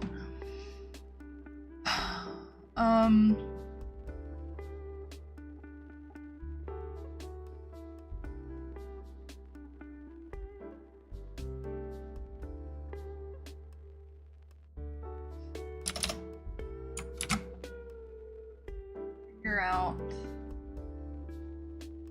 My teeth hurt.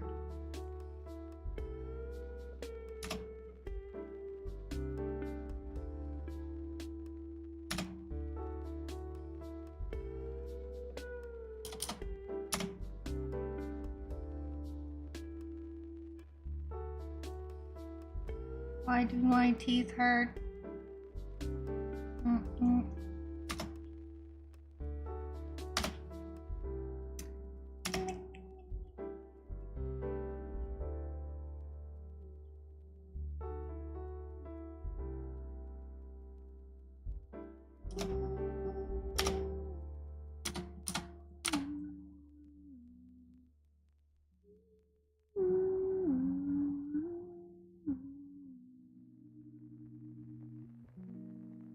Sorry, I don't know what I'm doing right now.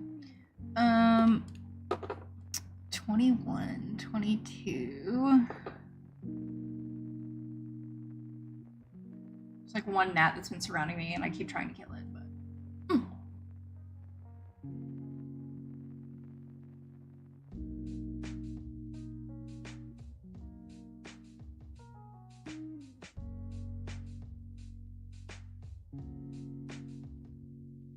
Yeah, like being pregnant like completely changes your body. Like,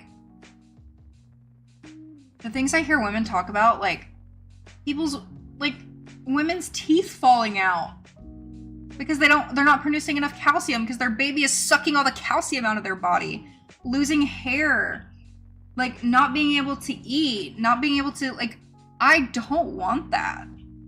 And like literally so much respect to women who do that. Because, like, I could never. I'm too selfish. Like, and there's no issue with being a selfish person and not wanting a kid.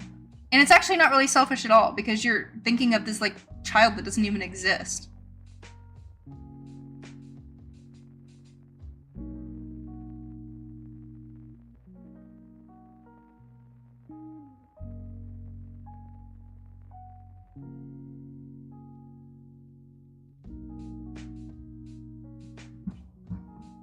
Dude, I can't believe I've been streaming for 4 hours. Have some of you been here since the beginning?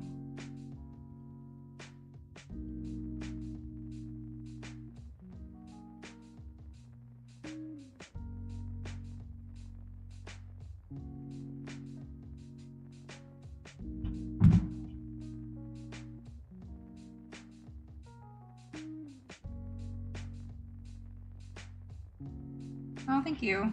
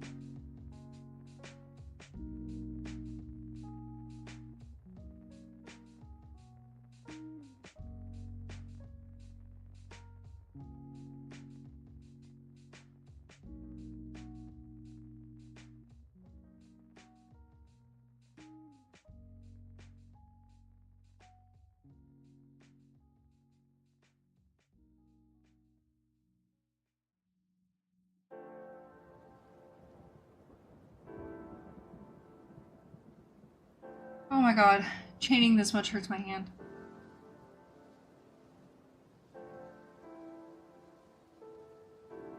A 10-week-old? That's like not even existing. Not even an existing child.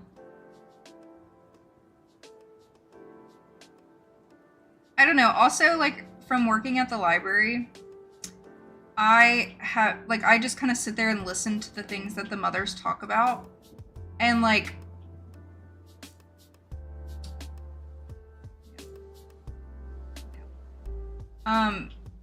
they talk about, like, their husbands not contributing.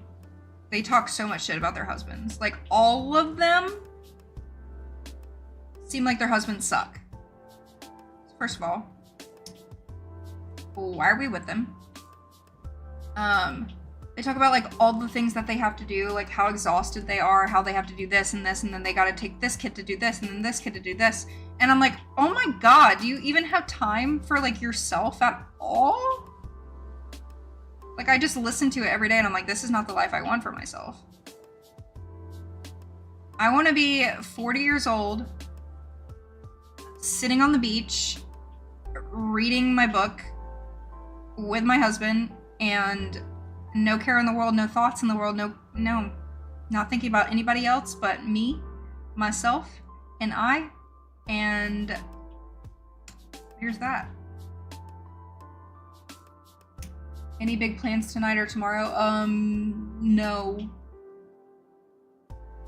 What's it like to live alone? I mean, I don't really have any thoughts about it, really. I've been living alone since I was like 19, so I enjoy it. I don't like having people in my bubble. I like being in my bubble. Yeah, literally.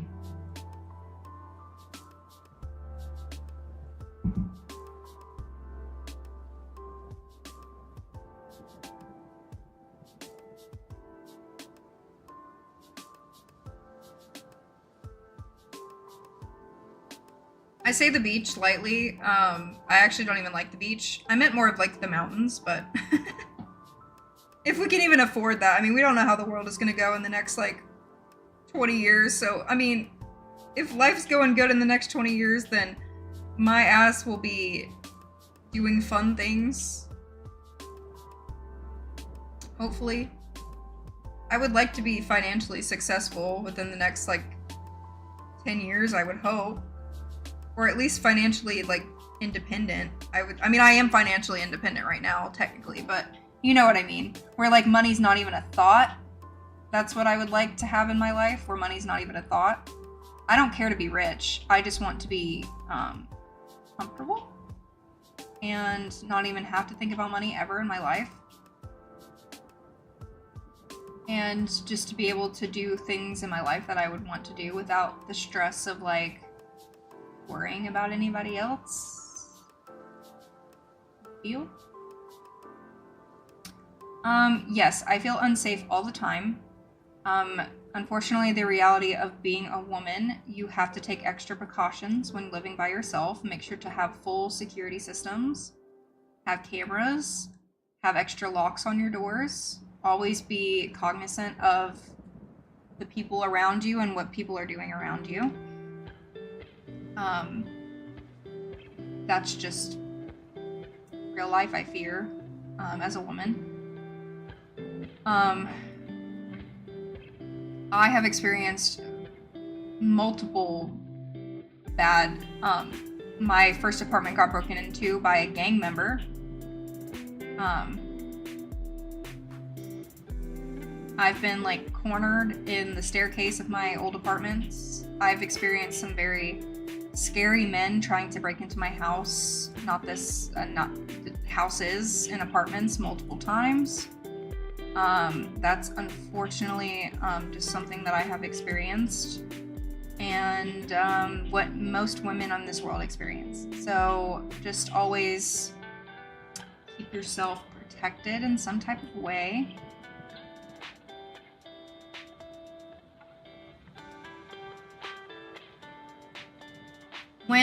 If you guys remember when I was like 19, I moved into my first apartment, and I was only there for like 2 months. And he was literally a gang member.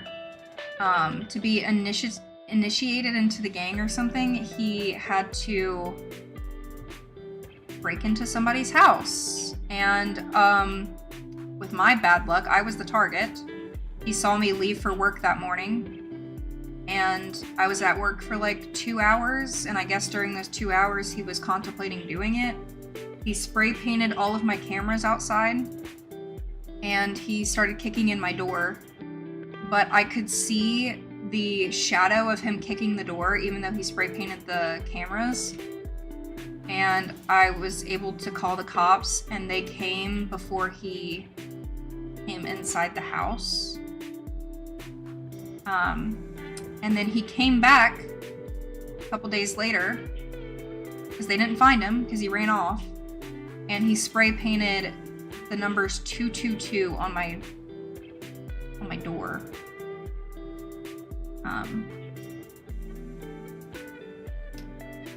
I still get really scared when I think about it, if I'm being honest.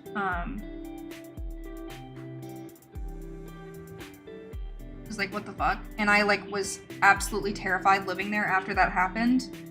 I was too scared to walk outside ever, because my apartment like did not back up onto a parking lot. Like I would have to walk down this like little trail and walk past the little park in the apartment area to get to the parking lot to park my car. And then the only other parking lot was through the staircase where another guy cornered me and tried to R-word me. I just had a really bad experiences in that apartment complex, and no, it was not an unsafe area. It was the city that I've lived in my entire life. Apparently it's a really bad area now. I just unfortunately was targeted because I was a young girl. Because the cops were like, we don't ever have any issues over here. The first cop, like a couple months ago, a cop got shot in like the line of duty. Like somebody shot him during like a domestic dispute, and he was the first cop to like ever die in our county ever. So like that tells you how much crime is not like really not happening here that often. So I was just targeted, so I felt very unsafe, and my apartment complex let me break the lease because of that reason, because there were like multiple encounters and multiple police reports, so they let me move. And then after I moved to my second apartment, I was fine. I moved to the top floor instead of the bottom floor.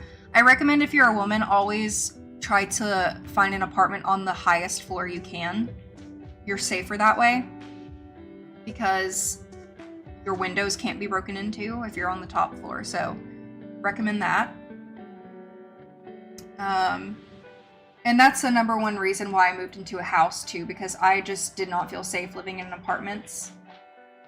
Being surrounded by so many people all the time, people are always watching you. Like, even if you don't want to be watched, like, I mean, I could look out my window at my apartment and see like 5 people sitting in their cars in the parking lot. So like, you just got to keep that in mind. Like, you're always going to be watched even if you don't want to be. And even if people aren't watching you for malicious reasons, you're always going to be watched when you're living in an apartment. Yeah, at the time, my parents lived like 5 minutes away, so my dad rushed there and got there before the cops did. But the guy was already gone because the Ring doorbells have like this alarm thing that you can sound off. And my dad has my Ring account information, and he like rung the alarm thing to like make him run away. He wasn't able to he kicked the door in. Like, he could have walked in and stole my MacBook that was literally sitting on the ground. But as soon as he kicked in the door, he ran. I guess he was going to come back later. But he was kind of a pussy if you think about it. Because he kicked in the door, and instead of running inside and trying to like steal anything, he ran. Like, he just kicked in the door and then ran away. I'm like, you didn't even finish the job, bro. Like, I guess because he didn't know if anybody was home or not, and he didn't know if he was going to get glocked, but...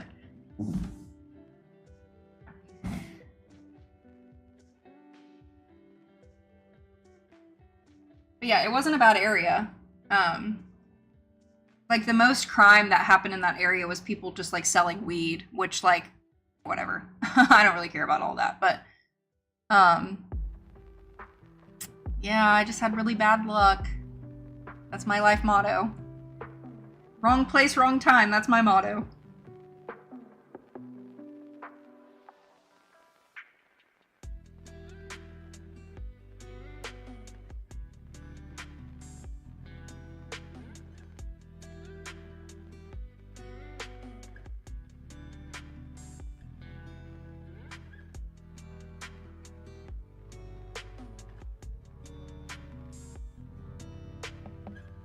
And then there was like a really weird interaction that happened to me about a week or two ago at this house, but I don't really want to talk about it because I don't want to acknowledge it because it's still like an ongoing thing with the cops. So yeah, there's a dude that came to my house like a couple weeks ago because his package was delivered to my house because he accidentally put my address instead of his. And when he showed up to my house, he was very angry that I had his package, even though I did not open it, and I was going to return it to UPS, but he decided to show up to my house instead.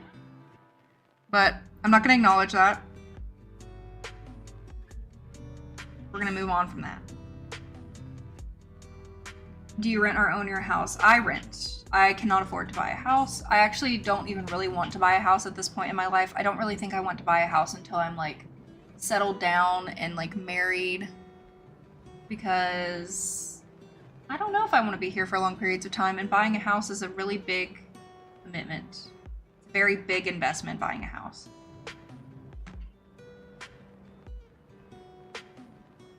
Everybody rents where I am. I don't know one person who owns their house, like my age.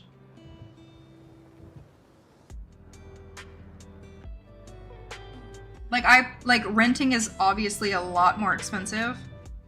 But it's just too much of an investment to buy a house for me.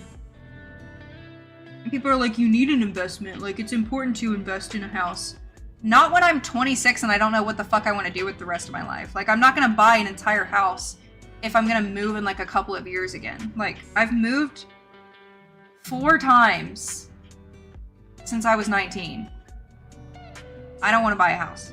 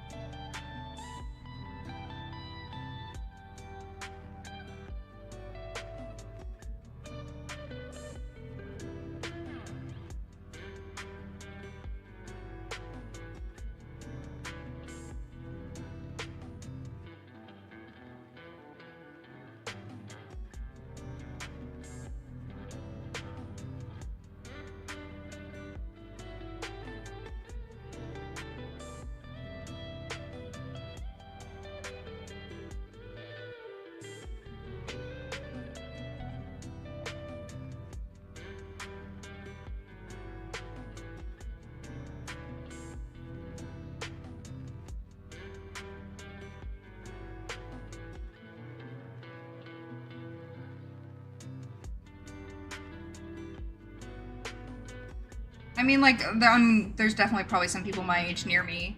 I mean, I live in the South, so like everyone got married as soon as they graduated high school and started having kids. And I mean, they're like blue collar workers. Their husbands are all blue collar workers, so they can afford to buy a home, really.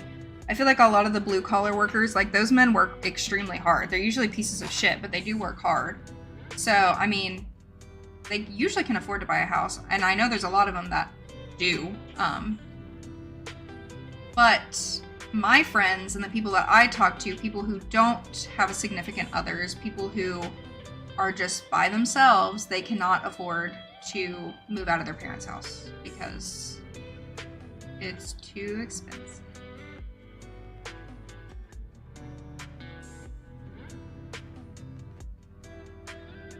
They find him later. Oh, well, they showed up like while he was here, and they just let him go because he didn't break into my house. So they're like, he didn't do anything illegal. So, but whatever. Like I said, I'm not gonna talk about it.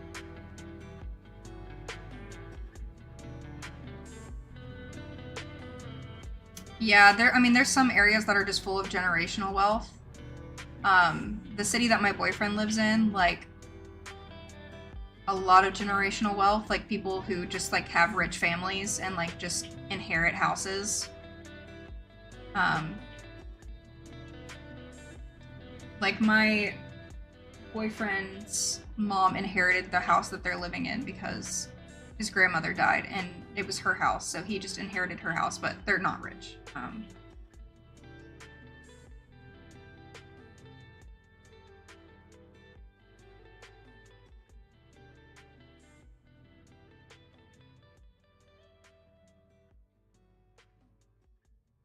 The apartments, like the price to rent an apartment here is the same price to rent a house. So that's why I just chose a house instead. So I was like, why would I spend the same price on like a shitty apartment that has shitty like appliances and I have to deal with hearing people all the time and just deal with people all the time when I can literally just get a house that is peaceful in the woods for the same price. Like literally. Because my rent is $1,700 and most apartment rents for 3 bedrooms are like $2,000. Like really shitty apartments. So my first apartment was $900 a month and it is now $1,700 for 1 bedroom, 1 bath. The first apartment that I lived in. They haven't upgraded it or anything. Same appliances, same floor plan. Like they literally have not changed anything about it. And it's double the price that it was when I was living there in 2019. Isn't that bonkers?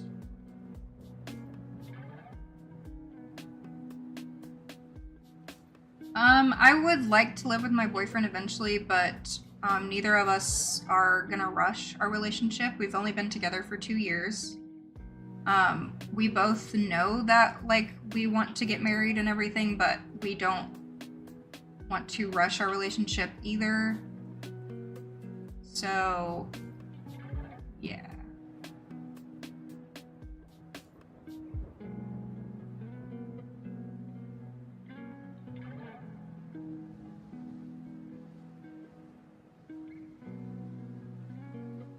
I have like a really, really cheap house. Like when I found this house for $1,700, my whole family was like, there has to be something wrong with it, because like most of the houses in my area to rent are like $2,500 plus. So when I came to view the house and like everything was normal, I was like, somebody had to have died here, or like it's not in the best area, but it's still like not unsafe by any means. Like it's still not a bad area. So when I saw that it was $1,700, I mean, this house was built, I looked it up, this house was built in 2001. So, I mean, it's not like ancient. And it was sitting on the market, like the renter's market, for like a month. So I was like, why is nobody moving into this damn house? And the only thing I can think of is like people just don't want to live on the street that I live in because it is kind of scary. There was a shooting in the apartment complex right beside me as soon as I moved in. But since then, everything's been pretty quiet. So, I mean, that's the only thing I can think of why it was so cheap. But I mean, like, it's it doesn't look old. I mean, it has an old roof, I think, but like I rent. So like if something happens, they're just going to fix it. I don't have to pay for it.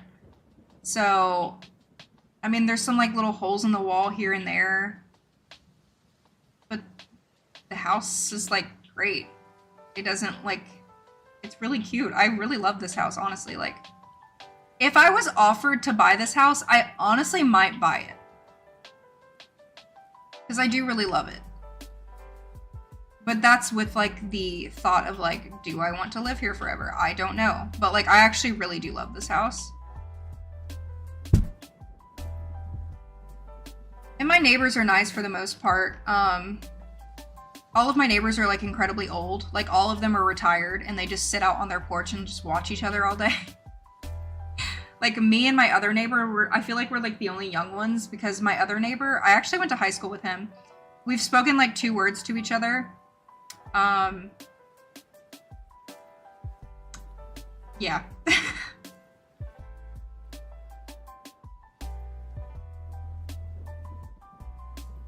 Goodbye. I'm probably gonna end the live stream very soon too, but I'm trying to finish this last strand. Because I need to feed my dogs and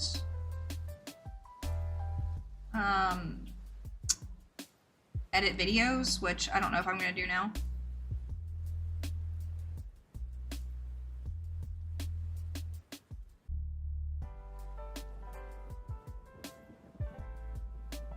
I have like no food to make for dinner, so I don't know what I'm gonna eat. I really don't want to eat ramen again, but I can't. I just paid rent, so I can't afford to order food. So I'm like trying to think what to make for dinner that's like not ramen.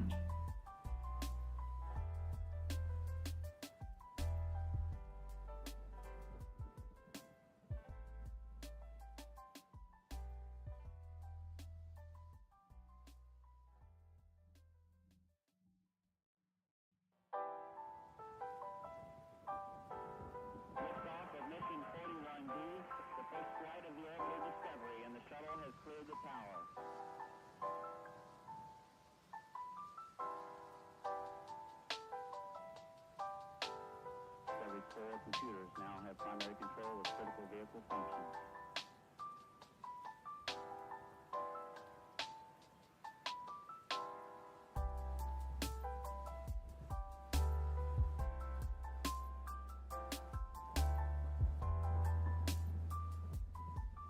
Do I prefer this house? Yes, I prefer this house. This house is a lot less work.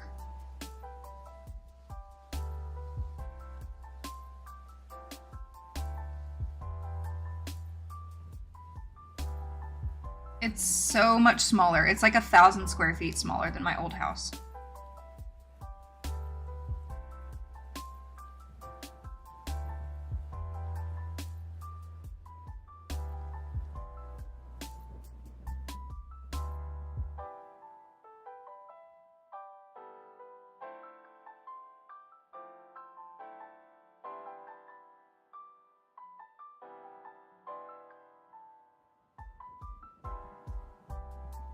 It's 1,000 square feet smaller than my other house. It's 1 floor. And yeah, that's all. I feel like that's all I really need to say. I don't have stairs. The only issue in this house is that the yard is so big. It's like half an acre, which like your girl has a push mower. Like I got to the point this summer where I was like, well, obviously I only had 1 hand, so I literally physically could not push the lawnmower. But I got to a point this summer where I was like, I'm just going to start paying somebody to cut it because I literally can't do it. Like, my yard is big. Bigger than any yard in anywhere that I've ever lived. Like, it's a big yard for 1 person to be able to handle. Especially with a push mower. Like, it takes me like an hour and a half to cut the grass. And I don't want to have to do that every week. Like during the spring and summer, like the grass grows so quickly that you have to cut it like twice a week or the grass gets too thick. Would you consider doing a quick tutorial on needle felting your crochet ends in? Yeah, I could actually show you right now.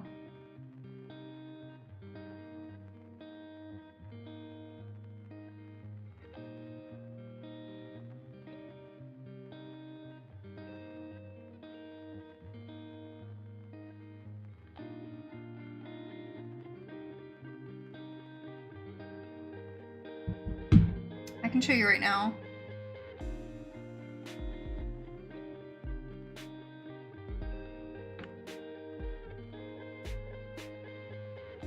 I'll show you with the head. I need to get my little needle felting things. First, you're gonna need a sponge. There are certain needle felting sponges that you can buy, but I just buy the like 10-pack of kitchen sponges from the dollar store. And this is what I use. So you don't really need all the fancy stuff, if I'm being honest. I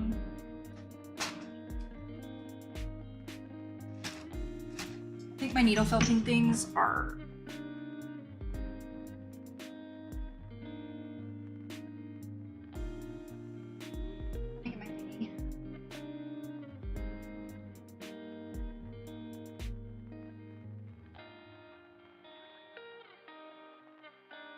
Okay, if you guys are having trouble with your ends staying weaved in and you want a new way to keep your ends weaved in, this is how you do it. And I'm not taking credit for this.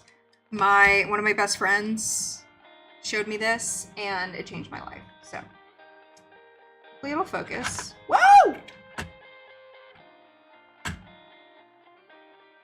Okay, why can it not handle the weight of the... Okay, I don't know.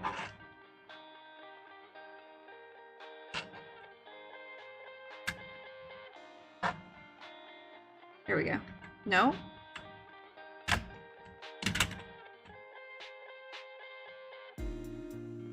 Okay. Hopefully that'll stay. Okay.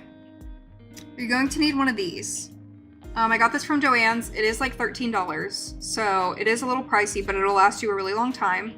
It is a needle felting tool. And obviously be careful. This can be dangerous, so keep that in mind. But basically, I gotta remember how to open it.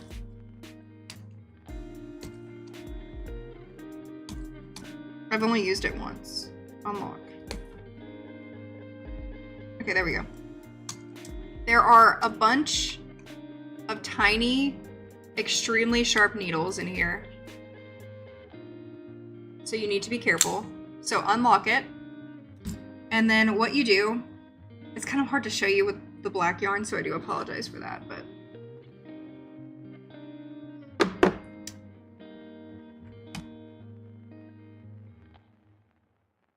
you have your ends be weaved in here. Can you see? This has already been weaved in a little bit, so what I'm gonna do is I'm gonna cut it after I weaved in the ends. You cut it.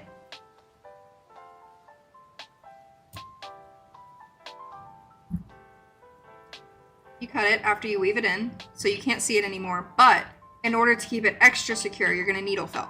So you're just gonna put your sponge underneath what you're needle felting. You're gonna stick it on here like this. Then you're just gonna take this tool and very carefully just push. I know it seems very aggressive, but you just push down over and over into the area, because that's what needle felting is. You're basically taking needles and you're pushing in the same area of the needle felting material over and over again until you make a shape. So you just push it down over and over and over and over and over again. And obviously don't do it too much, because then you can mess up the shape of it. But most likely it will not unweave itself. It's hard for it to see, but it will 9 times out of 10 will not unravel, because you're basically fusing the fibers together with all of these needles, which is what needle felting is. Just make sure to lock it when you're done and just be safe, because if you go a little too hard at it, you can poke yourself really hard. But then you just put this in your bag. So just be careful, but you can kind of tell where like the needles penetrated a little bit, but like it does not affect the final result. Like here's the top of it. It looks normal. And I promise you, your projects will be so secure. So secure. Using that method. So shout out to my friend who showed me that, because genius. Okay. My throat's hurting really bad. And it's 5:30 p.m. I've been streaming for 4.5 hours. It's literally nighttime, and my Kindle stuff has not been delivered still. I'm gonna finish the hair tonight, so I'll probably post a picture over on Patreon. I'm gonna end the live stream here. It's been a really good live stream. Thank you guys for consistently being here this entire time, which is crazy, and talking to me. What is tomorrow? Thursday? I honestly might go live again tomorrow too, because I'm not gonna be working. So I might go live for a little bit to chat with you guys tomorrow too, around the same time, maybe. We'll see. I don't know if anything changes or not, but thank you guys so much for coming in and chatting. I had a lot of fun, and I will see you guys next time.